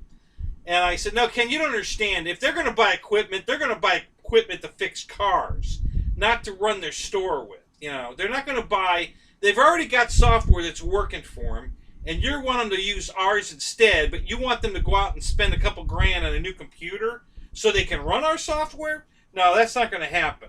I can tell you right now that's not going to happen. They're going to spend that money buying stuff that helps them fix cars, not helps them, you know, make their computer run faster so that they can print a ticket quicker. So my job was to ungui it. We had a button, Control G was the command to turn the GUI on or off. And I had to rebuild all the screens with the GUI off. How you doing, John? Good morning. I see you have your coffee. The ribs are good, buddy. Doing much better. Much better. Feeling pretty good, actually. Especially tonight, between the patch and the ibuprofen I took, the back's feeling really good right now. So, yeah, I'm doing pretty good. So my job was to redo the screens without the GUI, you know. And if they want the GUI, if they've got a fast computer, they could turn it on. If they're running an old computer and they want, and man, I'm telling you, it was light years difference between the GUI version running and the non-GUI version running. When we turned all that crap off, oh my God, the thing was lightning fast. So yeah, so all those emojis and stuff take up a lot of memory, and I guess these computers I have just don't have enough memory to run them.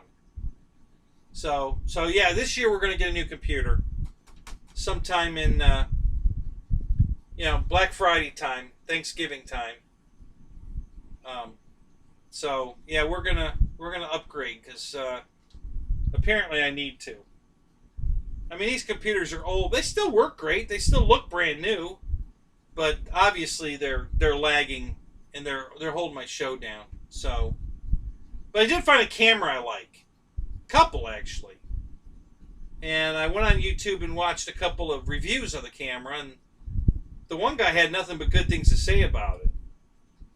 And I think that one was at Best Buy, and they had it in stock. So, and it was the same price as the Logitech one that I've been waiting for almost a month now, and it's still on back order. So I think I might just go get this other one. I forget what it's called.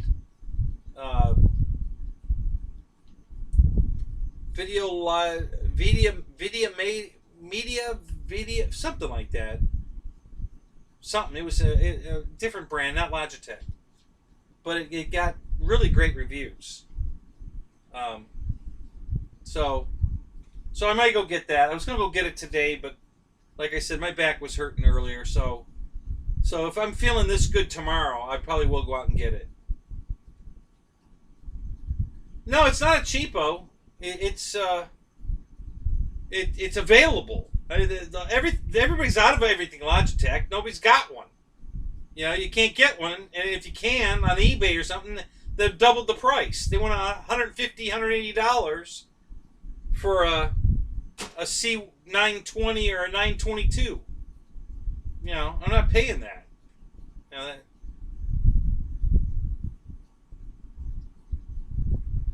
yes, something in the near millennium.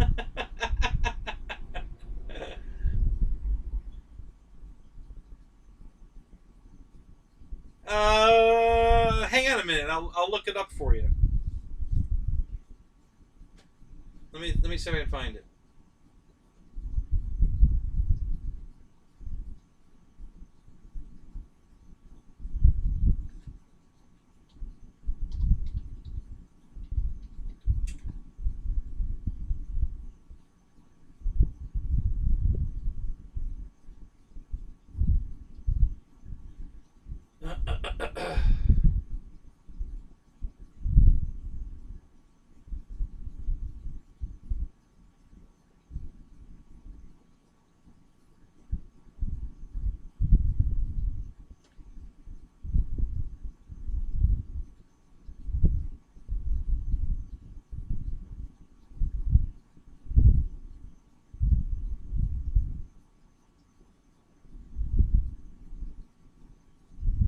Now this is going to make the show lag, for sure. Anytime I've got two windows open at the same time, it definitely lags it down.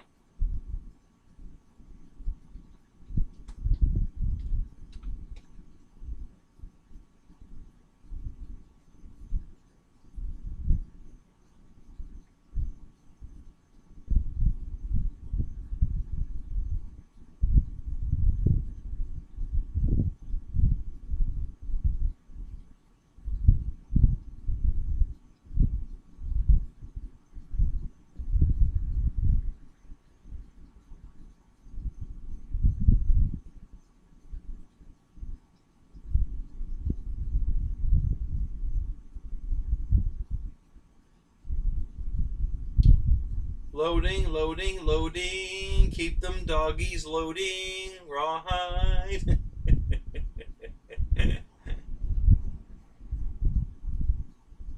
Yeah, yada, yada, yada. Come on, come on, come on. There it is. Aver Media.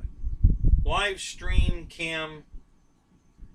Here. So, hang on a second. I'm going to put it on the screen. And go out and watch it. There's a YouTube review of this camera. And the guy likes it. He was, you know, he's got a show and he's using an LSR, but, you know, he actually thought it was a pretty good camera. So, let's make it this in the screen here.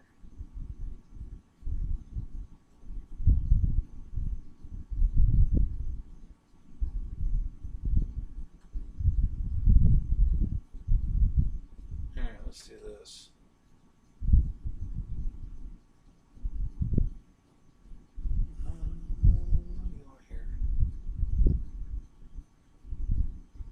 Oh, that's a better idea. Let's do it this way.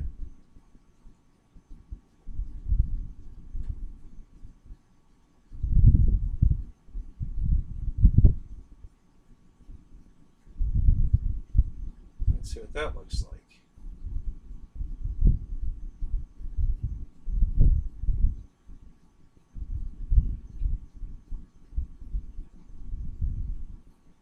Yeah, we'll try that.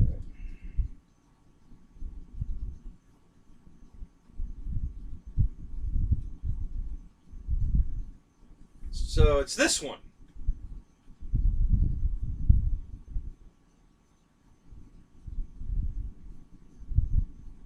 It's the 313.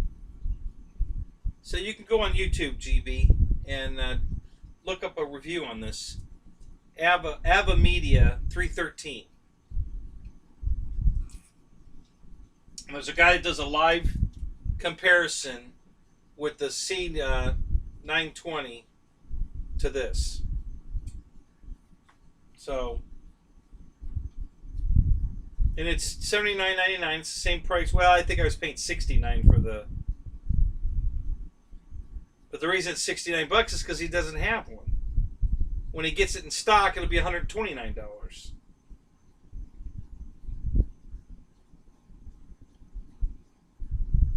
So.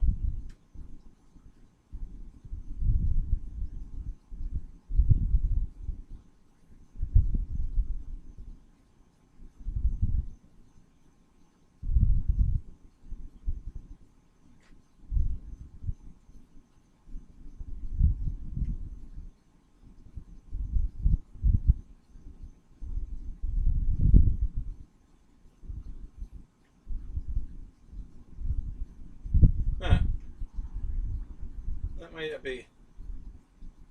Is that working? Can you see that?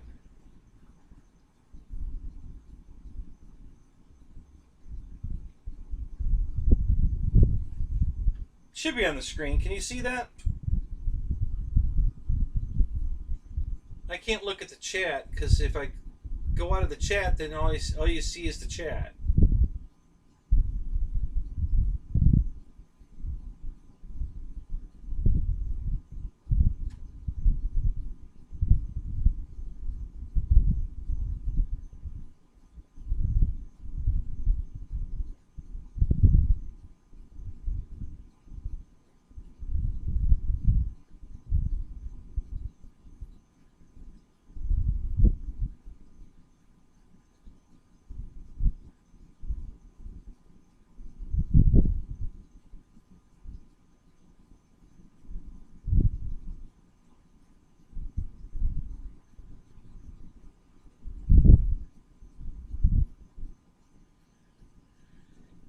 we're still here, Mickey. Yeah, 1:30 here. Yep. Yeah, 1:35. Yep. I'm the best singer.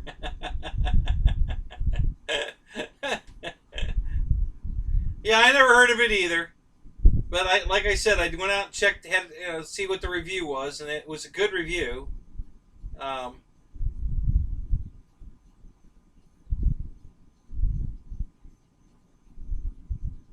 You see my search history awkward?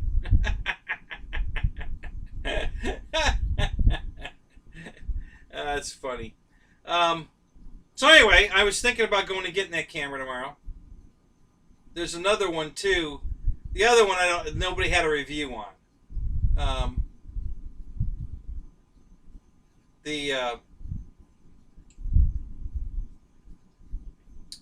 That one was at Walmart, and it looks like a copy of it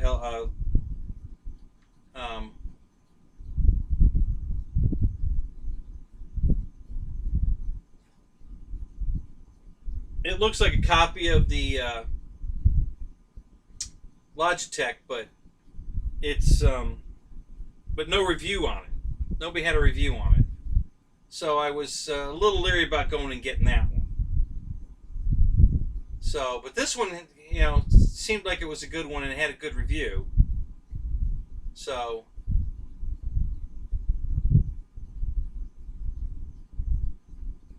yeah, he actually had them both up side by side.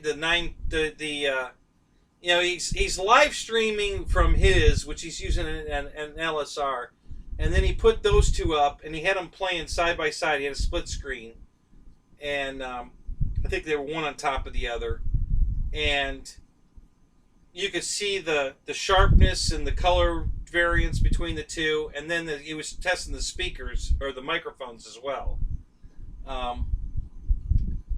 And he played with the sharpness a little bit. He turned the sharpness down a little bit, and he thought it was great. He was very happy with the quality of the camera. So I don't know, just thinking about it. Listen, if I buy it from Walmart and I don't like it, just take it back. If I buy it from Best Buy and I don't like it, then they're going to charge me a restocking fee. So I probably, that's the only reason I'm thinking I don't want to go buy that one from Best Buy. And then Staples had a Logitech one, but that one had bad reviews. It was a Logitech 615, I think it was. And that one didn't get very good reviews. I looked that one up on YouTube also, and yeah, it didn't look very good. So, all right, Paul, have a good night, buddy. Going flying at sunrise, huh? Good for you, buddy. Yeah, GB, I can't click that link. It's not going to work. You just tell me what you're talking about. My links don't work, when I'm streaming. So, what's this link to?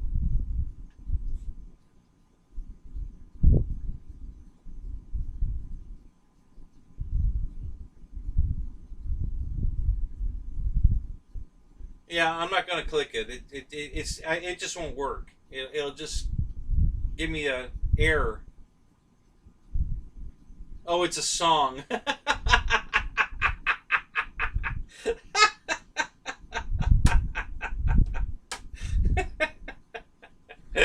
Oh, that's funny.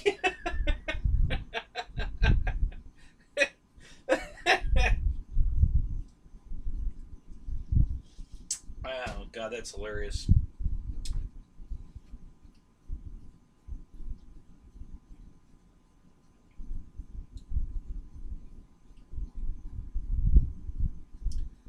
Hey, Paul, before you go, are you still here?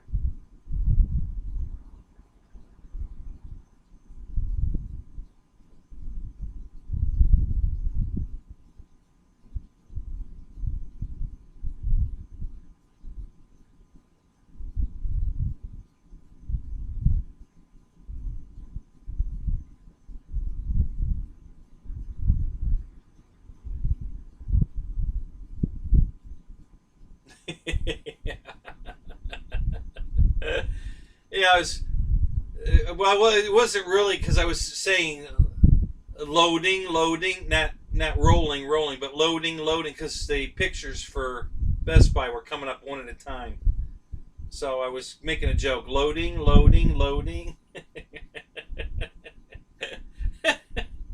Oh, that's funny. Anyway, so yeah, I'm not gonna quit my day job. Oh wait, I don't have a day job. This is my day job right here. This is doing it. This is it.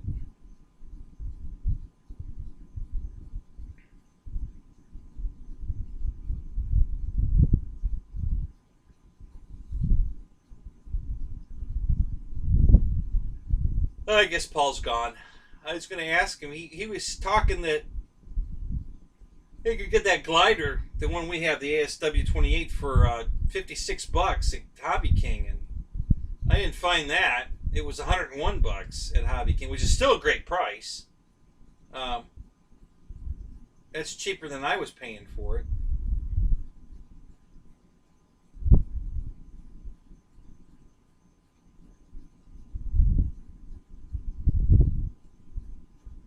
Loathing.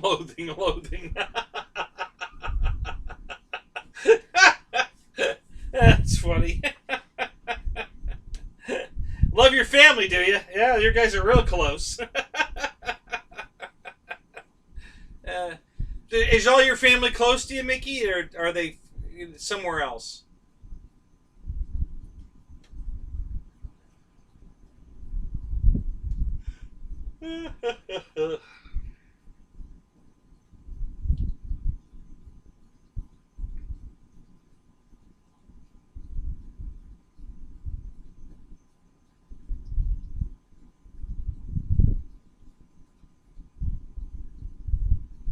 Uh-oh. He just sent the beagles out. They'll be barking at something in a second. Hang on. They all live in other countries. Really? Wow. So are you originally from Australia or New Zealand? Where are you at? Australia or New Zealand?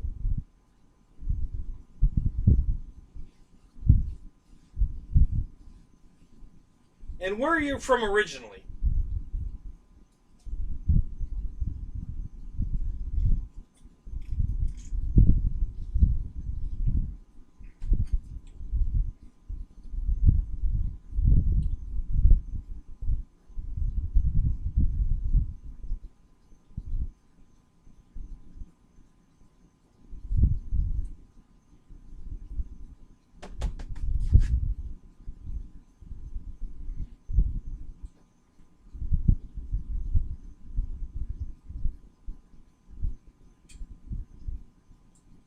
Wow.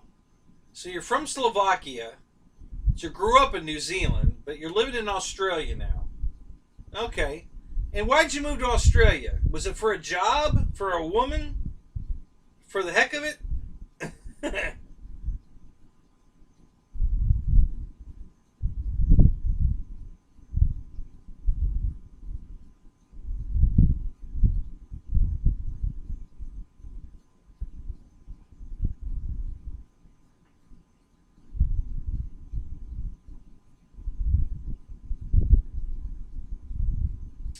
All right, Randy, I'll take a look at that.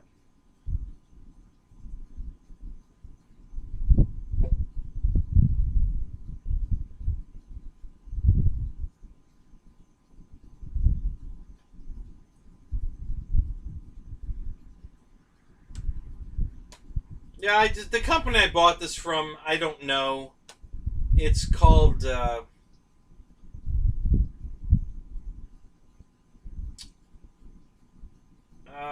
God, what was the name of that company?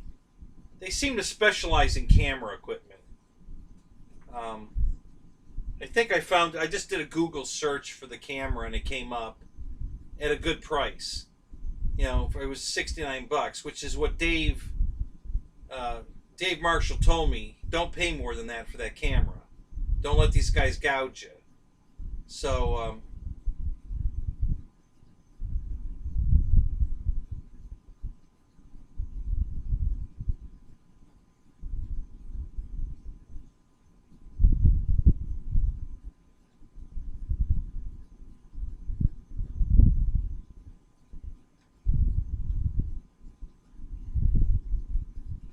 So, Mickey, how did you know that Australia was a better? I'm taking the earthquake was in New Zealand. Um, and that you moved to Australia because everything was better. But how did you know it was better? Had you visited it? Do you have friends there that you talked to? You know, how did you make that move?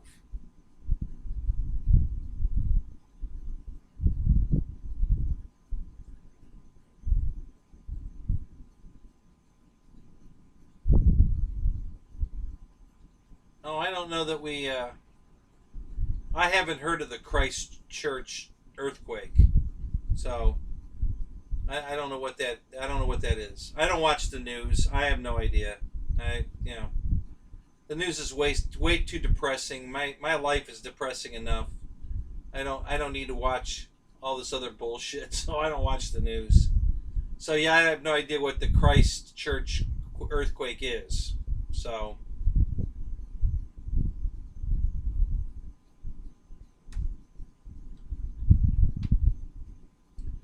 Yeah, basically, you're right, Randy. They are 3 times higher right now, and I'm not going to pay that.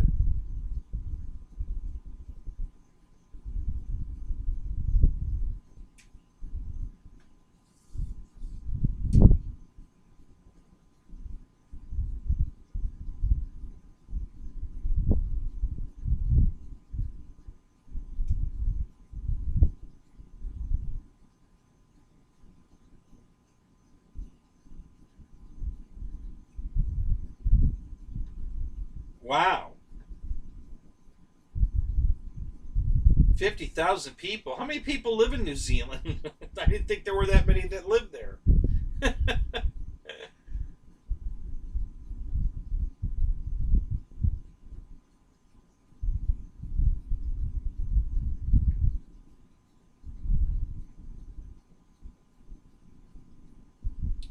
So, are there boats? Well, let me ask you this: how long of a boat ride is it from New Zealand to Australia? Is that a long ride on a boat, or are there boats that even do that, or is it strictly a flight?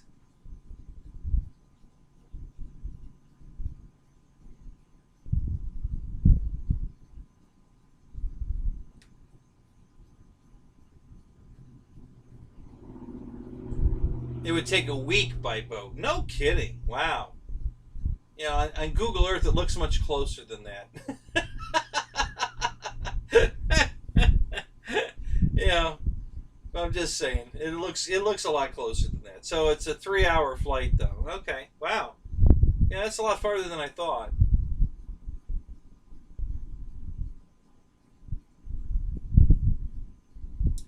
So where does all your family live? Are they still in New Zealand or back in Slovakia?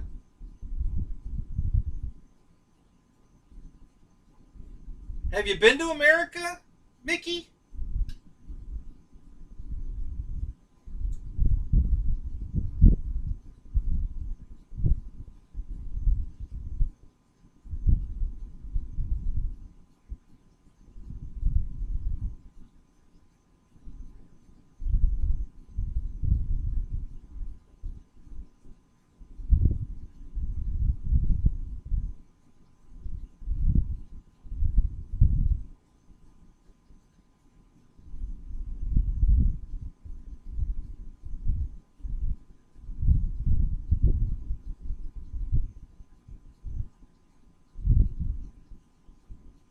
Wow.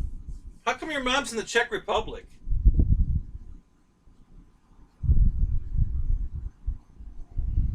Oh, that's right. You've got a. I forgot. You have a Disney vacation club or whatever pass. I forgot about that. Um, have you been anywhere else besides Orlando?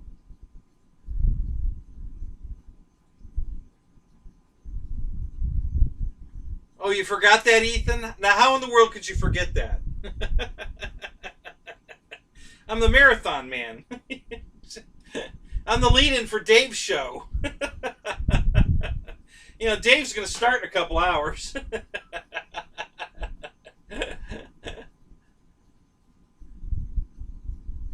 And she's a strange little hobbit.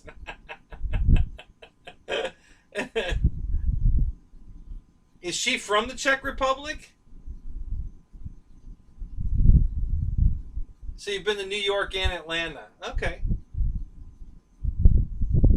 Oh, LA too. Okay.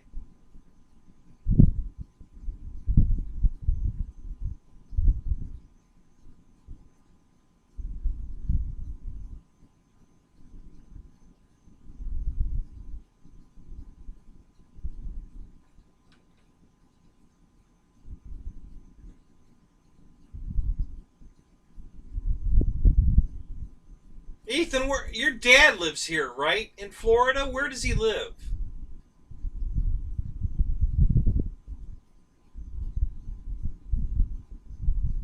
And were you at your dad's house last night for your show?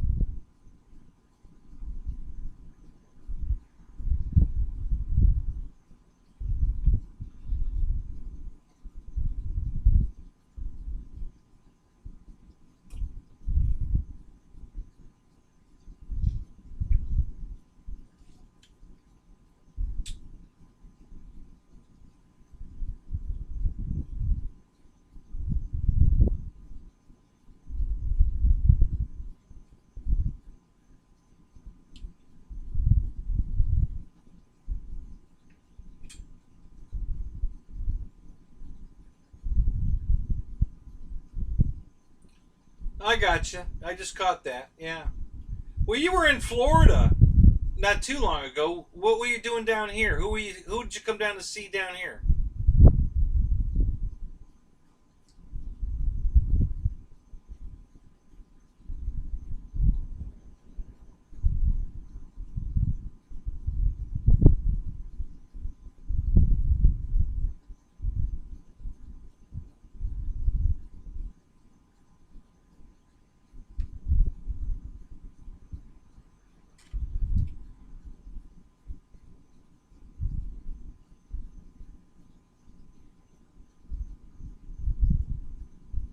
Gotcha.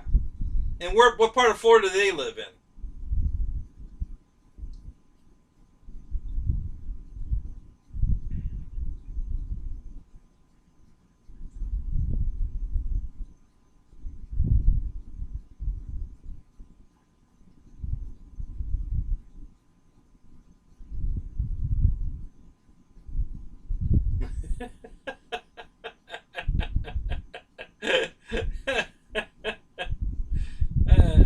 Didn't you go away, Pterodactyl? Did you say goodnight already? Are you back?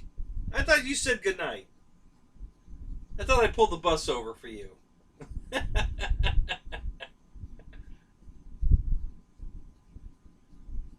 So how do you think that should be pronounced? Arkansas? Arkansas. Oh, Deltona. No kidding. Okay, I know where that is.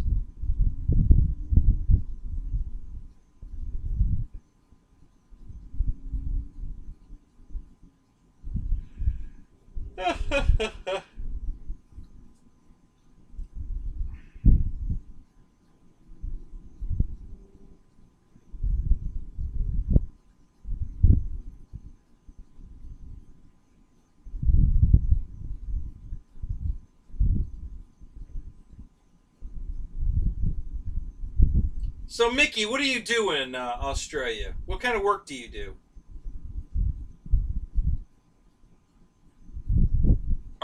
Kansas?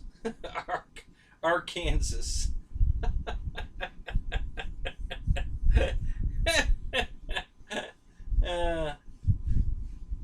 Yeah, I guess that kind of makes sense, yeah.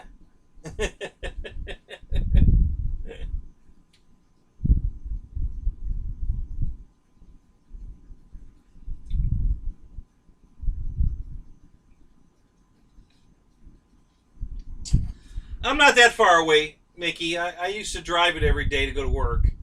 Um, it's about, it's right about 97 miles.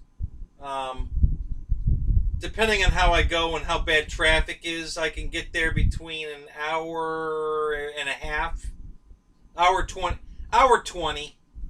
give or take. It takes about an hour and 20 minutes. If traffic's bad, it takes longer. Right now, traffic's not bad at all because there's nobody on the road. But yeah, so it's not that far.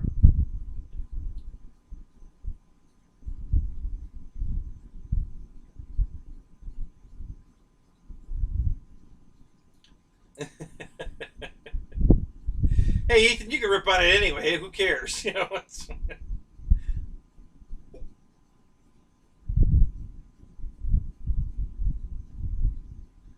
No, that's not that bad.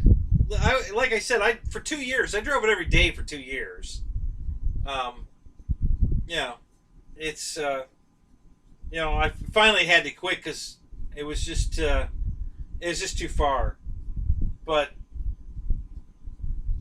you know, in the next couple years, I don't know, maybe sooner. Things are changing here again, so I don't know. But if I go back to work for Disney, I'm going to move because the flying field that I fly at's halfway between Disney and here.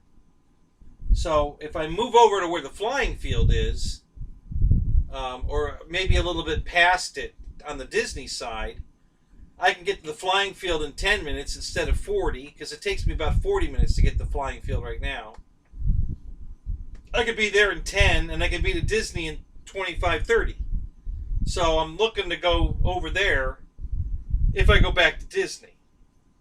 So it just depends. I mean, I've got a couple of job opportunities I'm looking at right now. I don't know if they're going to pan out or not. We'll see.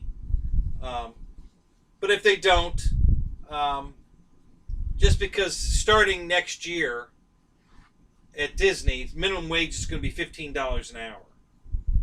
And that's more than I can make around here. Well, unless these jobs pan out that I'm looking at. Those will pay more, but I don't know if I'll get them or not. And right now, you know, they're about to shut Florida down again because of how bad the virus has spread. So nobody's going to hire me when they're about to shut the place down, and then they'll just have to lay me back off. So,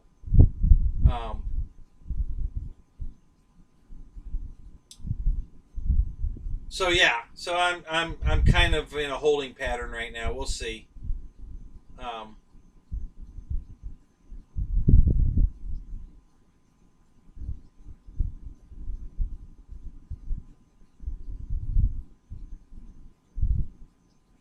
Yeah, Ethan, I would probably. Well, it depends. What were you trying to do with them? Were you 3Ding on it all, Ethan, or just flying them around, or were you doing any stall maneuvers, short takeoff landing? What were you doing with the planes? Because I've flown both.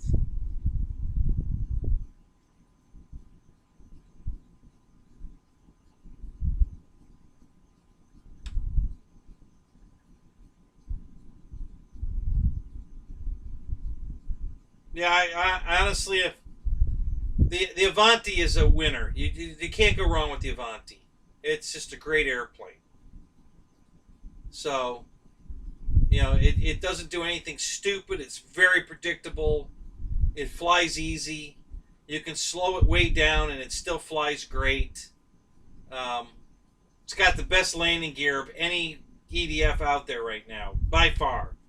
You know, the absolute best landing gear of anything that's out right now. So yeah, you know, if you're looking for a first jet, I would go with the Avanti for sure. Personally, I'm kind of over the whole jet thing. They're kind of fun. They're neat and everything, but you know, they're battery eaters. So you plan on spending a lot of money on batteries because you're going to go through them a lot. And, you know, they're just, honestly, you're going to have more fun with the Tundra than you will a jet. The jet looks cool and everything, but you're going to have more fun flying the Tundra.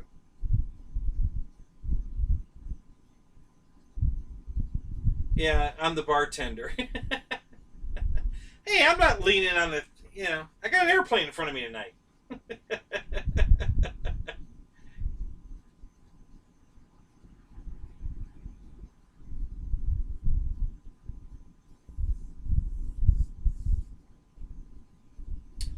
were you doing any short takeoff landing stuff either with the two of them?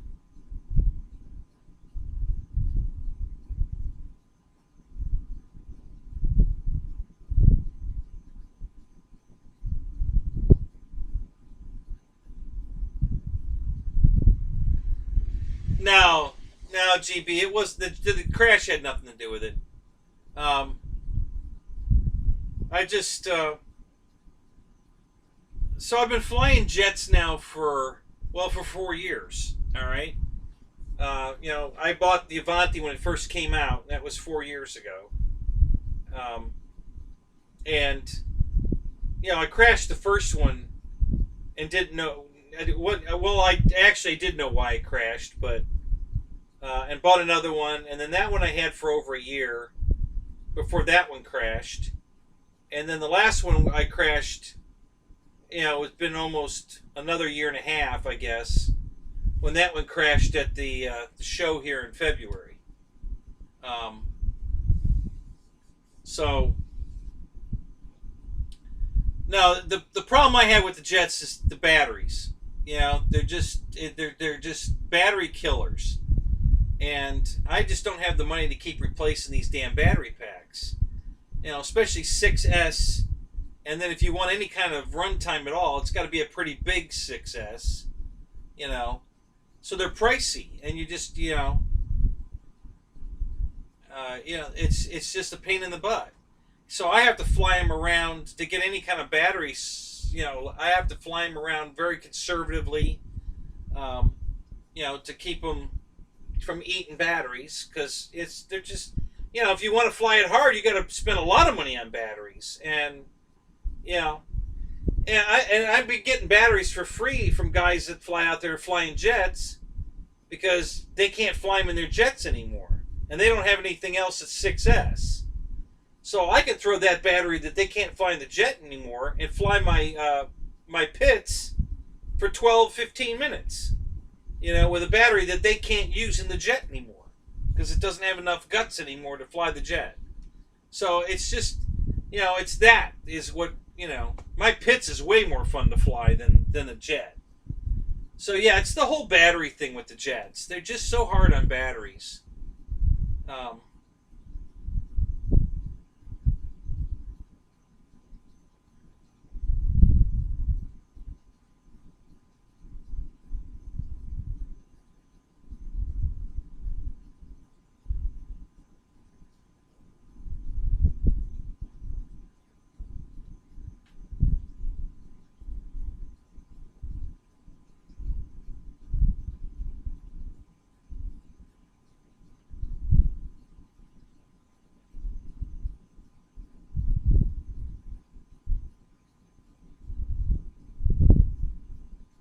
Yeah, Mickey, that's another one too.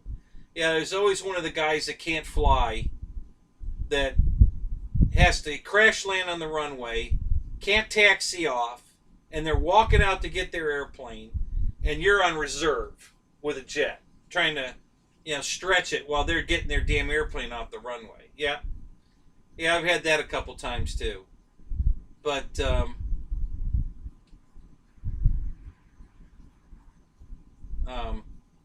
yeah, and then I have to fly my jets, and we have a lot of fun. There's one guy I fly with, Tony. He's a good pilot, and we get into a big left-hand pattern, down the back, all the way across 800,000 feet, and then make a turn and go back the other way, and we try to stay in formation, and that's a lot of fun. We have a good time with that, but. We're flying very conservatively, half throttle, 60, 70 mile an hour-ish. We can go, he's done it 6 minutes, and usually I can go 10. Oh,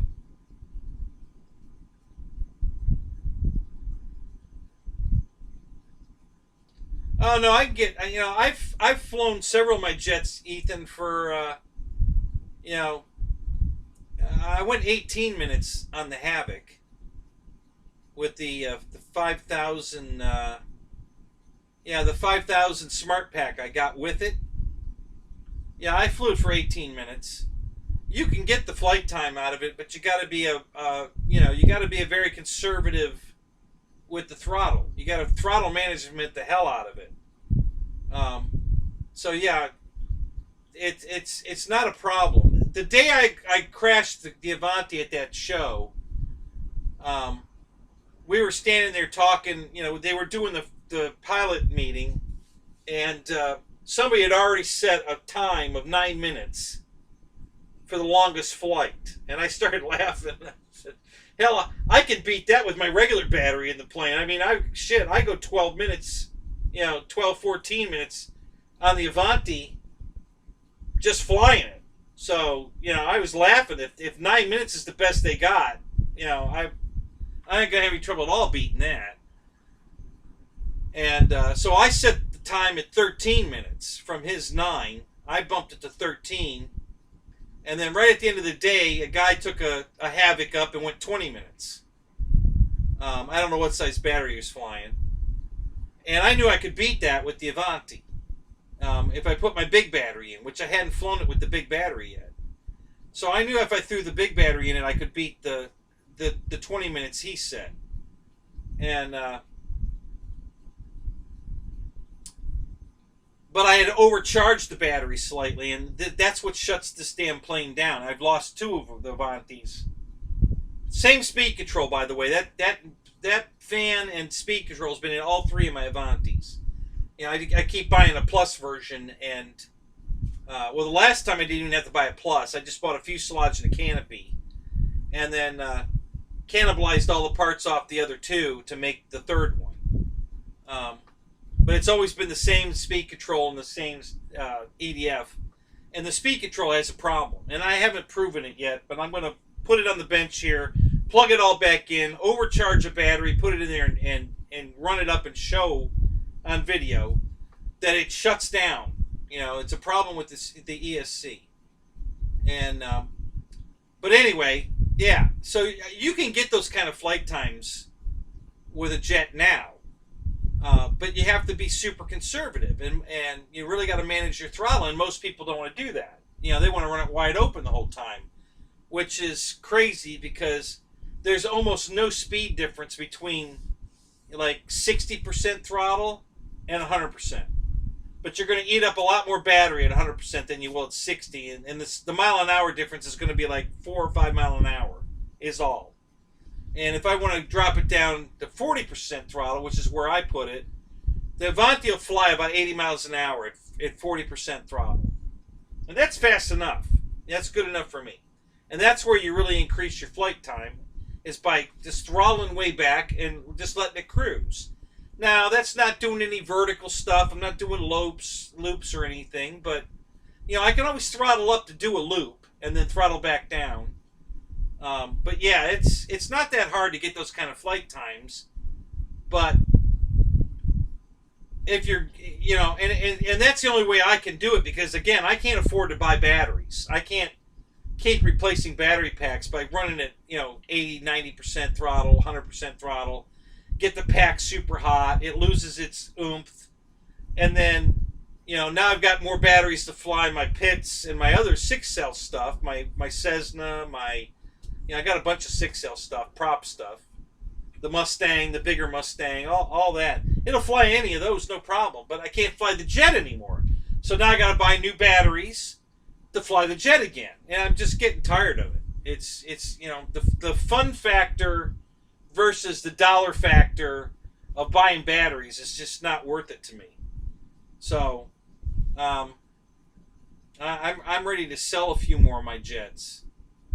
I'm about to buy a jet, but I'm not buying it really to fly it. I just want to have it. I will probably fly it, but probably not a lot. I just want to have it. The YF-23 that LX Models makes, because they're the only ones that make it. You can't get a flying model of that plane anywhere. And I'm a big fan of that plane, so I'm probably going to buy that one. It's in my cart. I just haven't pulled the trigger on it yet. Nope, doesn't mind the weight. The Avanti doesn't mind the weight at all. I'll tell you another one is the F-22. you can load it up with as much weight as you want. The F-22 has so much wing area, it's just a big floater. You know, the F-22 will float forever. You know, the problem with the F-22 is it's got a 90 millimeter fan in it. You know, I'm thinking about putting an 80 millimeter fan in mine just to get better flight times out of it, because it doesn't need the 90. Unless you want super fast speed, there's a lot of ways to fly a jet and have fun with it without, you know, without spending a fortune. You know. So I'm actually thinking about putting an 80 millimeter fan in the F-22. The fluorines have been pretty good to me. I like those. I like the Smart Pack I got from Horizon that came with the Havoc. That's been a good battery.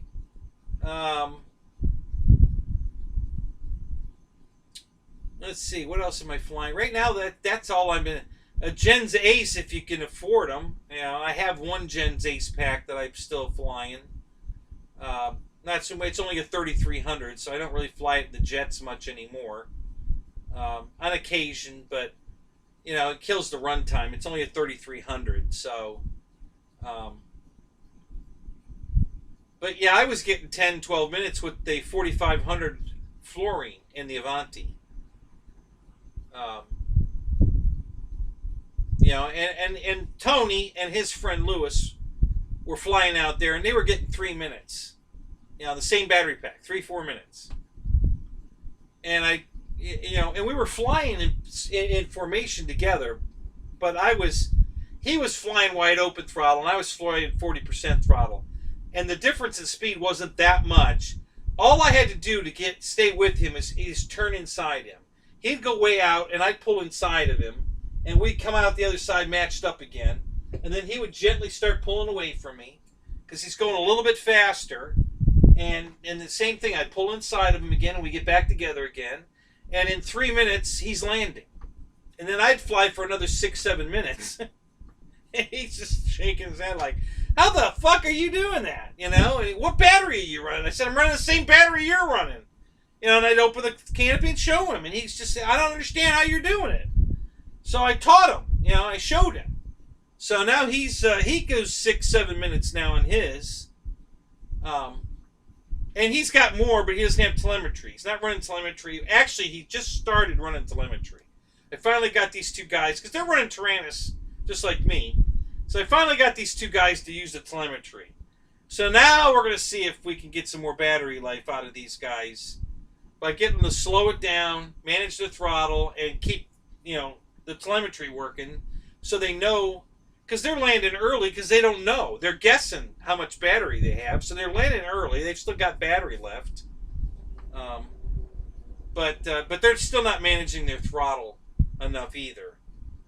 And see, that's the other advantage with my radio is it lets me set a function, a verbal. It tells me what my throttle position is, so it tells me I'm at 40% throttle. Or negative 40% throttle, whatever it is. And once I find the sweet spot, I audibly hear, okay, that's the speed I'm getting with my throttle at this position. I'm going to put my throttle at this position on the next flight and leave it there. And, you know, I learned over time what it likes to get the most out of it. And so that's what, you know, you want to call it a cheat, whatever. You know, it helps me manage the throttle by having the radio tell me what my throttle position is. And she tells me that like every, I don't know, 13 seconds to 17 seconds, I think. You know, she just reminds me what my throttle position is. And that's how I've been stretching out my jet. But again, I'm not out there doing loops and rolls and emblements and split S's and all the pattern, you know, aerobatic stuff I do with the pits. Or my Cessna 150. I aeroback the hell out of my Cessna. You know, you can't do any of that with the jet unless you really want to eat the battery up. You know, and then again, you get the battery hot and it's breaking down, and then you know, 50 flights later, you got to buy another battery. And you know, I put 15 flights on Saturday and 15 flights on Sunday out of the 6 airplanes I take every week, whichever planes they are. So no matter what plane I have in the car, it gets flown a lot each weekend. You know, you're looking at, like the Avanti was 4 flights on Saturday, 4 flights on Sunday. So that's 8 flights every weekend. Okay? Doesn't take a lot of weeks before you've got your 50 flights and the battery's no good anymore. And you got to buy another battery pack. So if I was flying it the way they are, as hard as they are, I'd be buying new batteries for my jet every 2 or 3 months. I'd have to replace that battery pack because it wouldn't fly the jet anymore. Fly the Cessna, fly the Pitts, fly my Mustang, no problem. But it won't fly the jet. Doesn't have enough power anymore to fly the jet. So, I've had some HRB batteries. I've not been impressed. They're okay. I seriously doubt that they're going to be good in the jet. You know, the problem I had with them is they start losing their oomph. And that was with prop planes. I've never put an HRB in a jet yet. And if you put it in a jet and run it hard, I think it'll be done in a week. I'm not saying I don't like those batteries. They're not bad, you know. But I think there's better batteries for less money. The fluorines have been really good. I've been very impressed with those. Way more impressed than my HRBs. All my HRB batteries are all puffed up. And, you know, I've got quite a few of them. And these fluorines aren't puffing at all. You know, and I've been flying I bought 4 6S 4500s. God, I want to say like back in January. And those batteries are still perfect. You know, and I've flown the crap out of them. I mean, they get used every weekend. Those 4 battery packs each get recycled twice each day. You know, so that's 8 flights on Saturday and 8 flights on Sunday. That's 2 cycles on each pack every weekend, and they're doing fine.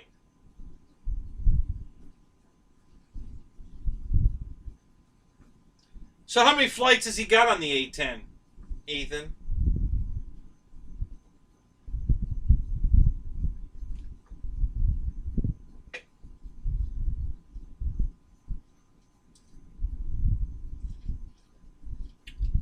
See, it's amazing to me the perception that everybody has of a lot of flying.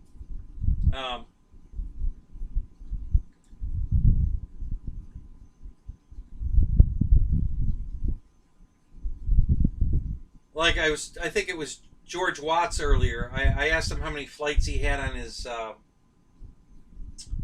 T-45. You know, he loves that plane. He hasn't had any issues with it. It's a great airplane. You know, and I love that airplane. I love it. I want that plane so bad. So I asked him how many flights he has on it. He said 4 or 5. He's had the plane like, I don't know, 5 or 6 years. And he's only put 4 or 5 flights on it. Well, okay. So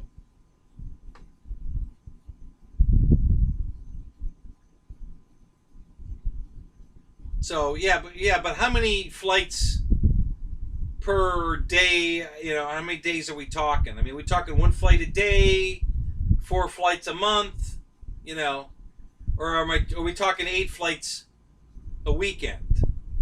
So, because when I go to the field, I fly. You know, I don't sit there bullshitting all day. I fly.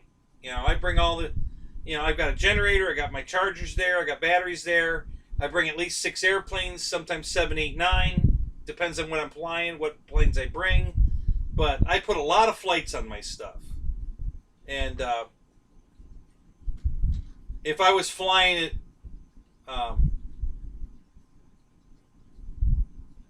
no, I don't have the Carbon Z Cub, but I've flown one.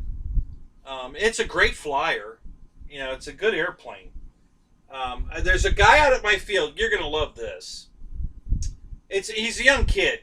I think he just turned like 19, maybe 20. He takes one of the wings off of his Cub. Okay? He takes the wing off, takes off, and immediately puts it in a knife edge and flies around with one wing missing and then lands it. That's how good this kid is. He's amazing.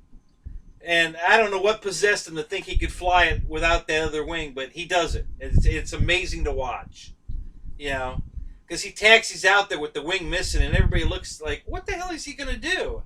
And he just pops it in the air and immediately puts it in a knife edge. And he flies it all around in a knife edge. And then lands and without the other wing. It's hilarious. So it's a great flyer. There's so many planes I want more than that one, like the Cessna that I have, the Carbon Z150. Love that airplane. It's more fun to fly than the Cub. It's faster. First off, right off the bat, it's a lot faster than the Cub. It's very aerobatic. It flies inverted and everything, just fantastic. So it's a great airplane. And then there's some other stuff too. Like the new that Flex RV8 is an awesome airplane. It's a lot more money, but well, it's not a lot more money actually. Isn't that Carbon SS $399? How much is that damn thing now? I think it's $399. I'm not sure. I don't remember.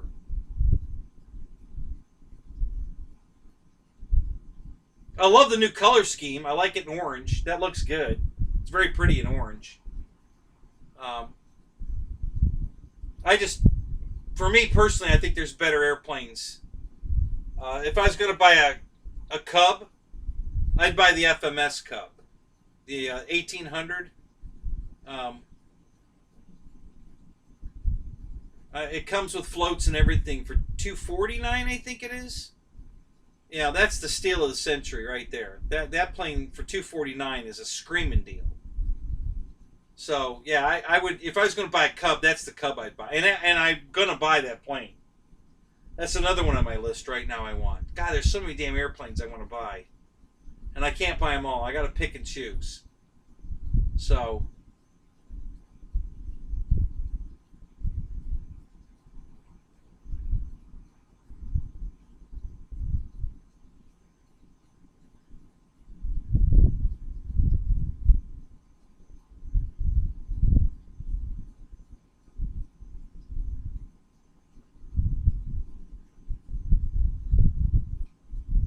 You just watched an ad? Oh, you mean from me?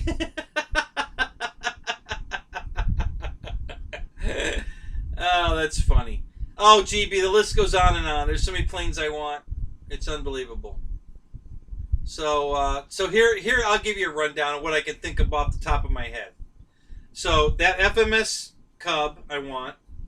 The FMS the Hawk, the BAE Hawk. I want that. I want the RV8 from Flex. I want there's 3 planes from LX Models I want. Yeah, Ronnie, that's a great plane too. The Flex 170 is an awesome airplane. Love that plane. I want the LX, the B-25, the big Mitchell, the giant one. I want that one. I want the LX YF-23, and I want the LX Corsair, the 1600 Corsair. So there's three LX models that I want.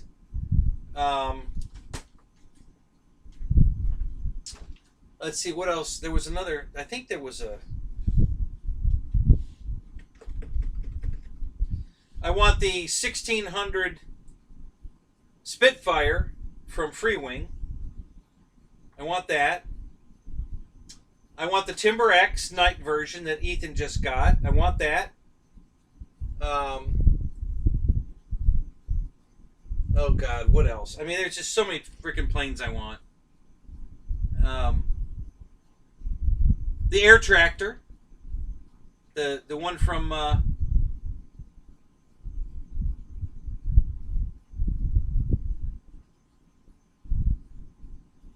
yeah, if they would make it, but nobody's making the YF-23.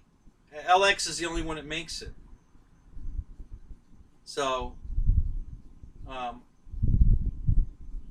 wish FMS would make it, honestly. You know, I'd be all over it. If FMS made that plane, I'd be all over it. But the only place you can get it is from LX. And it's on sale right now. It's the cheapest I've ever seen it. You can buy the plug-and-play version right now for $279. It's always been at least $369.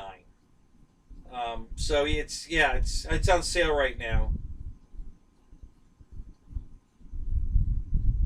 Which one do you have?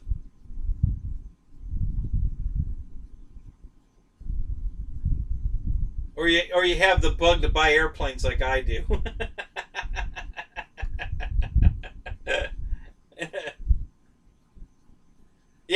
Yeah. So that's the one I'm probably going to grab because it's on sale. You know, that's the best price I've ever seen that plane at.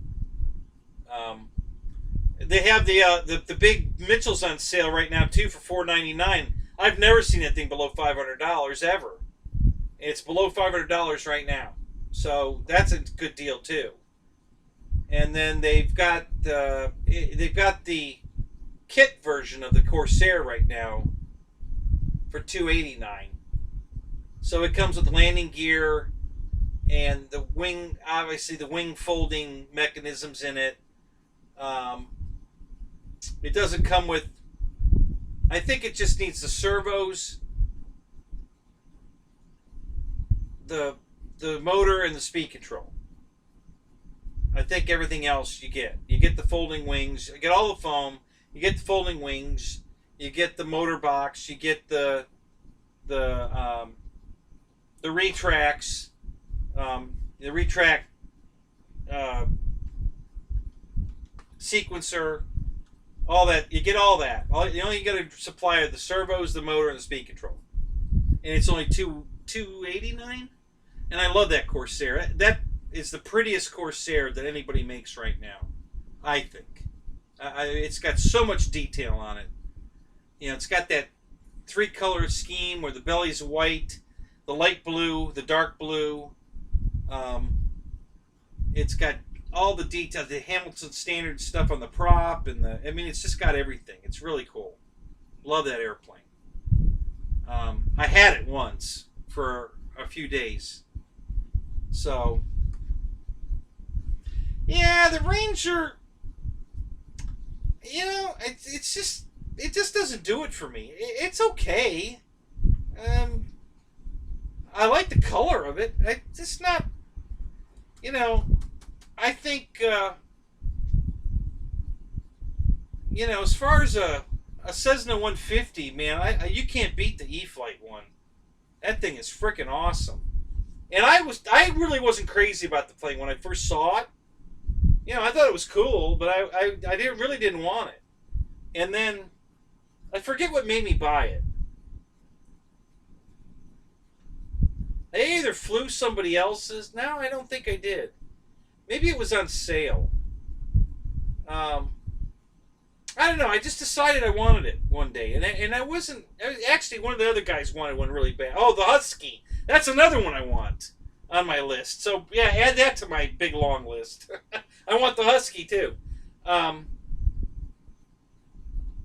Yeah, the Goblin. I've been looking at that one too. It's on.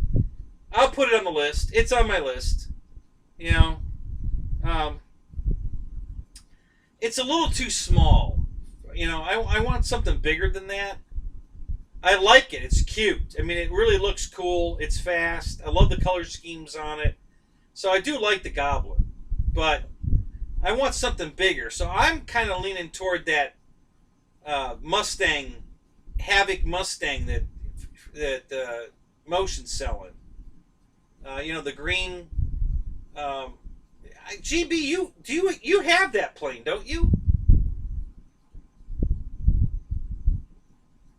Don't you have that the Havoc Mustang that Freewing sells?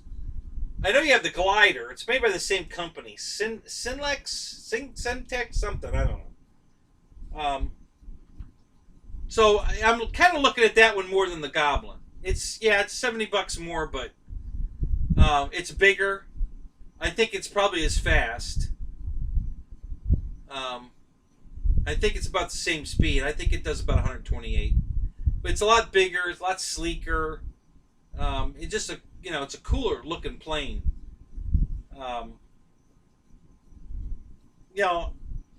If they'd have made I'd be really interested in the Goblin if it was bigger. It's just a little too small, for me to get really excited about it. But I do like it. I definitely like it. That's what she said.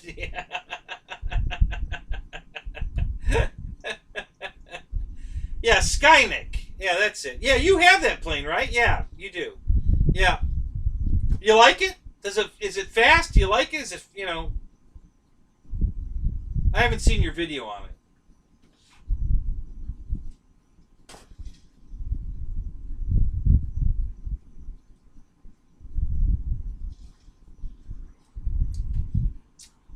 So, if I was going to pick between that Havoc or the Goblin, I think I'd have to go with the Havoc.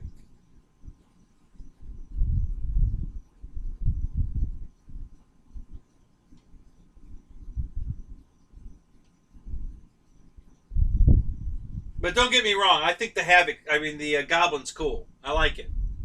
I really do. I saw that and I was like, wow. Because it kind of has that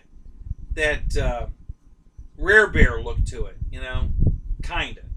And, it's kind of cartoonish. It's a little puffier, a little cartoonish kind of look. But, yeah, it's cool. I like it. I really do like it. I just, it's Hobby King, so right away it's got a strike against it. I'm already leery whether it's going to be any good or not, so... I know everybody else likes it so far, but anyway, it's it's on my list. It's probably on the bottom of my list, but it's on the list, so it's way ahead of all the planes that are not on my list. And like the Ranger is not on my list. I don't hate it. It's just I don't. It just doesn't do anything for me. I think there's better airplanes than the Ranger. So the Ranger's just not on my list.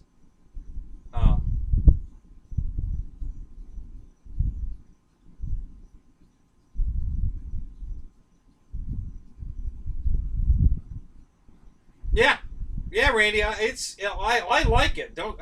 For sure I do like it. I think it's a good looking airplane. I like the color schemes too. Both colors look great. I think the yellow and black is probably going to be a little more visible in the air than the pink and the blue, but the pink and the blue looks cool. I like it. So,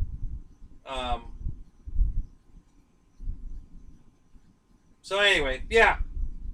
And listen, that's my list, and that's not even all of them. There's planes I'm forgetting right now. So, yeah, there's a couple more that are on my list.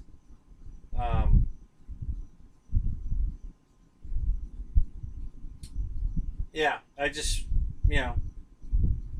I'm pretty much going to limit myself to buying one more plane. That's it. And it's probably going to be the YF-23. Just because I'm just such a fan of that airplane. And I've been wanting it forever. And it's always been in the 369 range, which just is way too much money. But right now I think it's either 279 or 289. And that's the plug-and-play version. So at that price, I'm in. I'll buy it, even if I'm just going to hang it on the wall. And you can buy the kit version if you don't want to fly it for $189. Yeah, it's $279 plug and play, $189 if you just want the foam to hang it on the wall. If you're not going to fly it, it comes with the landing gear. It comes with the fans, not the motors. You don't get the servos, and you don't get the motors. It's got twin 70s in it, but the fan units are there. They're 12-blade fan units, and you get those. You just don't get the motor that goes in it, the speed controls that go in it, or any of the servos. And that's way more than $90 worth. You know, by the time you add up the 2 speed controls alone, would probably hit $90. And then you got 2 more motors, and then a whole bunch of servos. So if you think you're going to fly it at all, you want to buy the plug-and-play version. But if you definitely know you're not going to fly it, well then, yeah, just get the foam and hang on the wall, you know. But yeah, so I think that's the one I'm going to actually snag right now.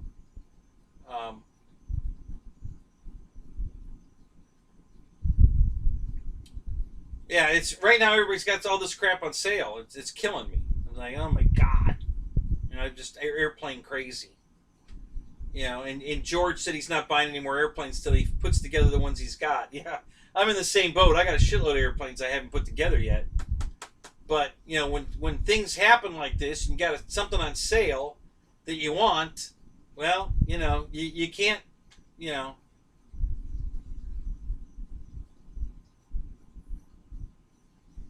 My RC Gator Pond, after the garage is built, yeah, I might actually, I've got the room for it, so I could put probably,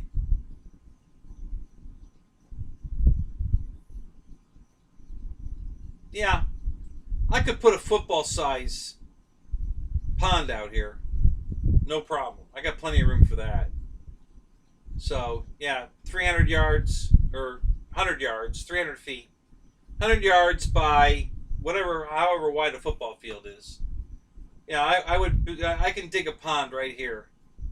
And then I can buy RC boats from Motion RC. And I can float plane fly off my own water. So, yeah. But that's down the road. Now, that all hinges on, you know, getting the garage, and then either finding a job around here to stay here, or I'm selling this place and moving over closer to Orlando so I can go back to work for Disney. So there's a lot of things in the works here where we gotta figure out. Yeah, gator habitat.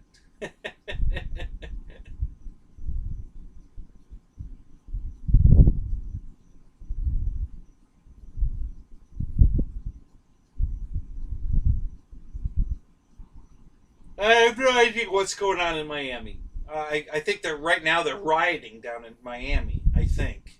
All right, Ronnie. Hey, we'll see you later, buddy. Talk to you later. Have a good night.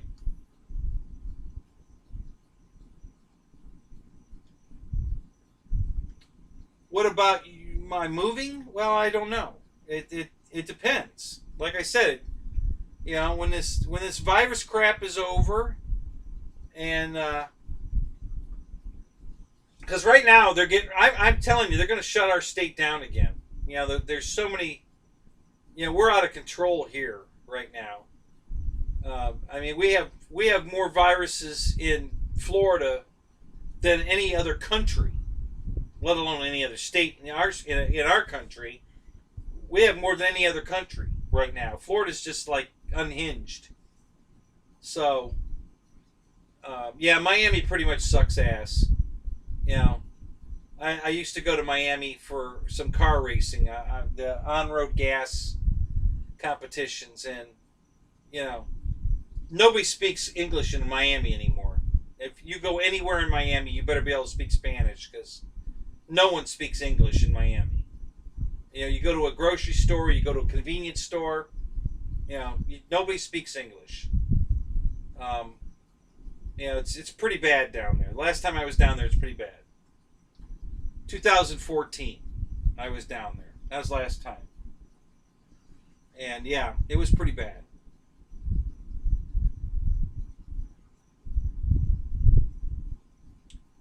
So yeah, if I can't find a good job here, I'm I'm going back to work for Disney, which means I'm going to move over that way closer to my flying field, because that's where my flying field is. So I'm going to kill two birds with one stone. I'm going to move way closer to my flying field and way closer to Disney and go back to work there. I've already called Disney, and they told me I could come back anytime I want. I just called them and make sure, and they said absolutely. So I can get my job back, no problem. So yeah. So I'll it's nothing's in concrete at all right now. We're just waiting to see what happens.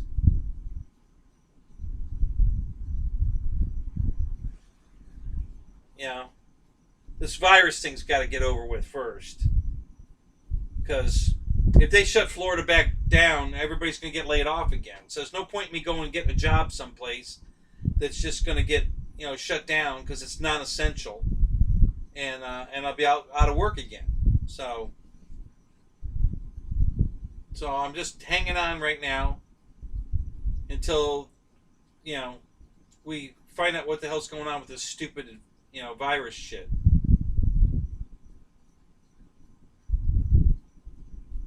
Oh, GB, this is your stop? All right, man. Here, let me pull over and let you out. And open the door, and there you go. Have a good night, buddy.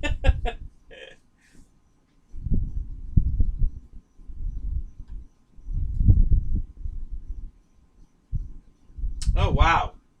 God, that last hour flew by. It's almost 3 o'clock. Holy crap. Wow, that flew by. So, yeah. So anyway. Hey, Matt, what's going on over by you?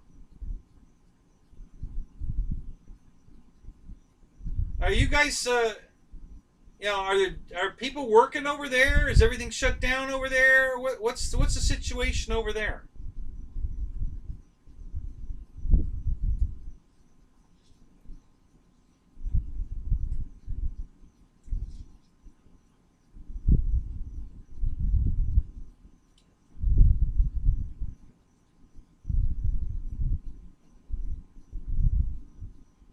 Yeah. Yeah, I'm waiting for my another check too. So yeah. My ex didn't even get the first check.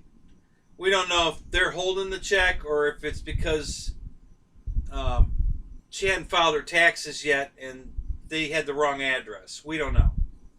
But she hasn't even gotten her first check. So I got mine because I filed my taxes last year with the right address, and so I got my stimulus check. I wasn't getting my unemployment.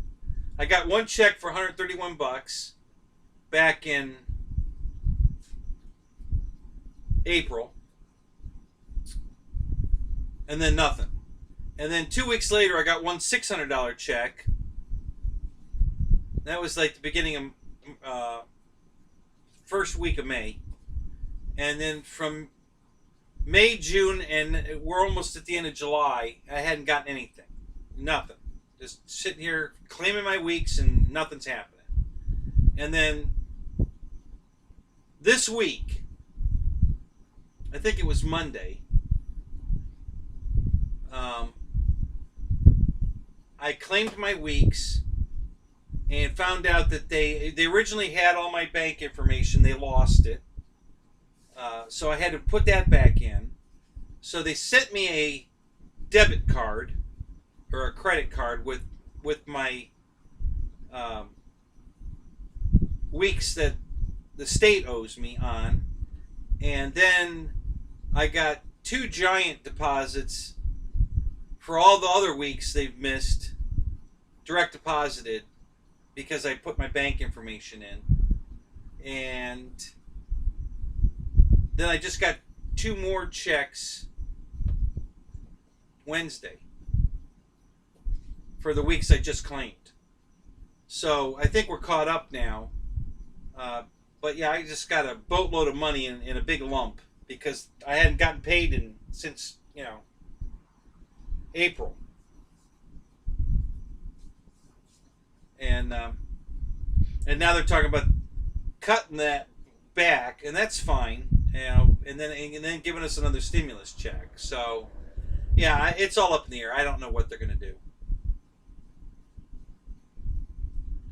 Oh, so you have an 11 p.m. curfew. I think we do too, of some kind, but I don't know what the hell it is, honestly.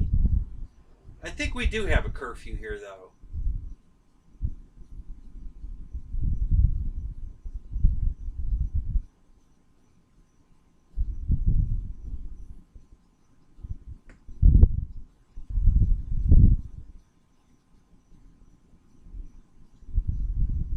That's funny, Randy. So you got your ex's check and she's bitching that she didn't get one. That's hilarious.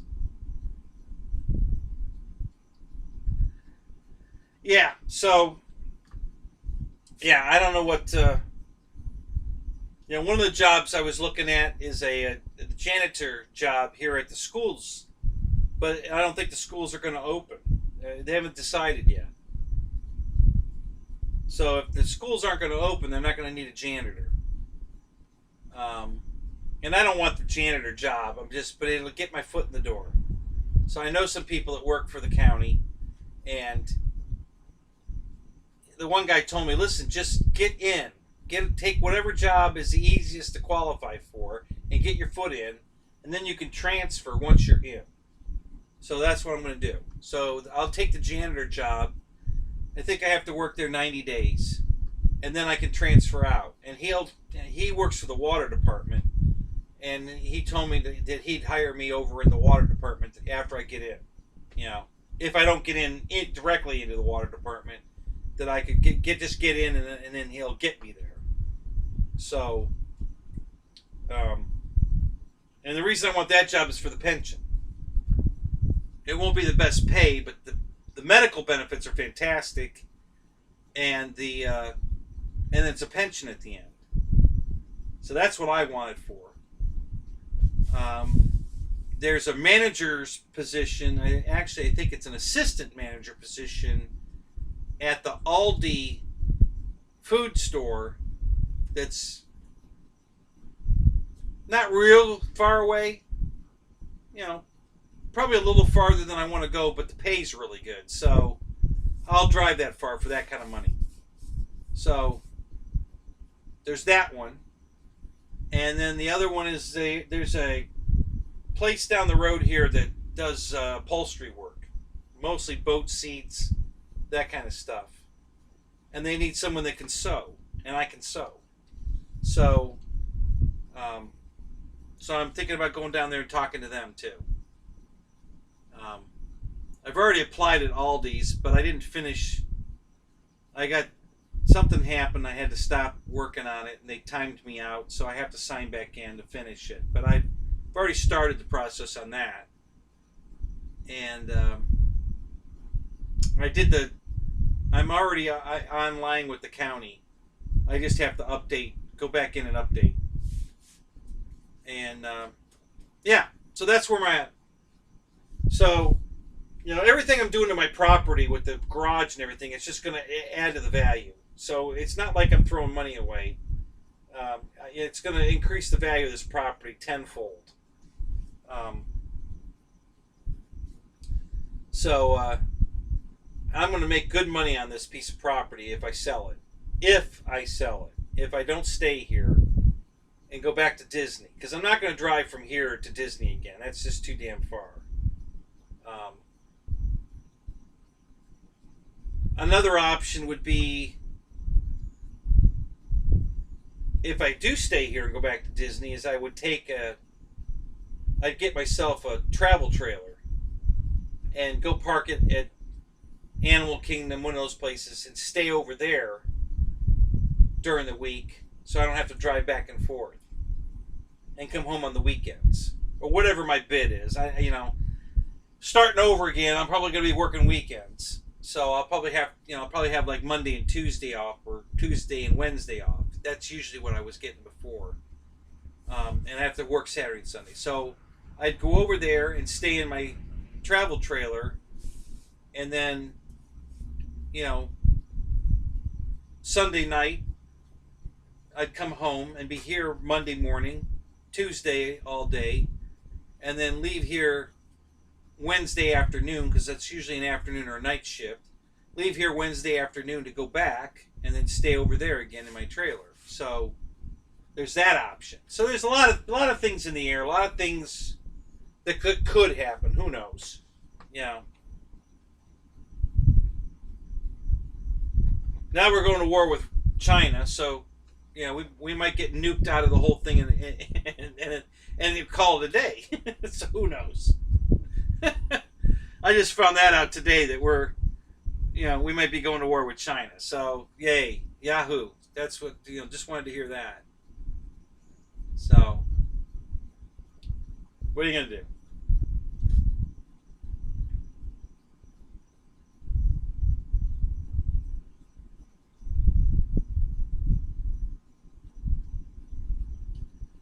So everybody's quiet. How come I'm the only one talking? There's 11 people here.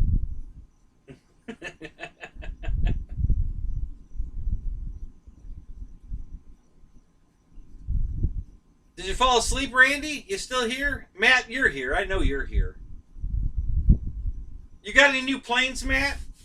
Or any new that you want? Seems like everybody's got stuff on sale right now for some reason. I don't know why. I haven't figured that one out yet. Banana Hobbies has got sales going on. Horizon's got sales going on. Motion's got a couple of things on sale. I don't think for any kind of reason, but they've got a couple of planes on sale. Just to get rid of them, I guess. Who else had something on sale? Hobby King's got some stuff on sale.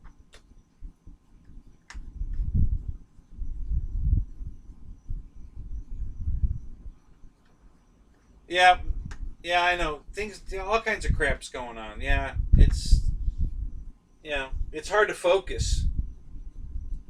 I did buy a couple new battery packs, a brand I haven't personally tried, but the other guys did, and they said they're pretty good. They're cheap, so 6S 6500 milliamp 60C. They're called Yumi. Like YOOOME. I guess it's abbreviated for you and me, because I saw somebody type that out. You and on their ad. I think it was an eBay ad. You and the symbol for and me, and but they're called Yumi, and the two guys I fly jets with have bought them, and they said they're pretty good. And it was $129 for the 2-packs, so that's like $65 a piece, so that that was pretty cheap. So I figured I'd give them a shot. I know they'll fly all my prop stuff without any problem. So if I want to fly the pits for 30 minutes, I could throw that battery in it.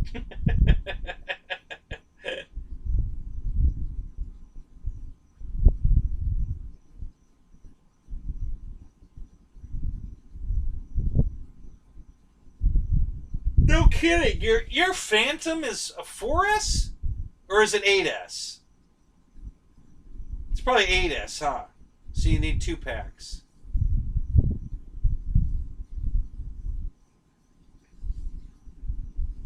Yeah, that's what I need for my Yak. The Yak 130 is 8S. So yeah, I throw 2 4-cells in it. Yeah, that's what I figured. Yeah.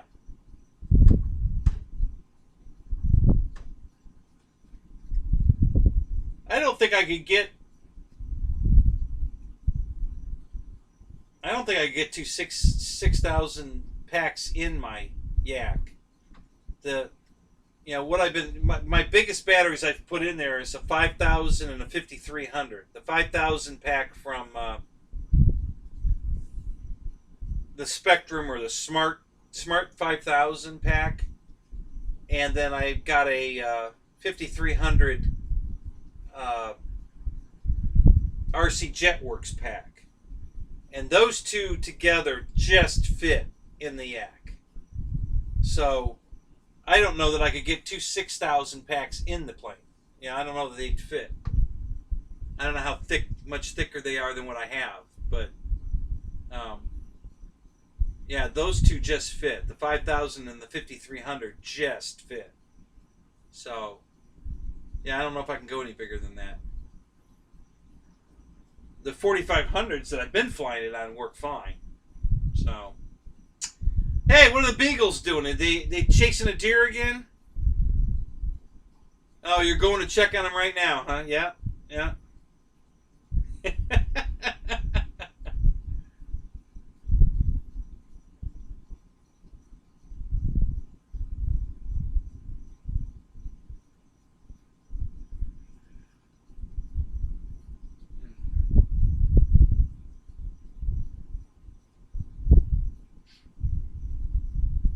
Hey, man, have you been watching Mike Patey? Scrappy?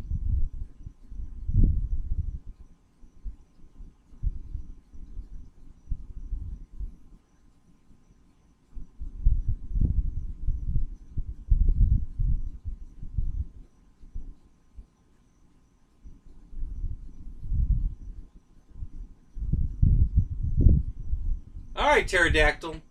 You have a good day, man. Have a good day flying. Yeah, I'm not going flying tomorrow. Maybe Saturday and Sunday. We'll see. Definitely not going tomorrow. So Mike's having a live show tomorrow at 1 o'clock. I don't know if you can be home for it or not or whatever, but he's going to go live tomorrow at 1. He's got the people from Garmin on because he just bought 6 glass Garmin panels for his Scrappy build. So he's going to do a live stream tomorrow at 1 o'clock. And we're going to get to see exactly where Scrappy is at right now, which is probably about ready to fly. His videos are behind. So I think the plane's probably going to be just about finished tomorrow when we see it. I think it's going to be the whole airplane, which I'm kind of excited to see. I don't know if he's going to actually fly it tomorrow or not, but he's going live at 1 o'clock. So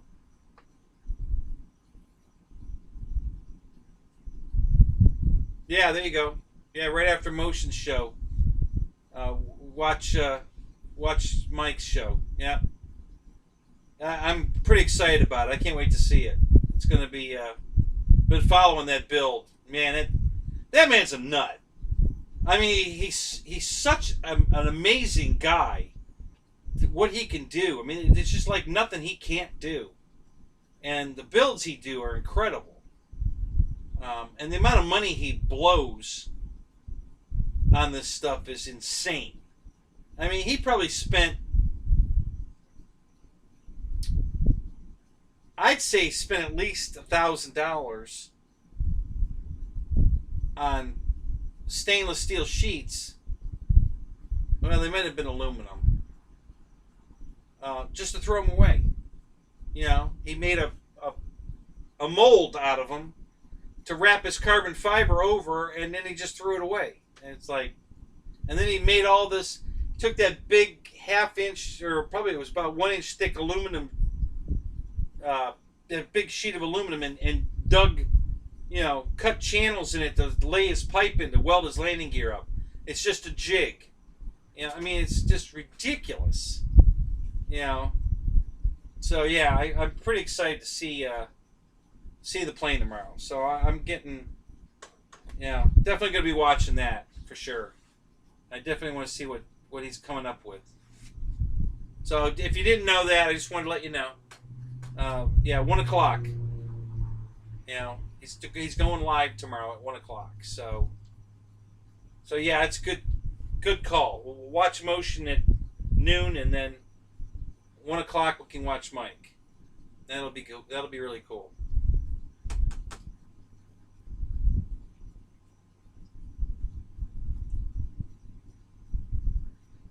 Let me know how those HRB batteries work out for you. You know, I haven't bought any HRBs in several years. Maybe they've stepped up their game. You know, I just know the packs I have weren't horrible. I mean, they weren't E-Flite batteries for sure. But they weren't, I wasn't like overly impressed. They puffed pretty quickly for me, and I wasn't abusing them. And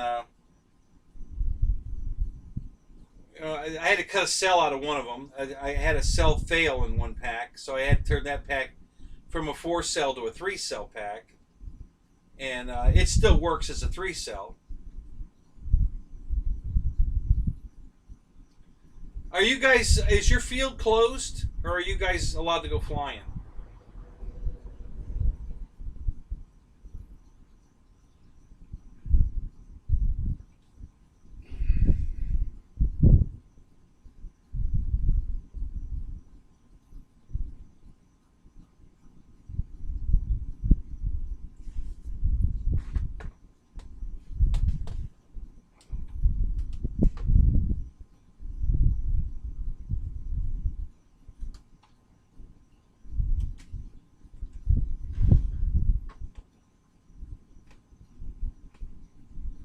Okay, well that's cool.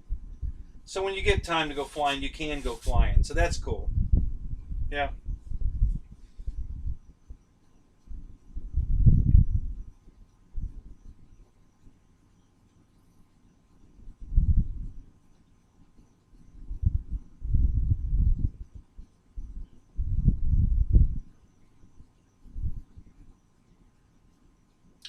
Yeah, the weather's been crappy lately. Jesus. It's been raining every day here. Um, and wind. Oh my God. The wind's been blowing like freaking crazy here. Um, yeah. So I don't know if we're gonna be able to fly this weekend or not. I don't know what the weather's supposed to be like.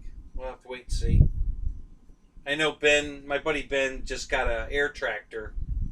I know he's going to be excited to fly it. So we'll probably be going out to fly that.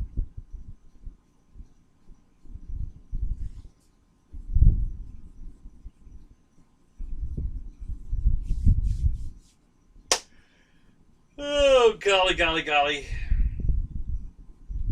So what have you been doing, John? Anything good?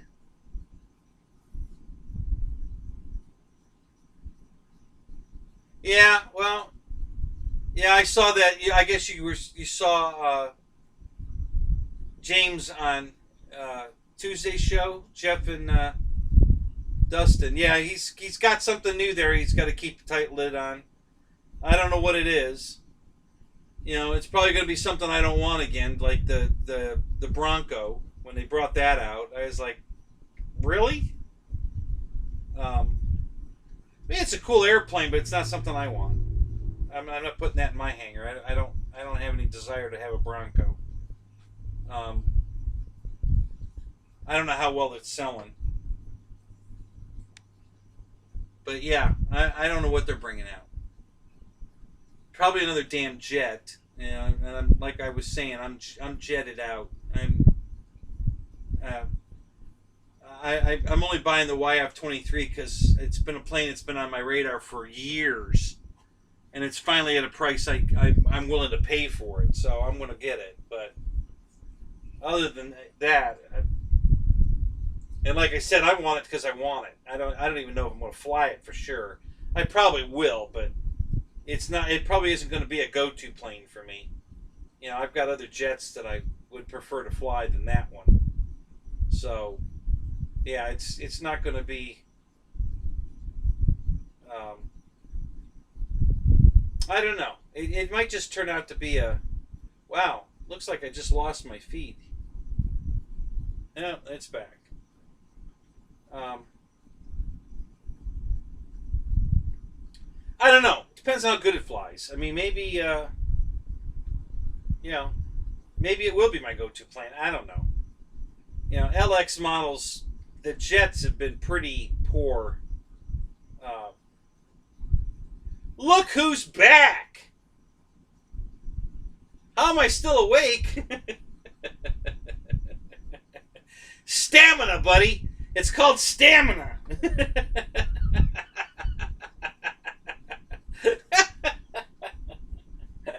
You got back just in time, though, because I'm getting ready to close the show down. You know, if you got something you want to talk about, I'll stick around. But otherwise, you know, because it's really just me, John, and Matt. Randy, I think, is here but asleep. Maybe he's still here. It's kind of the four of us, and then nobody's really chatting it up much. Me and Matt are kind of talking. And John just got back from chasing, going to get his beagles off the deer in his yard. So, but yeah. So, oh, you got a zero you're working on? Which zero? One of your, what is it? QB? Was that the name of that company? Oh no, QV, right? Or VQ? VQ, right? Christ, I don't remember.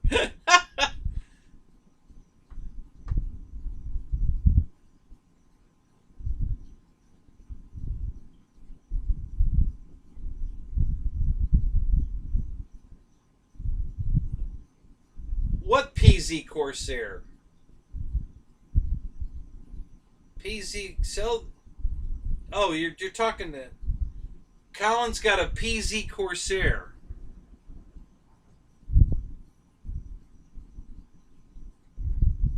Oh, the white one on your page. Oh. Yeah, is that what you've got? A zero, a Legends Hobby Zero? How big is it? What size is it?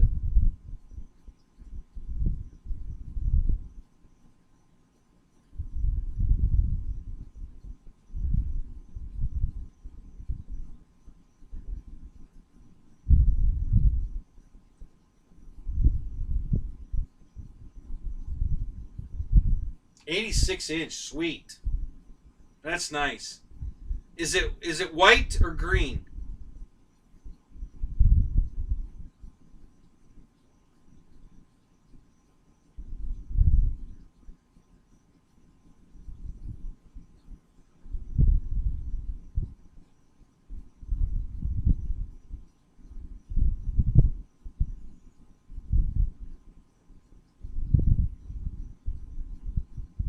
White. Cool.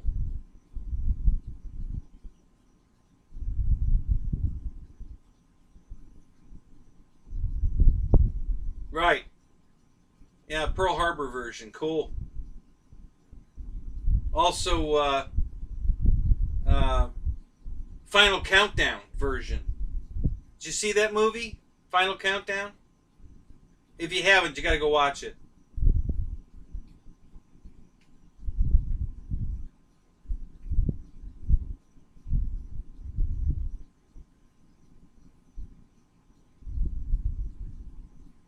Hell yeah. Yeah. Yeah.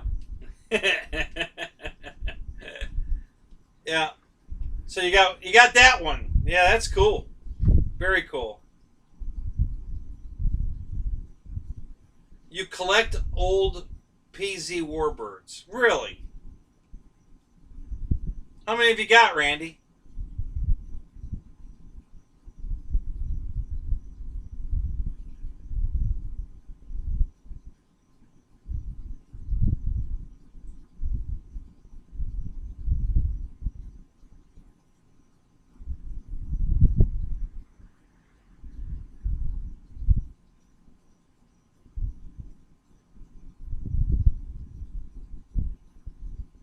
So which three have you got?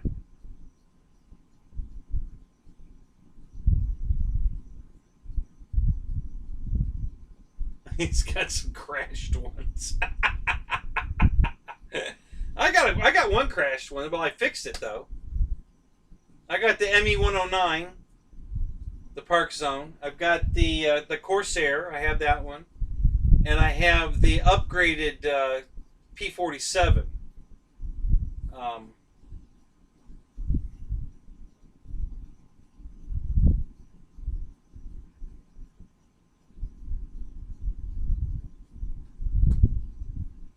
Wow, John, really? Where are you at, John? 110? Really?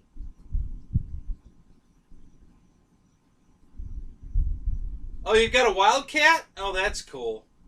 Yeah, when they brought that back out, I should have grabbed one. I didn't. I wish I had. I have a landing gear wheel for. Here's a Wildcat wheel. I have that.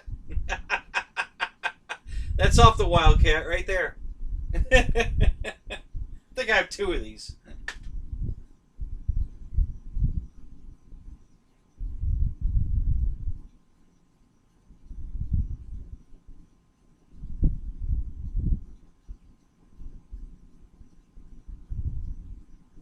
Wow, that's cool. So what's the difference between the F4U and the F4U1A?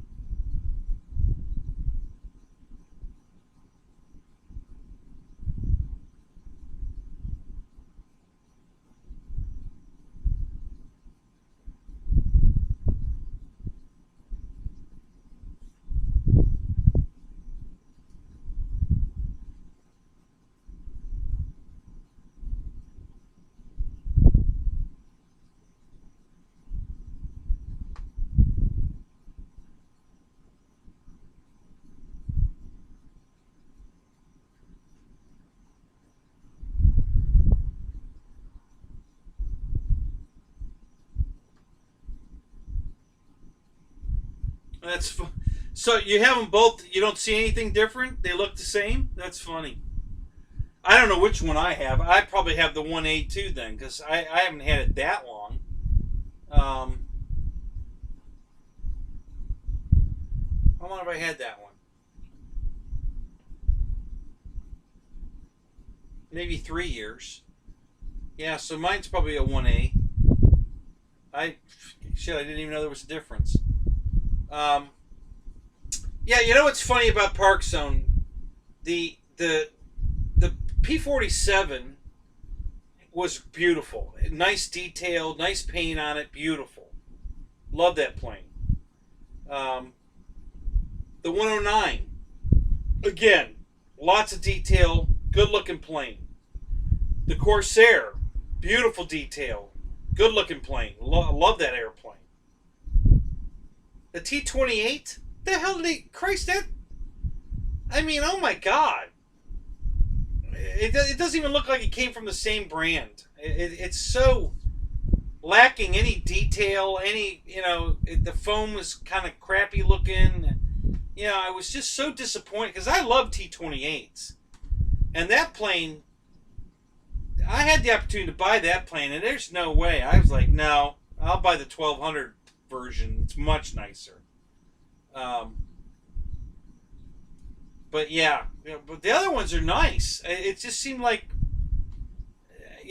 I don't know what happened with the T-28, but I never thought the Park Zone T-28 was any good, personally. 1100 millimeter instead of the 1200. The 1200 one's beautiful. The E-Flite, beautiful plane. But yeah, the E-Flite, the Park Zone one, that plane never impressed me. It just seemed so cheesy in comparison to the P-47 was awesome, and the Corsair is awesome, and the 109 was great. I mean, all those planes had great detail. They just really looked good, and I just never thought the T-28 looked any good. The one from Park Zone.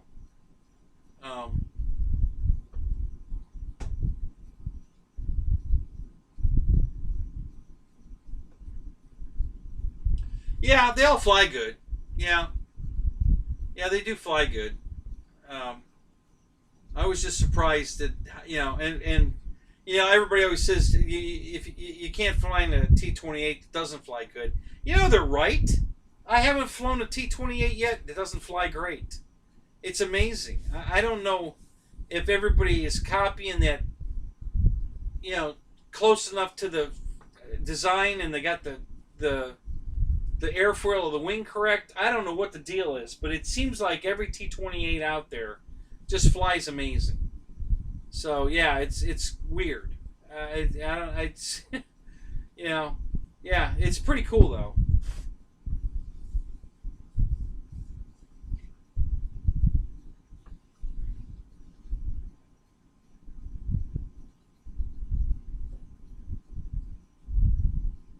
Did I miss it, John? Where do you live at? Did you tell me where you live?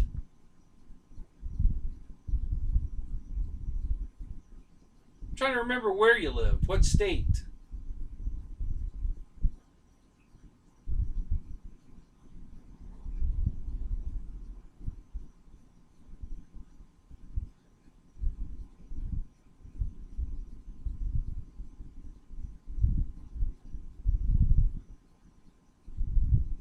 Do you have the big Carbon Z T-28, Colin?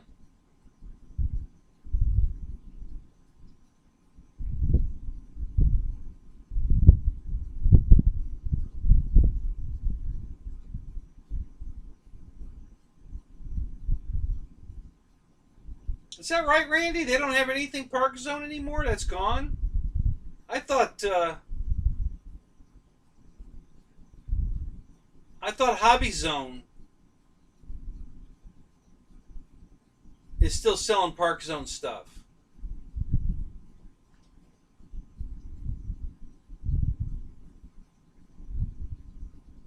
I thought there was like two birds they were still selling under the Park Zone name.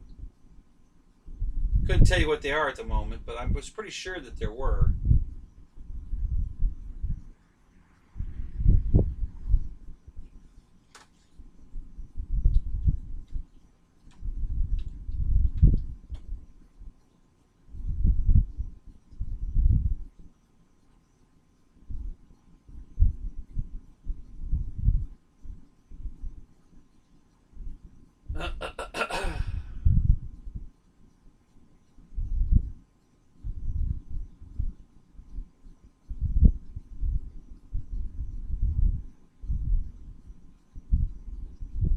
Oh, maybe they're selling their own name.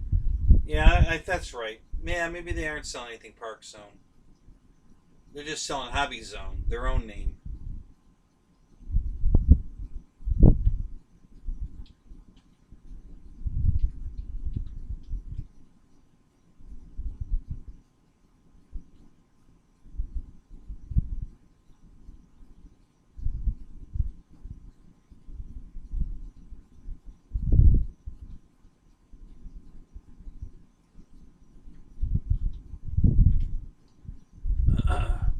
So does that mean they're not making any more park flyers?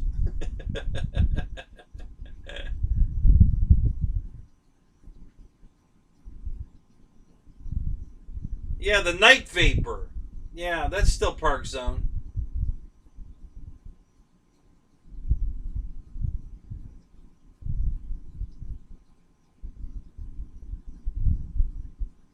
Yeah, that's the only thing they're showing left. Yeah, the Night Vapor. That has nothing I wanted. That plane has absolutely no interest for me.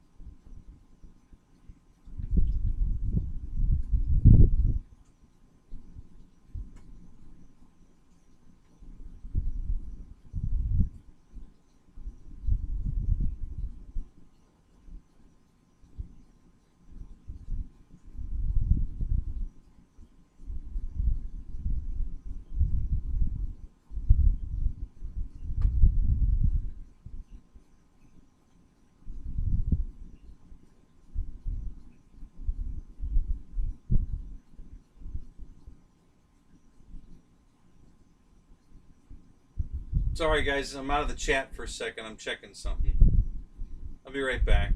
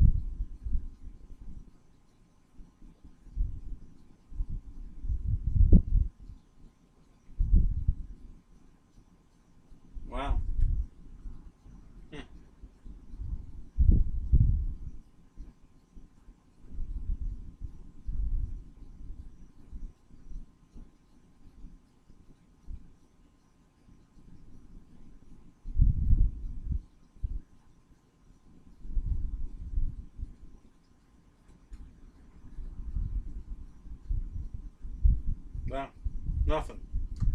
That's interesting as hell.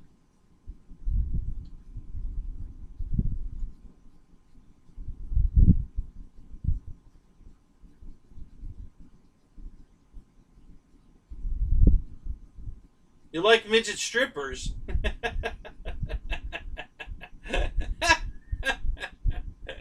That's hilarious.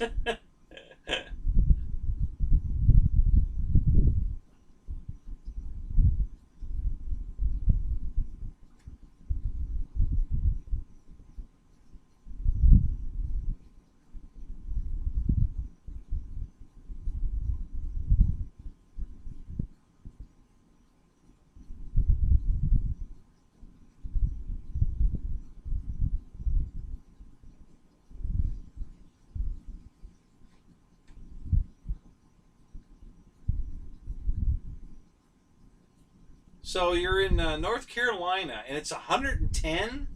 Wow. See, guys, that's why I live where I live. Um, I live right on the Gulf, and the Gulf keeps this area cooler in the summer and warmer in the winter. So the temperatures don't get that drastic. It's only been like 91, I think, maybe 92 here.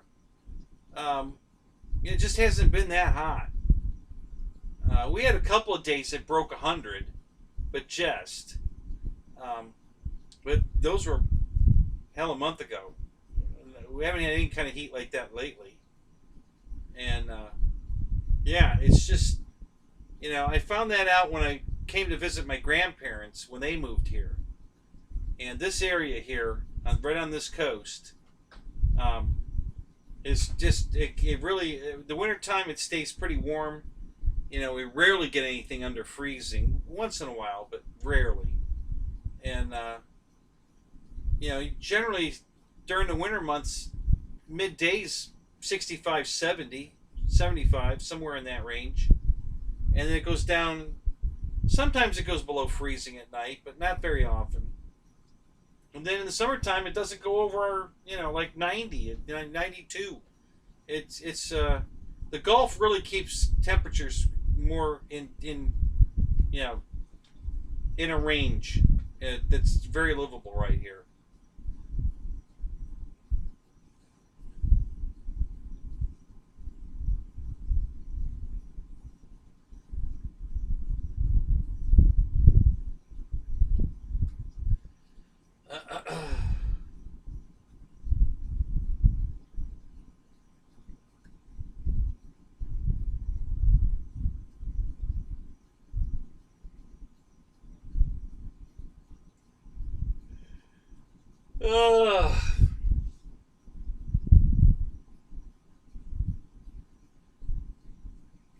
Well, guys, I think I'm going to call it.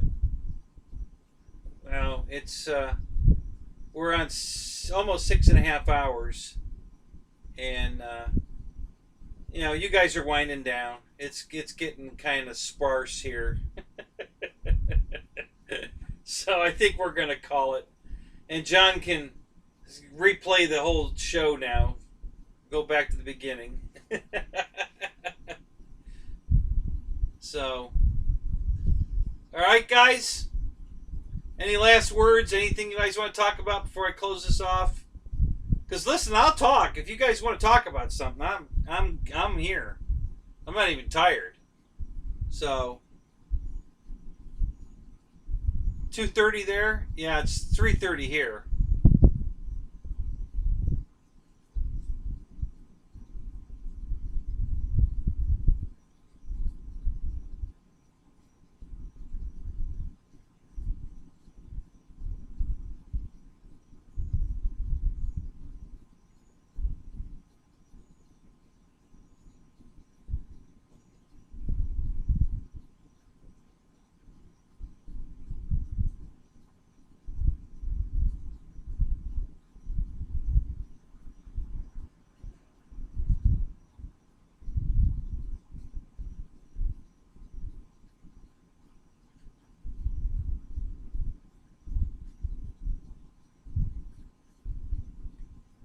I agree with you 100%, John. I have 2 airfield T-28s. Yeah, love that airplane. Man, I tell you, that's the best looking T-28. They just nailed it. I love that thing. I loved it so much I bought two. I still got one in the box. Never took it out of the box. But yeah, I love that airplane.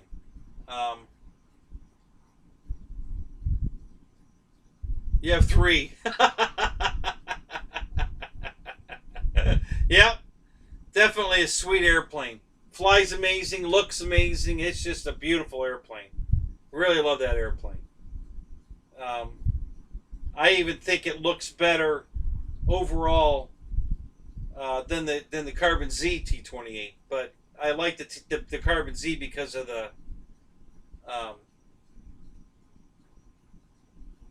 how big it is. I wish they would have made this one, the airfield one, that size with the detail and just the proportions and the way it looks. I really love this T-28. So it's the prettiest one I've ever seen. You know, with the Carbon Z is a close second though. I don't care for the Dynam one at all. And I never knew this, but there's different versions of the T-28 depending on which motor's in it. So the cowling in the front changes depending on which motor they put in it. You know, in real life, the full scale ones. And I never put that together before. So that's what the difference is. Is the Dynam T-28 is the oldest, I believe, version where the motor was, I think, single row flat and the cowling is super flat. And then the one we like, the airfield one's got the longer, maybe the double row radial, and the cowling's more rounded. You know, it tapers and rounds, and then the Carbon Z is super deep, tapered rolled cowling. So, and there really are three different versions of the T-28 that look like those three representations. And personally, I think the one we have, the airfield one version, is the one I like the best. I think that's the best looking one. But I love my Carbon Z, so I'm not opposed to that look at all. The Dynam version I didn't care for. I don't like the nose on it. I don't like the cowl. It's too short, too flat. Just don't care for that one. I think they made a bad choice on the version they picked. You know, but to each his own. You know, maybe they have a following of that version and there's a lot of people buying it. I don't know. It's not one I wanted though. I didn't care for that version. So, all right, guys, I'm gonna pull the trigger here. We're gonna call it a night.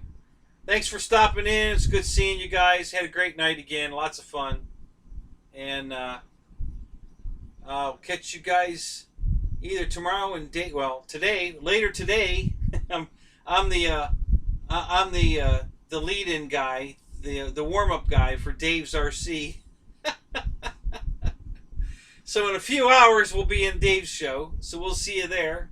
And if not, I hope to see you next week in my show. So, good night, guys. We'll talk to you later.